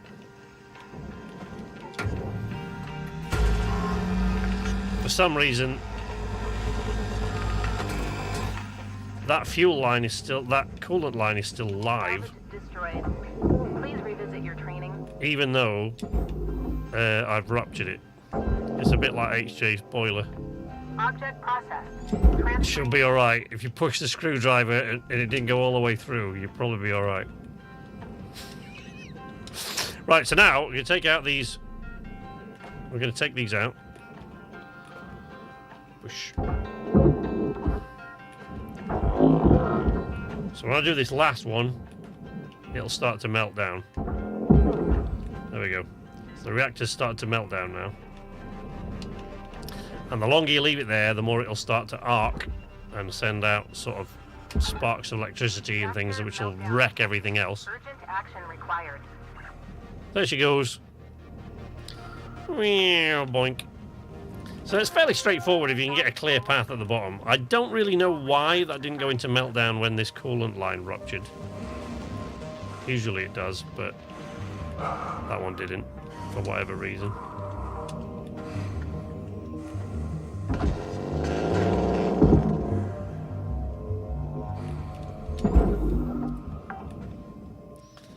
I suspect HJ would trigger a meltdown in training before. Well, he would only do it. I mean, he's perfectly competent. He would only do that because he knows it would piss me off. Oh, right, now I've got to pull the fuses. So that went fine, but I do often get one of these fuses wrong. If I start with this one because it's well lit on this side, so I get more time. 2, 3. Ow! Shit! Electrical damage. No, okay. So I knackered that. Failed to pull the first fuse correctly, and the other two are on the top.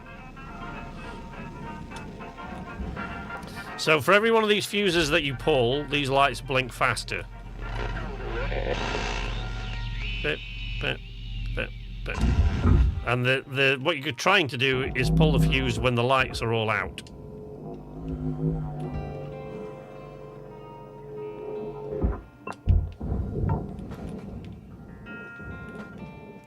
But see, this last one's going quite quick.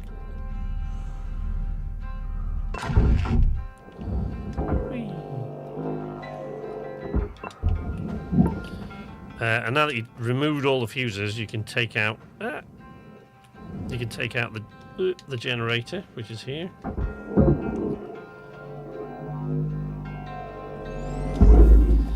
When it does go into meltdown, does it explode and kill you? When you will know, I can assure you. I'll tell you what we'll do. Right, if I finish this off in a minute, I'll pick a tiny ship with a very small reactor, and we'll trigger a meltdown. Or when I wrap these up, what I'll do is I'll go into the free play and I'll trigger a meltdown in there because that's not going to cost me anything. And you'll see. But yeah, it very definitely does take everything with it. And it just essentially turns most of the ship, wherever the reactor is, when the reactor blows, it turns most of the things in whatever half of the ship they're in, it turns most of it into just a debris field, really. Salvage deposited. Applying credit to account. Have the deadweights ever 5 minutes played left in Keep the Talking test and code, Nobody okay? Explodes? Okay. Is that a real thing?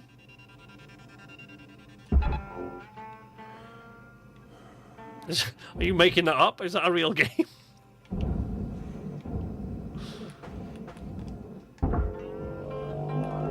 I feel like you might be pulling my leg.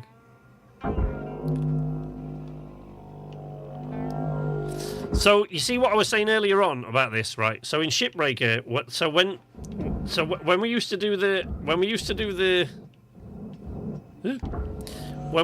the weekly race, the cutters race. It's a real game. Oh my god. When we used to do the cutters race in this, I'm gonna pull that there. So, like I was saying before, so if I grab this and if I grab what is remaining of the skeleton of this thing, right, there is still a lot of weight in that. So if I grab this and pull, it'll just pull me towards the ship, right? It won't pull that hull, it just pull me towards it, right? It's extremely heavy. But one of the little tricks that you used to use when you were cutting down a big ship for the race was that sometimes, as I said before, there's a way that you can sort of cheese it. It's not very helpful when it happens in the game, and it happens most often to the mackerels, the smaller ships. But there were ways you could do it with the bigger ships like this. And you could use a pipe like this or something like it to hook around the frame. And that would somehow, don't ask me to explain how this works in coding, I don't get it, but what would happen in what I presume has always been a bug is that it would transfer the thing that you hooked it around would inherit the physics of the smaller thing that you were using to move it. So if you hooked the pipe, for example, around the frame, you could move an entire starship as easily as you can move this pipe, because the ship that it connected to would inherit the physics of the pipe. And that's what you saw happen earlier on with that tiny little nanocarbon panel. Salvage That's destroyed. crap. Please Oopsie. refrain from damaging salvage. That's not coming out of there. Once that furnace gets hold of stuff, once it gets towards that red line, the furnace, you're never getting that out. I don't care how many tethers you put on it. But now, do you see there, that pipe smacked into this ship and it's sent it well and truly out of whack now. And that's the sort of thing. But there was a way when you were doing the race that you could actually use. You could do that, where you could basically use something like that to make the entire frame, to make the entire superstructure of the ship inherit the physics of that tiny object. And like I said, like I showed you earlier, sometimes now that happens by accident, and it's a pain, because it makes your ship go all off kilter and it makes it really difficult.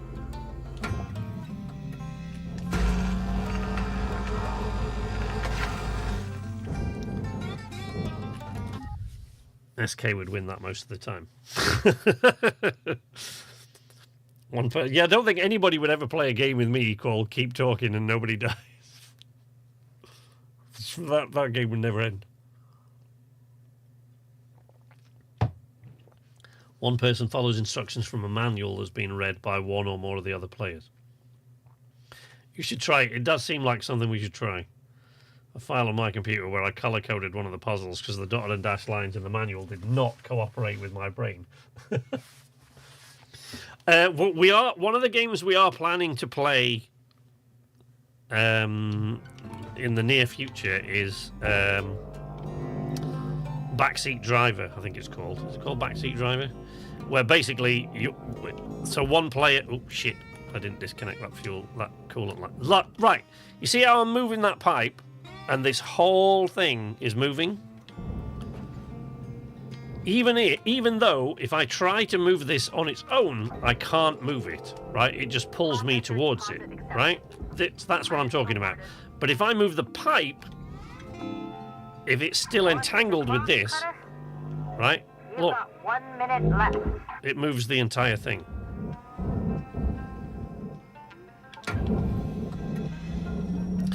So yeah, stuff like that. It's a bit of a pain. I don't care for it much, but you could kind of use those things. Please pay attention. Stop lecturing me, lady.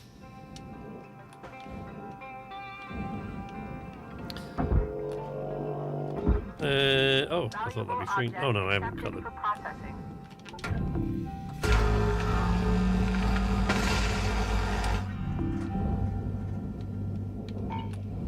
Really? Still not.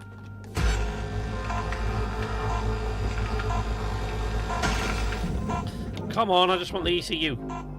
Oh no, I haven't got time. Salvage destroyed. Please avoid damaging. Something went horribly wrong there, just before the end of that shift. Oh, he blew something up that I shouldn't have. You never hear the phrase, give me a lever and a place to float.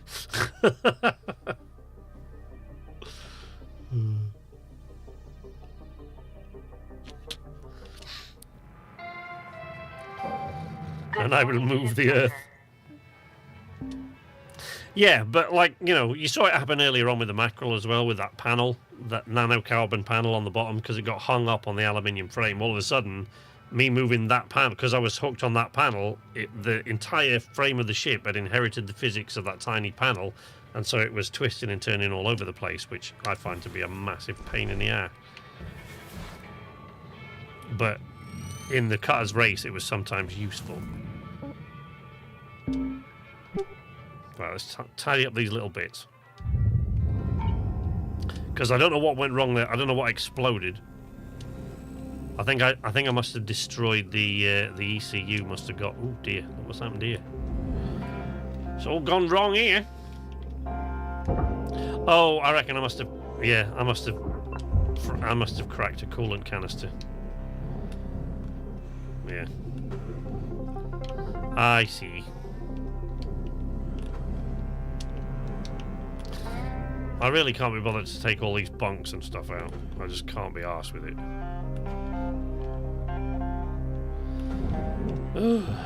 Oh god, and all the storage bins. No, I can't be bothered. He says, and then starts removing them all.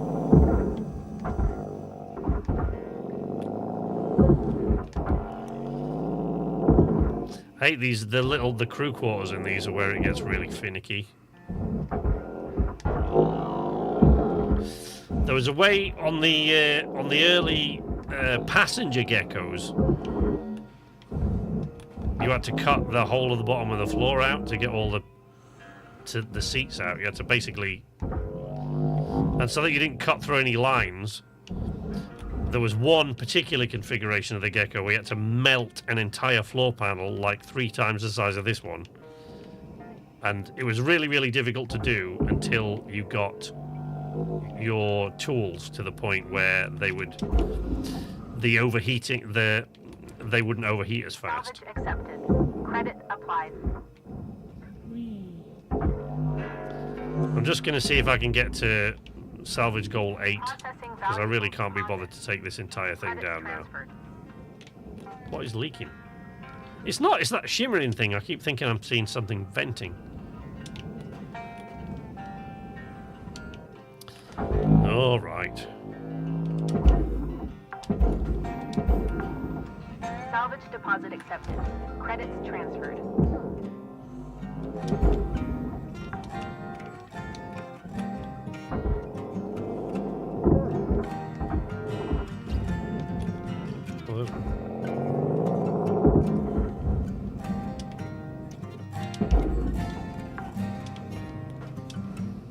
Salvage deposit secured. Credits awarded. Nope. Keeps getting hung up on the lights.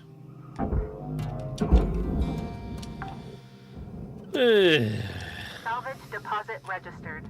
Account credited. You see this thing? I don't think it actually exists anymore on these, but you used to be able to take this. There's a tiny little processor there, and you used to be able to get paid for cutting that out. I don't think it's a thing anymore.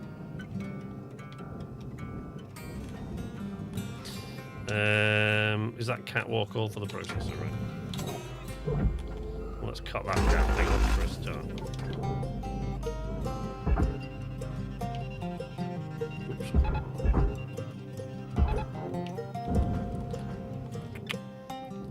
What's going on with this thing? Ow! Smacked myself with one of the reactor panels.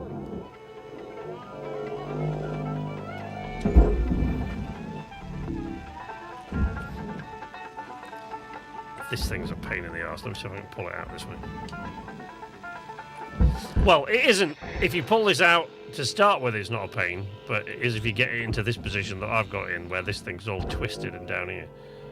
Because then it's hard to get out, because it only just fits through that gap. And you can take it apart into little pieces, but... because all those panels come off, and then the end panel, both the end panels are separate, but... it's a bit of a pain. I can't be bothered, says the guy sticking with the entry-level job with 100 million in the bank. It's like when someone retires and then does the thing as a hobby. Well, yeah, because, you know me. Look, here is what I love about this game, right? This is a game where I get to do a job quietly, by myself, without any other human beings for miles around, floating in space above the Earth. It's like my dream job. Just leave me to my own devices. Just leave me alone. Let me do what I do.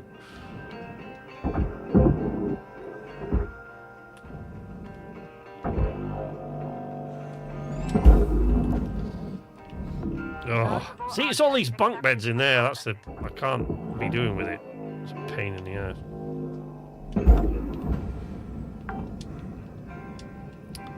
Salvage secured. Right, let me cut that catwalk loose.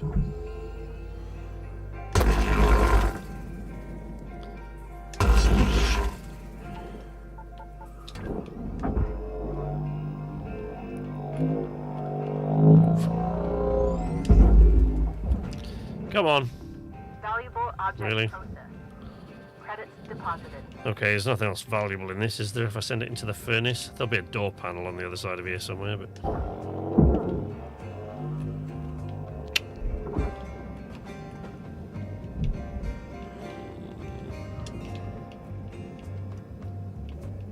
I'm not missing anything super valuable, am I? No. More door panels. Okay. Alright. Take her away, Bob. Burn it all.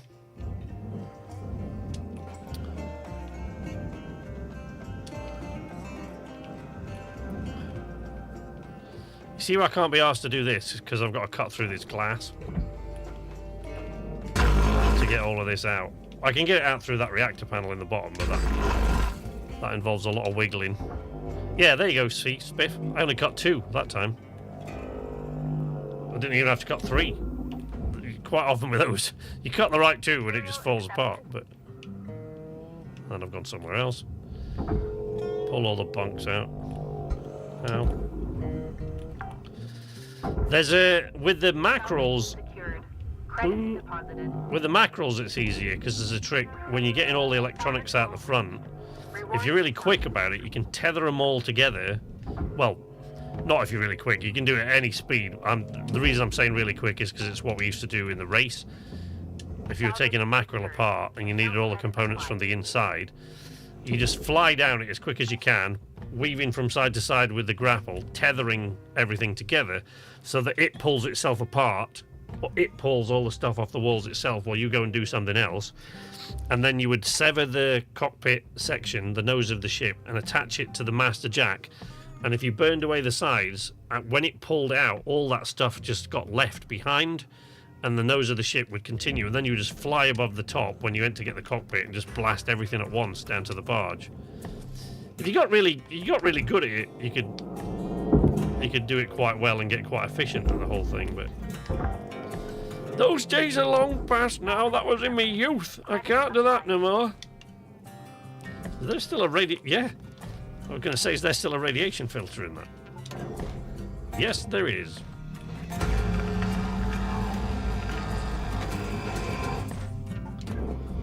Terrible lock or shit equipment. I mean, the only thing that changes about the split saw is the range.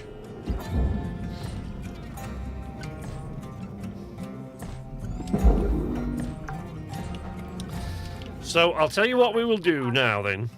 Is I said I would show you a meltdown. So what we'll do is I'll leave this. I'll send this to the furnace now. I'm not taking the radiation panels off and everything. To hell with that, because it's like I've got to melt everything off the ship to get rid of them. So let's just tug that whole thing into the furnace now, and to hell with whatever money I'm going to lose. I'm not bothered. But then what I'll do is I'll pick a big ship, but I'll pick one we haven't worked on today, right? So I'll pick the Javelin. Well, that don't want to move, does it? Jesus. 2 tethers. Alright. Since you're going to be like that.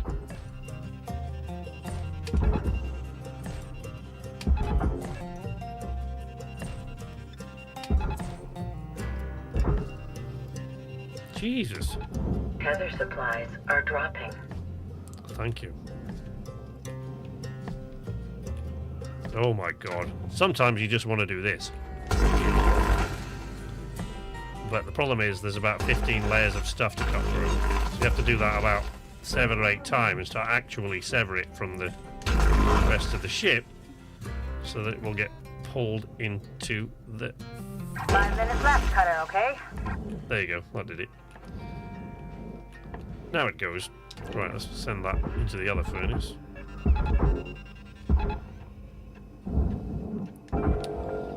Oh look, a processor piece. Oh, door panel. For processing. Just. Salvage register. Water bottle. Transferring credits. Don't forget that. Cool. Panel fell off the radiation filter housing. Right. There we go. Oh, no, don't do that.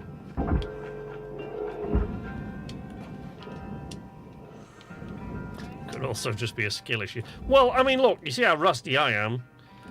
Like... Material accepted. Credits assigned. Look at that, I just burned up 325,000 credits. And left... Oh, I left all the rear panels in the bay. There's no wonder I didn't reach that. I left all the rear panels in the bay, look.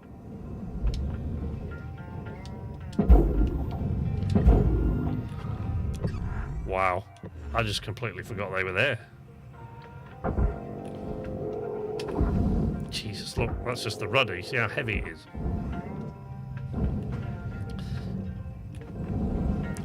So these panels can be a massive pain because they're so heavy. You have to... Caution.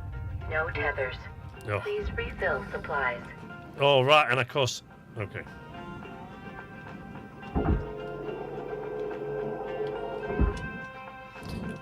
You have to be a bit careful when you do that so you don't smack too hard into the thing. Welcome to Vintatron 9000. Thank you for your Tethers restored. So yeah, you have to fasten these to the jacks with quite a few tethers and then pull them towards the jack, because if you try pulling it into the processors from back there, the thrust, the furnace will just swallow the damn thing.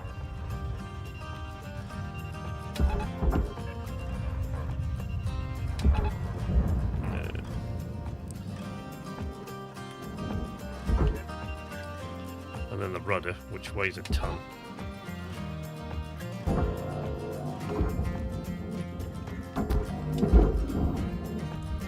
Material deposited. Account credit applied. Thank you.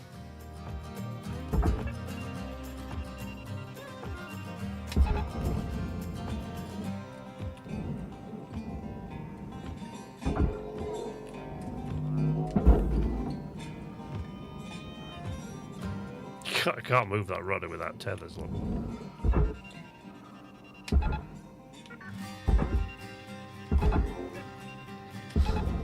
It just won't move. Jesus, that thing's heavy.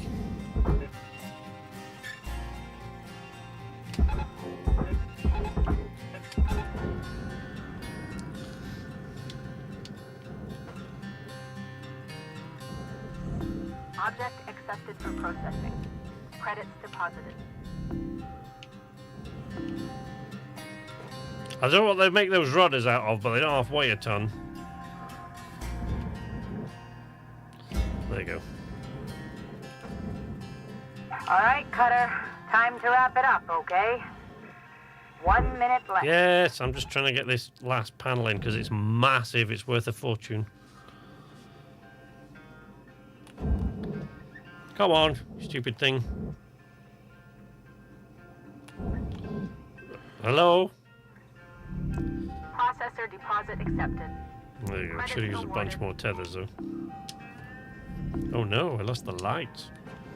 Whatever will we do? Salvage goal reached. No, we got all the salvage Reward goals. allocated. Still burned up a lot of stuff I shouldn't have there, but there you go. Right. So now, what we do is I show you a reactor meltdown on one of the really, really big ships. On the biggest one I can get. Because on a really big ship, it won't blow the ship apart. It'll just blow out an entire section. And it will just litter the entire bay Good morning, Cutter 9-3. with ramel.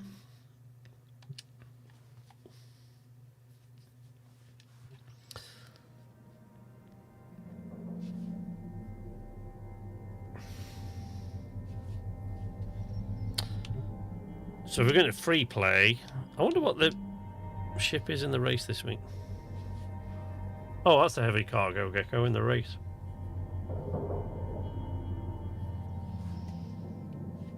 I don't recognise any of the names in the leaderboard anymore.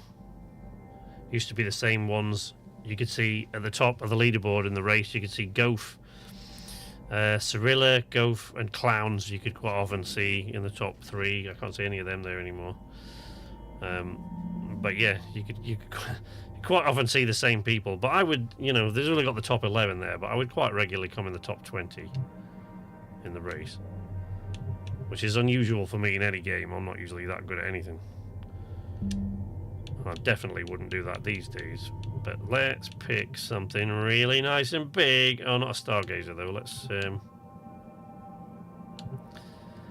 see, that's a Javelin heavy cargo, but it's really small. That's a really tiny one.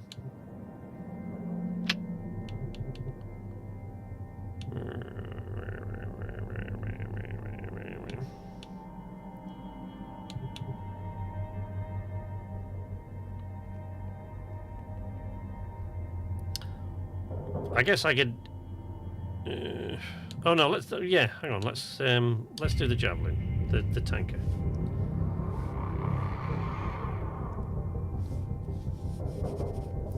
The ECU is probably no more. David said no. I'm pretty sure that's what happened to that. I'm pretty sure that went bye-bye. Right. So as you can see, this is a big fella. big javelin goes all the way down there. Every one of these massive tanks is full of fuel. Why they send derelict ships up here with tanks that are still full to bursting with fuel is a mystery to me. But, you know, what do I know? So, back in here somewhere is the reactor. Probably back in this section. So the ECU on these ones is connected more directly, straight through a pipe, through the wall, into the reactor, which is on the other side of there, look, see? So there it is. There is the reactor, connected more directly to the ECU in these ones. It's not the other end of the ship, but look at all that fuel ready to go boom.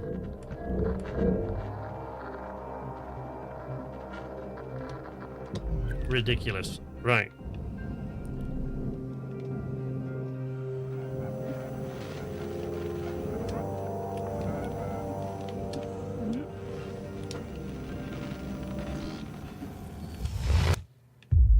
Oh, there goes the rail gate. Whee! Oh dear. Got a bit of a... That kind of ruined the effect a bit there, didn't it? So there goes the rail gate. Over there, look, it's one of the other bays, one of the other car bays. There's Beulah up there. Another car bay over there, look. So there we go. Another cutter bay in the distance. The guys playing Hardspace policymakers is bad at their game.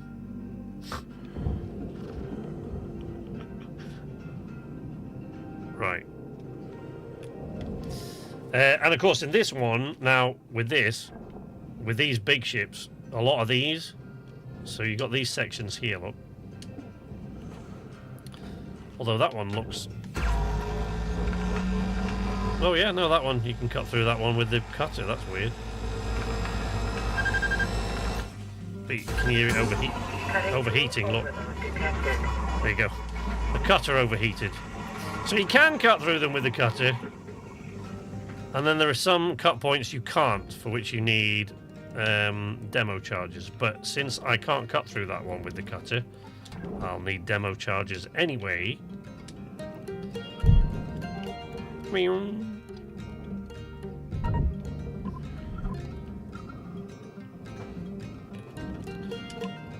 I don't like using these demo charges in these points. Oh no, that should be right.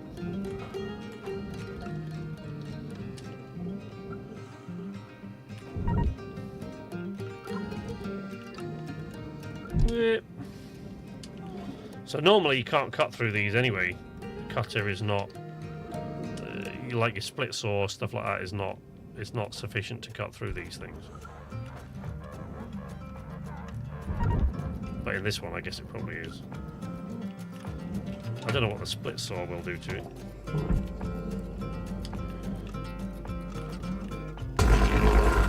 Yeah, that split saw will just go straight through it like butter. But never mind, we've laid demo charges now. Might as well set them off.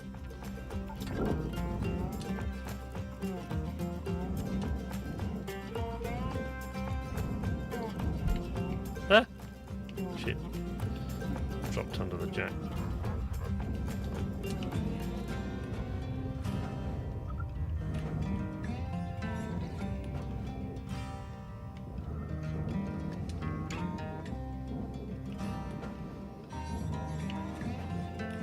If I put one on all that, oh no,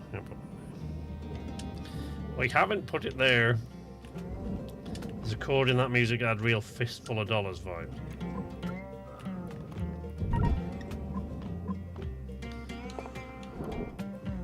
Right.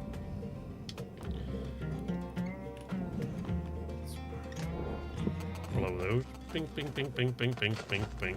Whee.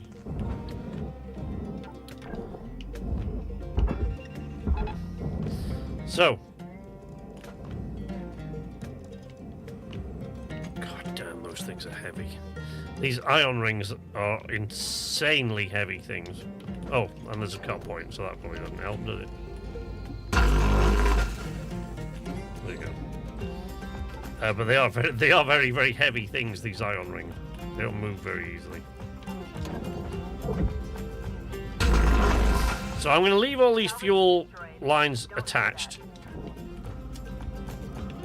All the fuel barrels. Airlock depressurized. And then we're going to cause the reactor to melt down intentionally. Object not accepted. Please revisit your training. Oh, that had to go to the barge. That's right, the ion rings go to the barge. Oh, fuel tank. Can't get out of there anyway.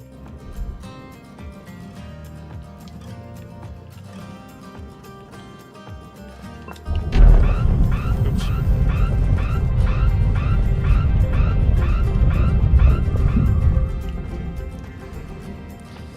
Have we finished?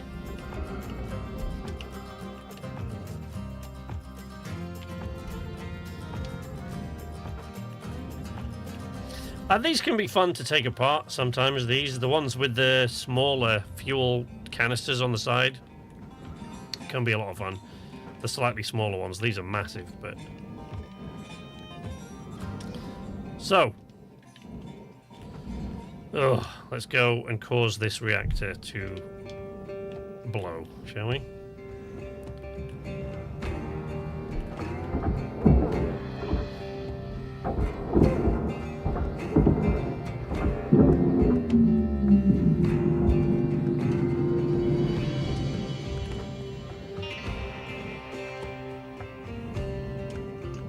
That didn't for some reason.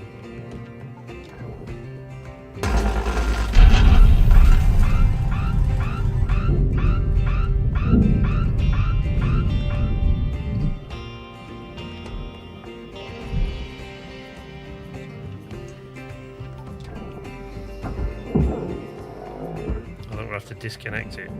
Right, I've got to cut myself an escape hatch, otherwise you won't be able to see this.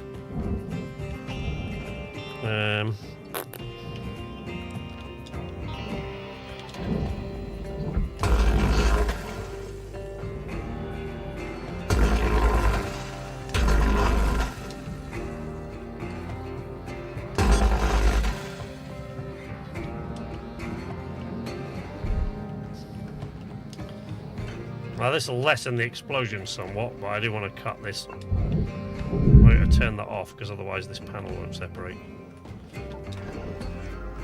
Oh, there goes the reactor. We better get clear. Now it's going.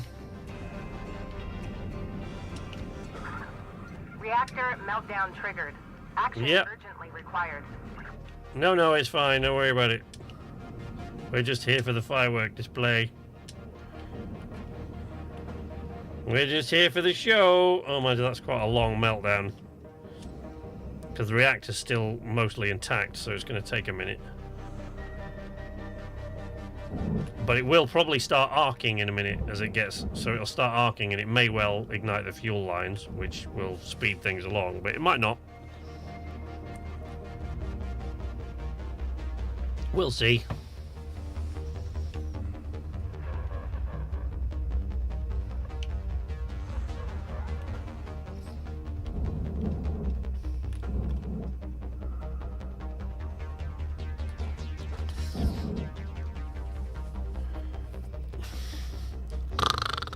All that time you're waiting for the reactor to melt down.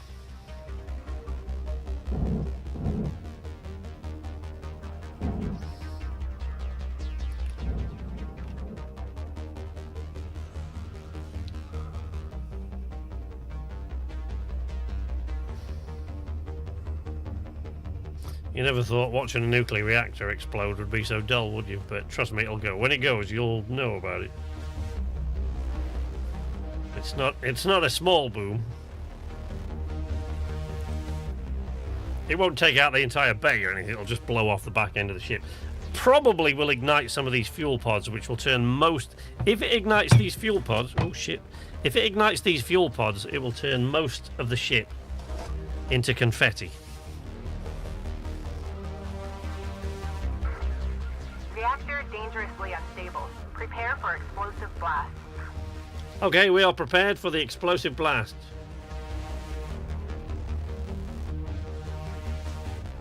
Well, it depends.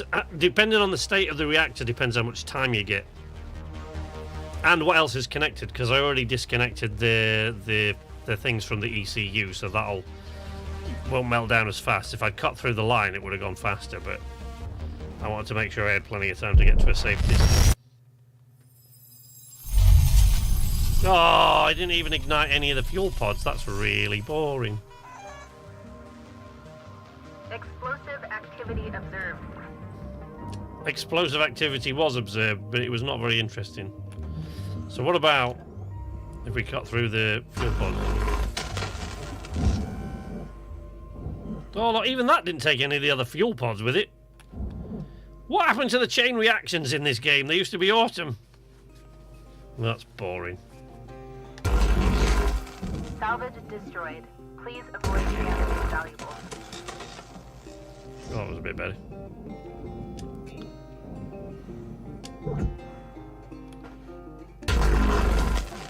But as you can imagine, you don't really want to get caught in that explosion. I have been a few times. But, you know, there's loads of ways to die in this game. One of my favourites, and the one that happens to absolutely everybody. Oh, I don't know if there's enough of the ship left to do this one. I don't think there's enough of the ship left to make it work. Oh, there might be. Maybe that middle section. So, wait. What have we got? No, that one. I think, actually, this tail section might be heavy enough. Let's see. One of the ones you see happen to everybody is this. But I don't know. But this might not work because I don't know if this tail piece is heavy enough. But we'll see. We will see.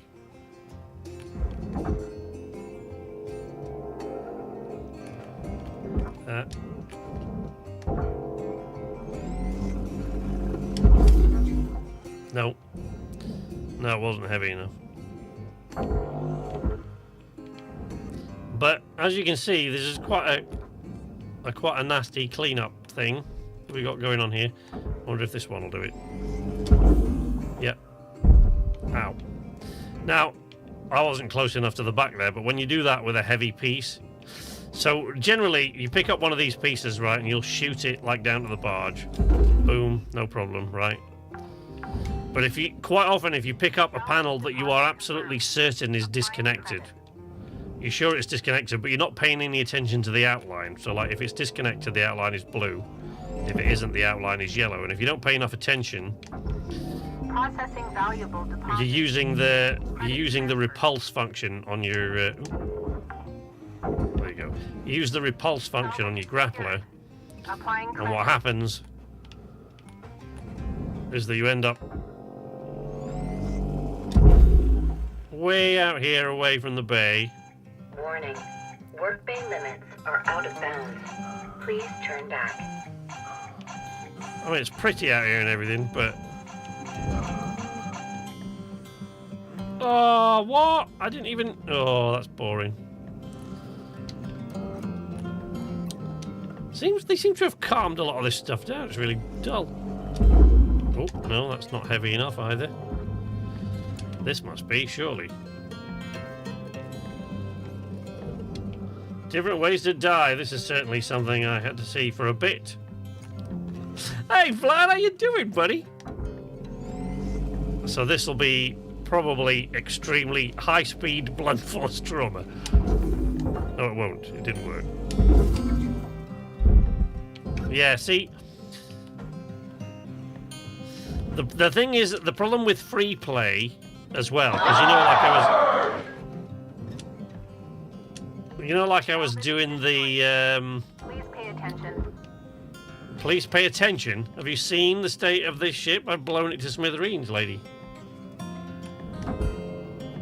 Deary me. Honestly. The problem with the free play option is that it gives you all the gear, right? So you get all the stuff.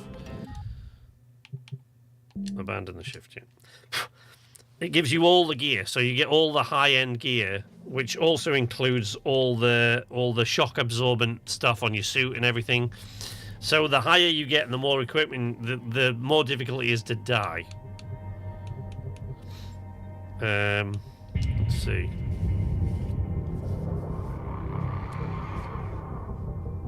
How you been, buddy?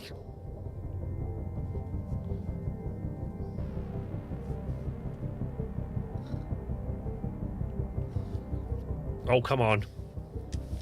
Load the career. No, no, no! Hello, Shipbreaker. No, hang on. I know what happened there. Sorry, I've gone into the wrong... I went back out to the menu and I went back into career without changing my... yeah, without changing the license. So...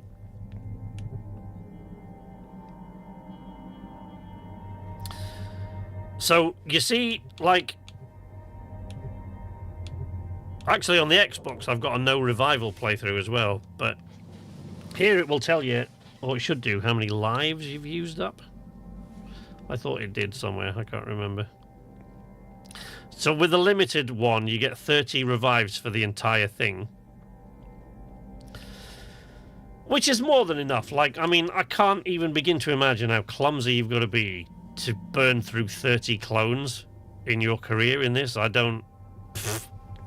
I think probably if you discount the ones that I did intentionally, like I was doing there with being ejected from the bay, if you discount those, you just channel the ones I've done accidentally, I think I've probably died in all my playthroughs. I've probably used about 8 clones in all my playthroughs across all my licenses, and that's hundreds and hundreds of hours of playtime across this. And I mean, I've got over 300 hours on just this, never mind all the time I spent on the Xbox when this was on Game Pass. So, but if you do these, that's a no revival one. I do have a no revival one on the Xbox, but I've just, like, you know, I've never died never to be revived, let's put it that way. So it's fairly difficult to die as long as you're careful. And it tends to only happen when you're really first starting the game. So if I start a new thing at the beginning here... OpenShift mode allows players to play at their own pace. Please select below if you would prefer to... I've never actually used the OpenShift ever in any of my playthroughs, so I don't know. If you prefer to use the standard oxygen drain disabled. So let's just... Let's disable it, just for the purposes of trying to show you a couple of things. But this is the opening scene of this game, which I absolutely love. I love the very first the intro cutscene, which only comes once you've signed your life away to Lynx, which is with this scene here in a minute.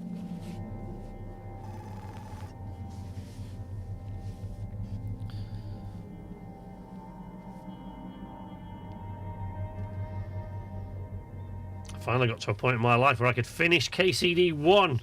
In my previous tries, I never made it past 2 shits. I want to say thanks again for the ultimate review. You are welcome, buddy. Right, so this is supposed to be like your apartment on Earth. It's a real sort of shithole. This is how the game always starts, right? And you have to go through all these little bits, enter a name. So I don't know. Let's call it. I don't know what to call it.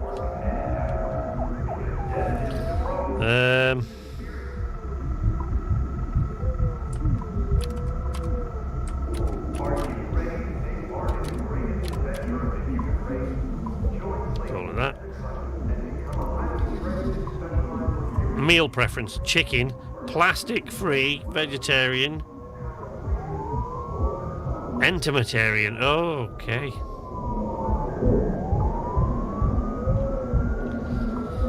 Orientation preference is standard.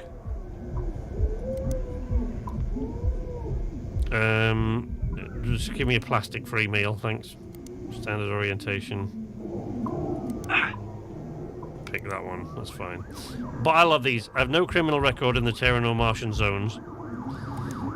Not a member of, never associated with the workers' union, right? Annual medical exam. No commercial real estate. It's the last one I really love on this. Bring a positive attitude and problem-solving mindset to work every day. I understand and accept the health risks associated with long-term exposure to Van der Waals field. I will vote for Chancellor Chun Zhang in the Pan American Senate election.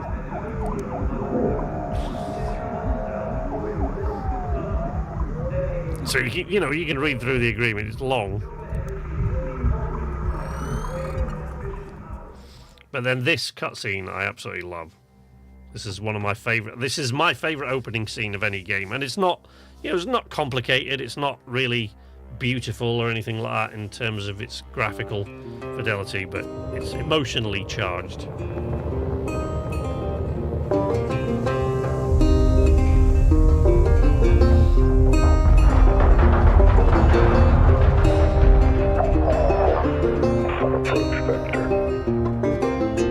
Each day he steps into the yard to earn his wages working hard. I pray to the stars and heaven above to return my daddy to those he loves. If there comes a time when he and death meet, bless the next cutter that takes his seat.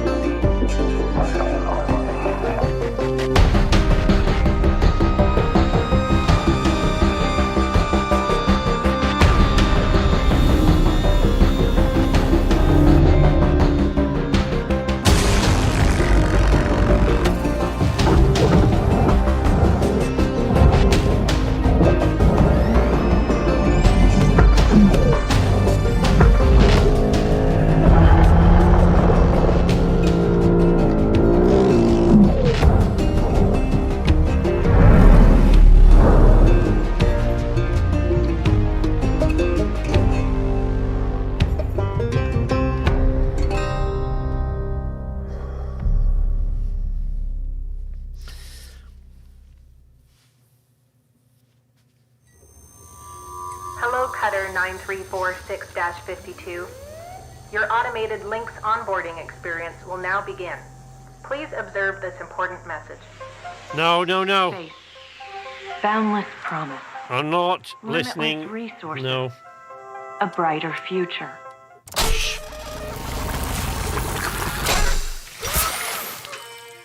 Yeah, and that lovely noise is me being cloned. Congratulations, it is now safe to die.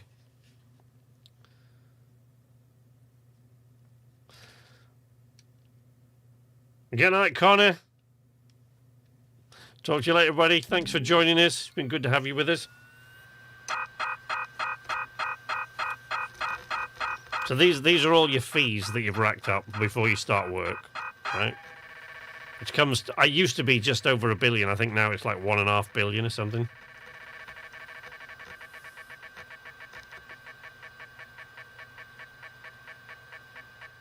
So it's like $1.25 billion. Right, so these are all the things that they charge you for.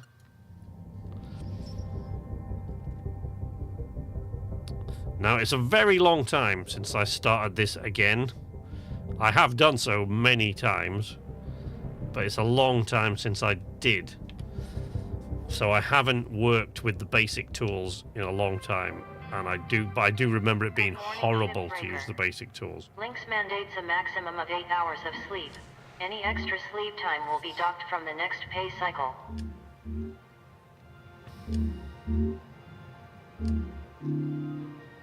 But yeah, so that opening cutscene and all of that is what sort of inspired Amki to write the lyrics that she did for the competition that she won the lyrics that she won the competition with, the lyric writing competition they had a couple of years ago, and then she's written a couple of other songs for this game since.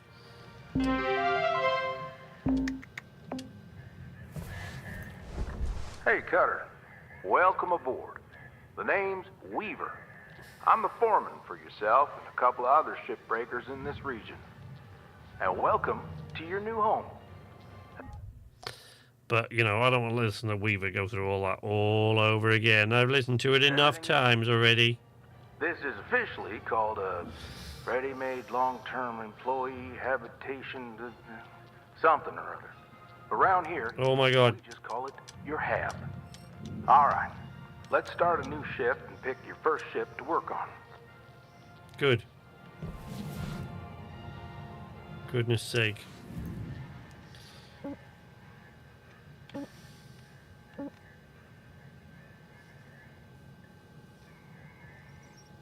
The bay is empty.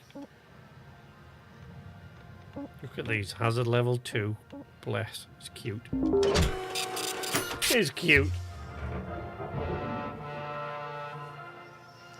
Always enjoy the deep lore SK drops about games. Yeah, so... oh my god, the thrusters are so slow. Now try to remember, nanocarbon goes in the processor. Aluminum goes in the furnace. Try to salvage the entire ship. Oh, yikes. We call it using the whole buffalo. You'll hit your certs faster that way and start knocking out And that the dead range on the grapple is a joke. Your primary goal is to get to the next rank. Good luck out there, Cutter. Weaver out. So, yeah, Account credited. I only basically came into this to see if I could show you what it's like when you first start. I mean, the thrusters are so slow, man. Oh man, you move so slowly. It's really, really sickening. Salvage deposit accepted. So I wonder if, because I've got no equipment at all, whether I can make this work now. No, too slow. Yeah, too slow. I could probably smack myself into one of the jacks, but I think that'd probably be it. Thruster, I barely knew her. Oh my god, these thrusters are so slow. Oh my god, it's so long since I restarted a new version of this.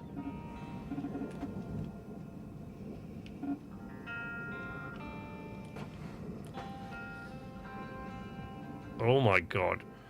Yeah, so the problem is, so I started again so that I wouldn't have all the shock absorby stuff, so that I could show you the various ways that you can meet your doom in this. One of the things that actually does happen quite a lot early on, but the problem is, yes, you don't have the shock absorbing stuff in your suit to the same degree, but what you also don't have is a grappling hook that is as powerful, so it can't push you away from these things nearly as fast anyway. See? Oh yeah, I don't have the charged push. Oh man, this is depressing. And the range on the cutter, see, I'd be able to cut that now with my equipment. Nope, not even close. Good grief. Oh my god, you got to get right up on it before the cutter even works. That is so depressing.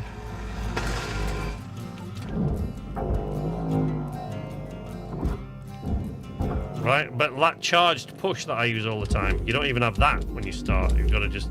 So you got no tethers. Right, so I don't have any tethers. You can't tether things. And you got no charged push on your grapple. Your thrusters are slow. The range of your grapple is really, really limited. The range of your cutter is... I mean, so wait. Let's find a point that I can actually cut. So, like, it's there, right? So, in my game, where I'm at now, or once you've worked your way through, I would be able to cut that cut point from here. Easily. Now, let's see how close I have to get. At this level. That is insane. And again, no charged push, no tethers, so I can't tether it to the barge. No charged push, so you've just got to keep pounding on that until you accelerate the thing fast enough to make it go there. Salvage secured. Credits deposited. And the brakes on the thruster braking is crap, but unfortunately you don't go that fast at this stage, so I guess it doesn't matter.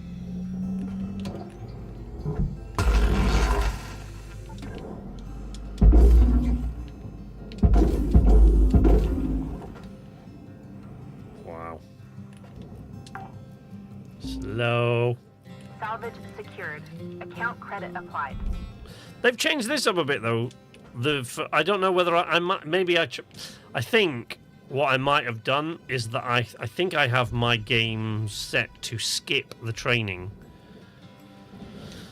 for all of my new games. So I think it was set to skip the training on these licenses. It was set to skip all the training, because normally when you start off, you don't even start off with a ship. You start off with like training blocks and stuff like that you have to move around, and he teaches you how to use it, and he's done none of that. So I must have chosen to skip the training anyway. But it's... you gotta get right up close on stuff. See? No shut-off mechanism for the fuel. You've just got to separate it from the line. I doubt that thruster is even attached. Nope, no. Oh, there is no thruster in the ship. Great. So you've been given a ship with no thruster in it.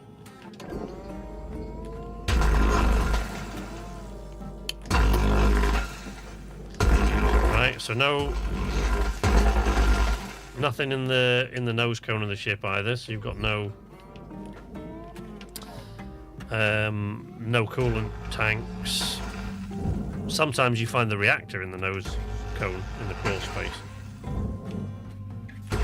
But if this has got no thruster, it's almost certainly got no reactor. Oh, I was going to say, let's just flick through and see, but of course my scanner doesn't have the ability to scan systems or objects yet. I didn't choose to skip training, it just didn't make me do it again. Yeah, well, maybe that's it now. At one point you had to choose to skip it with a different when you started with a new license, you had to choose to skip it once upon a time, but this game has changed an awful lot over the years. So is that attached? Sorry, no.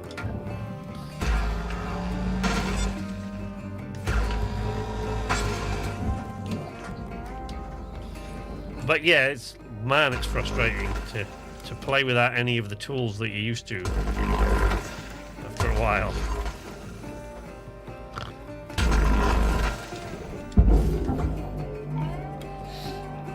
It's really, really slow doing things this way. Just send everything into the barge, one blast at a time. You really... tethers are the things that you really do miss. The tethers and the charged push. See, I'm still trying to use it. I'm still trying to charge up the push, but of course there isn't any such thing, so... I can't.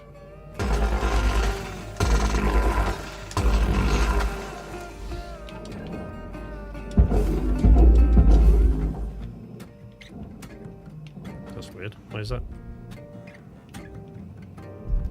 Oh, does it have a cage? Yeah, but it's not attached. Oh, there. That's why.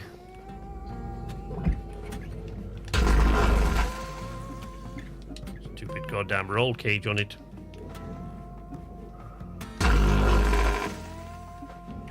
There we go.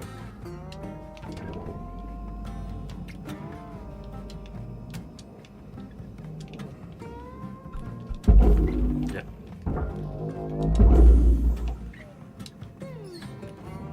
So yeah, you can't use the tethers, look, you can't use the charge push, you just got to keep blasting away until it gets going in the direction you want it to.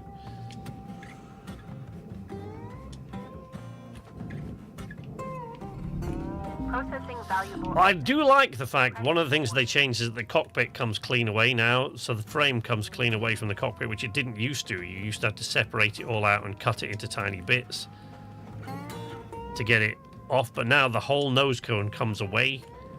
From once you've cut away those side panels, you've used all the cut points, it comes away from the subframe, which it never used to do.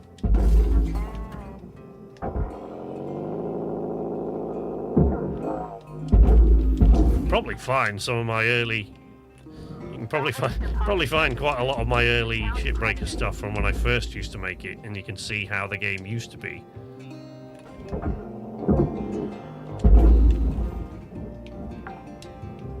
I mean, it's easier this from the point of view there's not as much stuff to remove. You haven't got as much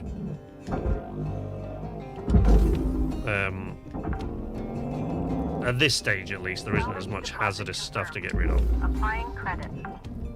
Why would a spaceship need a roll cage? Well, I guess it's like a bumper cage. It's like if it's operating in debris fields and stuff like that, it protects that cage at the front. I guess protects the whatever glass or polycarbonate or whatever it is they use in the windshield, I guess. Oh man, that's got to go in the furnace, and without any tethers or charge ports, that's a lot of faff.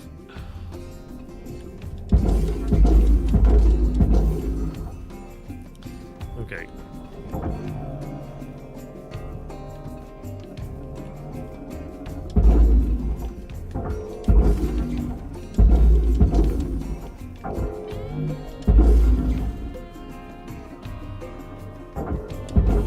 There we go. It'll get it.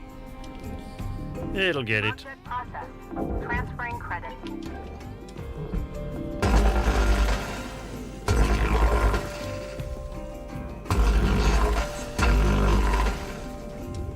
Raw material deposited.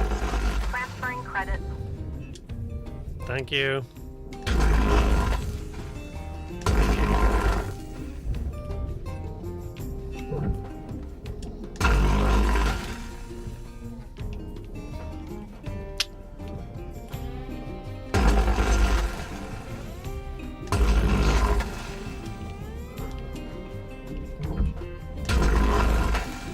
Ah.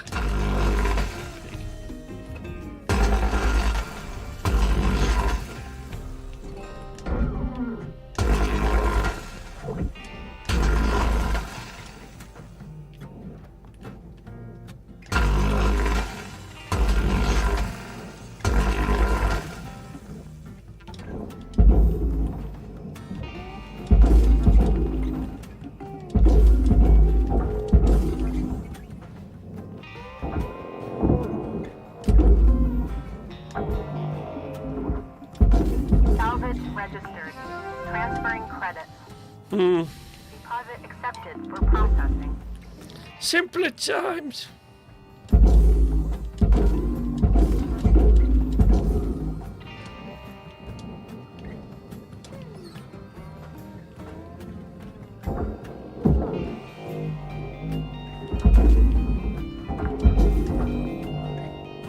Salvage deposit secured. Credits awarded.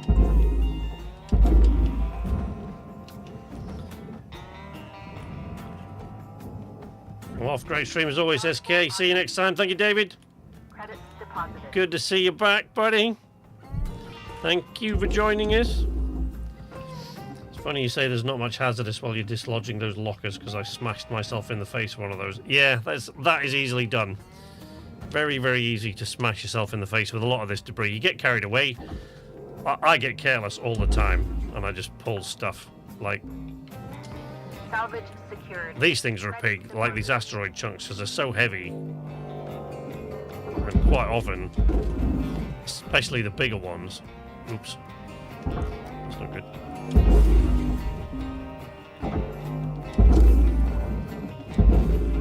There you go.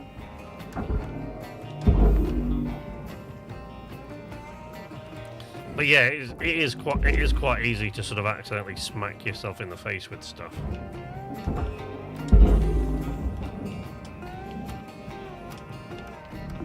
Processing valuable deposit. Credits transferred.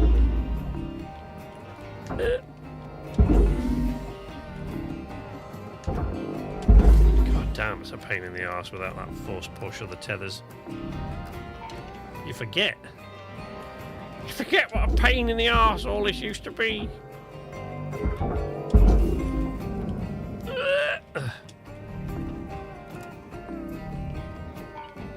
Can we not move that fishtail without the... Rewards allocated. Object accepted for processing. I mean, there's only one way to remove it. There's only one way I can lighten it now, and that's to remove the... Oops. Oopsie. Whoopsie daisy. Got the edge of that. That wasn't good. Alright, now it moves.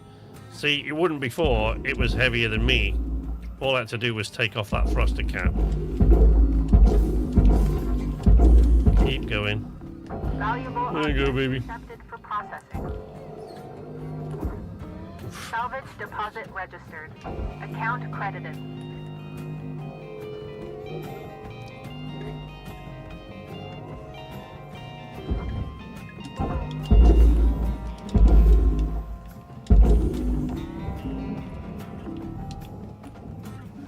But it'll get there eventually, I guess.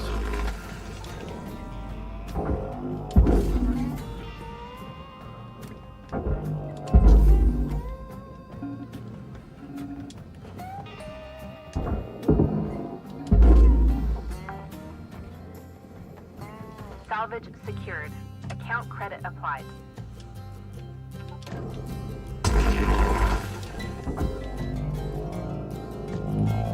Come on. I'm still trying to use the charge push. I don't have. Man, and it's taken me more time than one shift to do this, even a basic one like this. Christ, I am rusty. Valuable object processed. Credits awarded. Oh man, that is depressing. Not in the furnace. There we go. There we go. This thing's a bit of a pig to move. Oopsie. Valuable object processed. Credits deposited.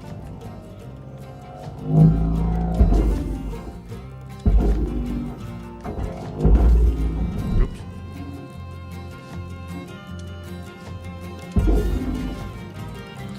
Getting all this out of the way, because this thing's heavy as hell.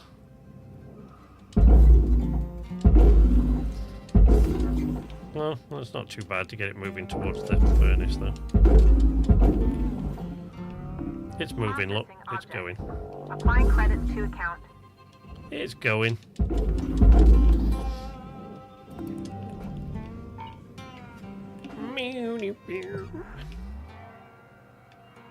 Oh my god. Just go into the barge.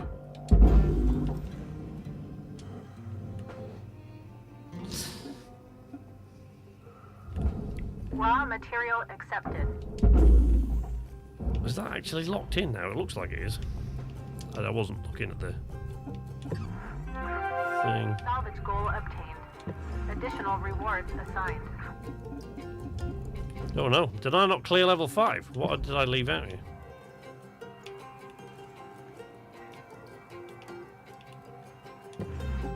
There, is that an asteroid giant? That should do it, surely. That should do it, surely. Come on. Go, go, go, go. Come on, push me over the line. Material accepted. No. Transferred. I must have left something else out.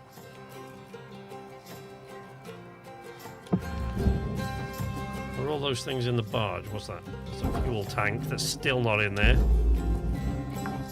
There we go. That did it. Salvage deposit. You see how much that fuel tank was worth? That's insane. Ugh. Oh. Now, see, that's a telling sign of how much time I've spent with all the other equipment. Because I turned around to yank myself towards the Master Jack there. But I can't, because it's too far away. Oh, there's a multi-tool. It's too far away, look, because the thing's out of my grapple range.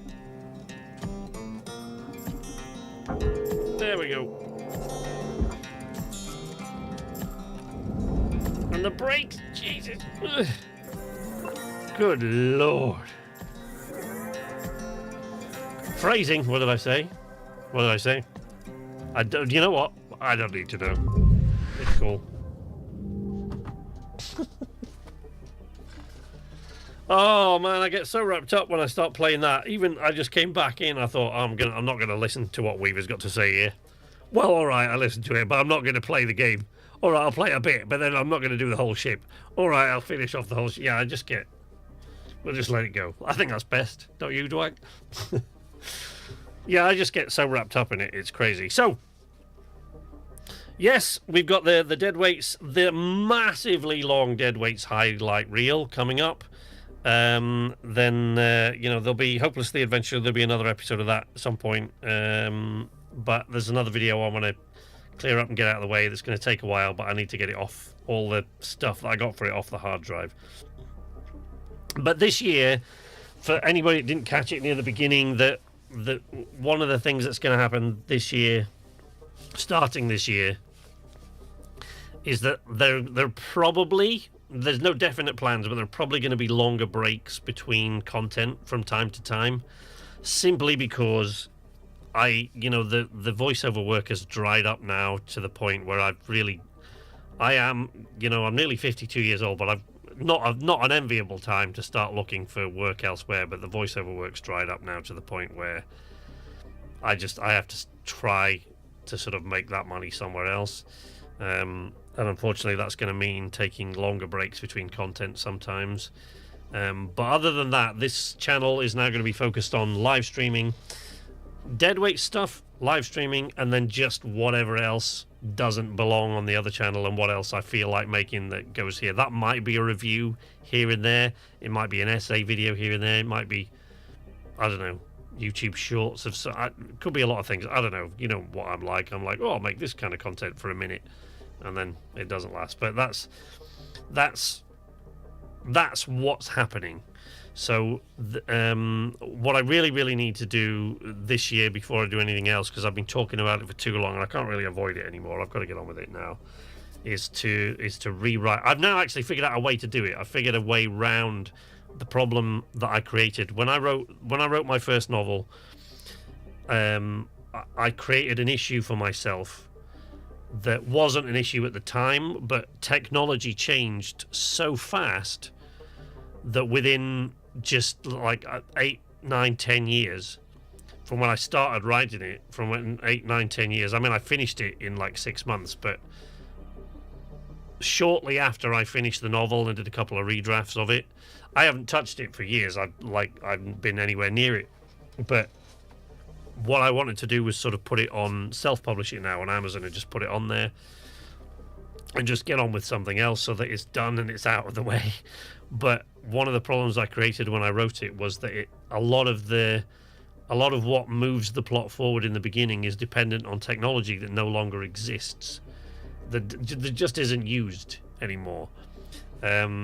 So I had to write my way around that, and only yesterday did I finally figure out how I was going to do that, because I just put my mind to it a little bit because I've been thinking I'll get to that. But now it's, I've really got to start concentrating a bit more on trying to get some more writing out as well, and sort that out so that that can become, a part of what I do, and I can connect it particularly to the story content on the other channel. It'll tie more into that, the same sort of humor and things like that that's used in it, as you see in a lot of my stories. But yeah, so the channel will tick along as normal here. But it'll be mainly for the deadweights content and for live stream content and for just whatever else I want to do. But story content will not appear here anymore. I've put that on another channel, which it's sitting there, but I haven't made any of the content on that channel public because I'm waiting till I've made the little links in the chain that I can set off, so that it's really hard to explain. The reason it's hard to explain in a way that you could understand it in fewer than 10,000 words. I know the reasons I've done that, but it's difficult to explain to everybody else. There are things that I wanted to do in those stories that I was unable to do before, and now that I'm able to do them, I want to make sure that the bits that connect to them are done. So if I forget all about those stories, then it's a whole complete thing. If I want to continue, I can do that, and stuff like that. So there are a lot of little silly reasons why I've put a load of content on that channel, but I've still never made any of it public. And some of it you'll have seen before anyway, because it's been on this channel. And some of it is half-finished bits that I'm trying to finish off. So you know, so not much should change here. You just probably will see longer gaps from time to time while I'm off doing other things. But I'll try to keep at least a reasonably regular live stream schedule above all other things, and try to keep that going. And there will be a lot more deadweight stuff this year, that's for sure, because just because of the stuff that we've talked about amongst ourselves that we want to make this year. The list is long now. And of course, once we make that stuff, some of the things that we make for deadweights, I don't want to... It doesn't really work for a live stream, or the schedule doesn't really work for a live stream, or I have an idea for it that I would rather make it into a story sort of thing, which is what happened with Peak. And that's why some of the things in the clip video will be stuff that you've never seen, even if you've been here, even if you're some sort of, I don't know, even if somehow in some alternate universe you've watched every live stream I've made with the deadweights, you still won't have seen these things, because some of them are things that we recorded for ourselves or for a story I was going to make, and I've just pulled out clips of everything we made in 2025, but with the backbone underneath it of the RDO, which wasn't all made in 2025. The RDO stuff is the only stuff that wasn't, but that wasn't all made in 2025.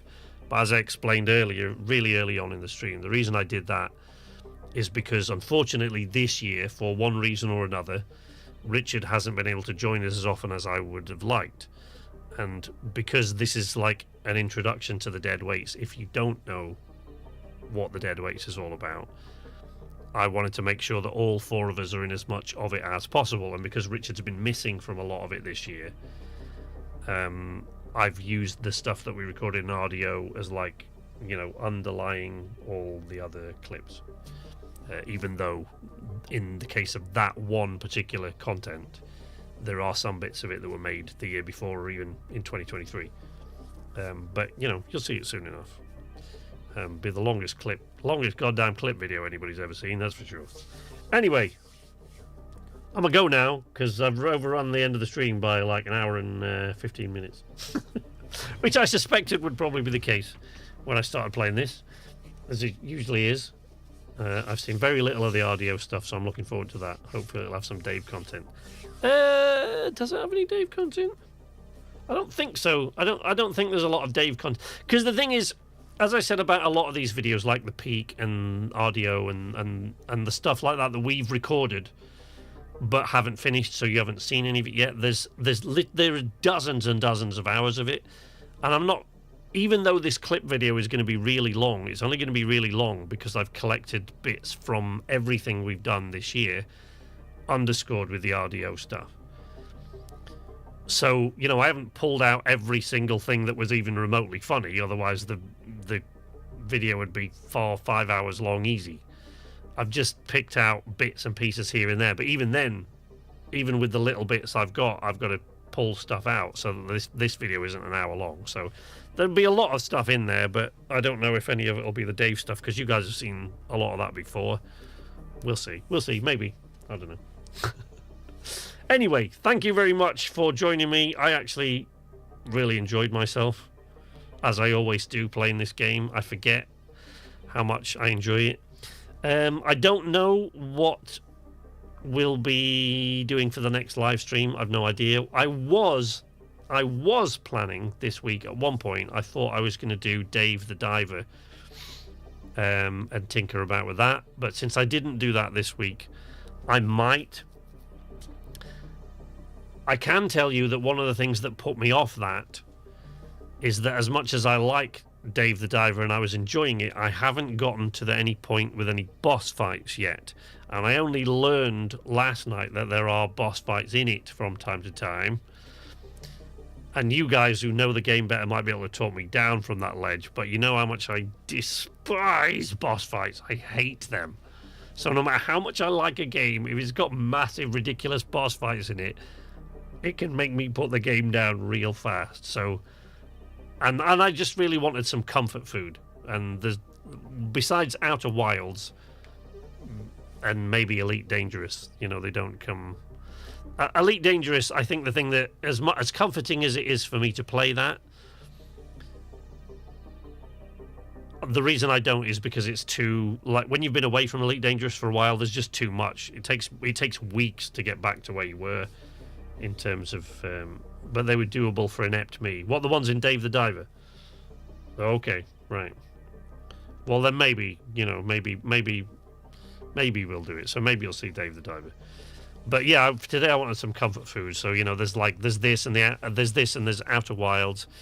And there's Just Cause, of course, but Just Cause, I can always hang around in Just Cause all day long, but I think you've seen me now play all the more recent Just Cause games to death and then some, to the point where I'd collected everything, I'd done every single achievement, and I was even making up achievements of my own to keep content on. So yeah, we'll see. Agree with Spiff. All right. Well, then, you know, maybe you'll see it. But like the list of stuff that we now have for the dead weights is long. Like we've got a list as long as your arm already of stuff that we want to play as the dead weights. So, you know, we'll see what comes. And of course, what I had planned to do, and I hope that I'll still get a chance to do, was around about the 17th-ish of February. I wanted to do another multiplayer guest stream, which, you know, I talked to you and Spiff about at the end of the last stream, Dwight. Well, maybe not Spiff, but we were talking about it quite a bit there at the end, I know. So once we find the right game for that, at this point, I'm leaning towards Lockdown Protocol, just because several of us already have it, and it's dirt cheap. But whether it's any good, I don't know. And we're still looking. I'll have a words with. Throughout the holiday period, me and the Deadweights have been quite quiet, talking to each other because we've been spending time with family. So, but now that we're all back on the clock, as it were. We'll talk to each other a lot more about that. So I'll have a word with HJ and see where we're going to go. But that's all to come up. Thank you very much for joining me. I think the first one I might have died a few times, but I never got frustrated to my recollection. Oh. Now, if Spiff doesn't get frustrated with a game, that's a good sign. Picked up Dale Norson on the Steam sale as well. All right. Well, thank you very much for joining me anyway. I'm going to have to say, this is about the 7th fake sign-off I've done in a row, so this time I'm going to go. Thank you very much, everyone, for joining me. It's been a lot of fun today. I appreciate it. Thanks for joining me, and I will see you next time. But until then, from the arcade, this is Sleepless Night, saying nighty-night.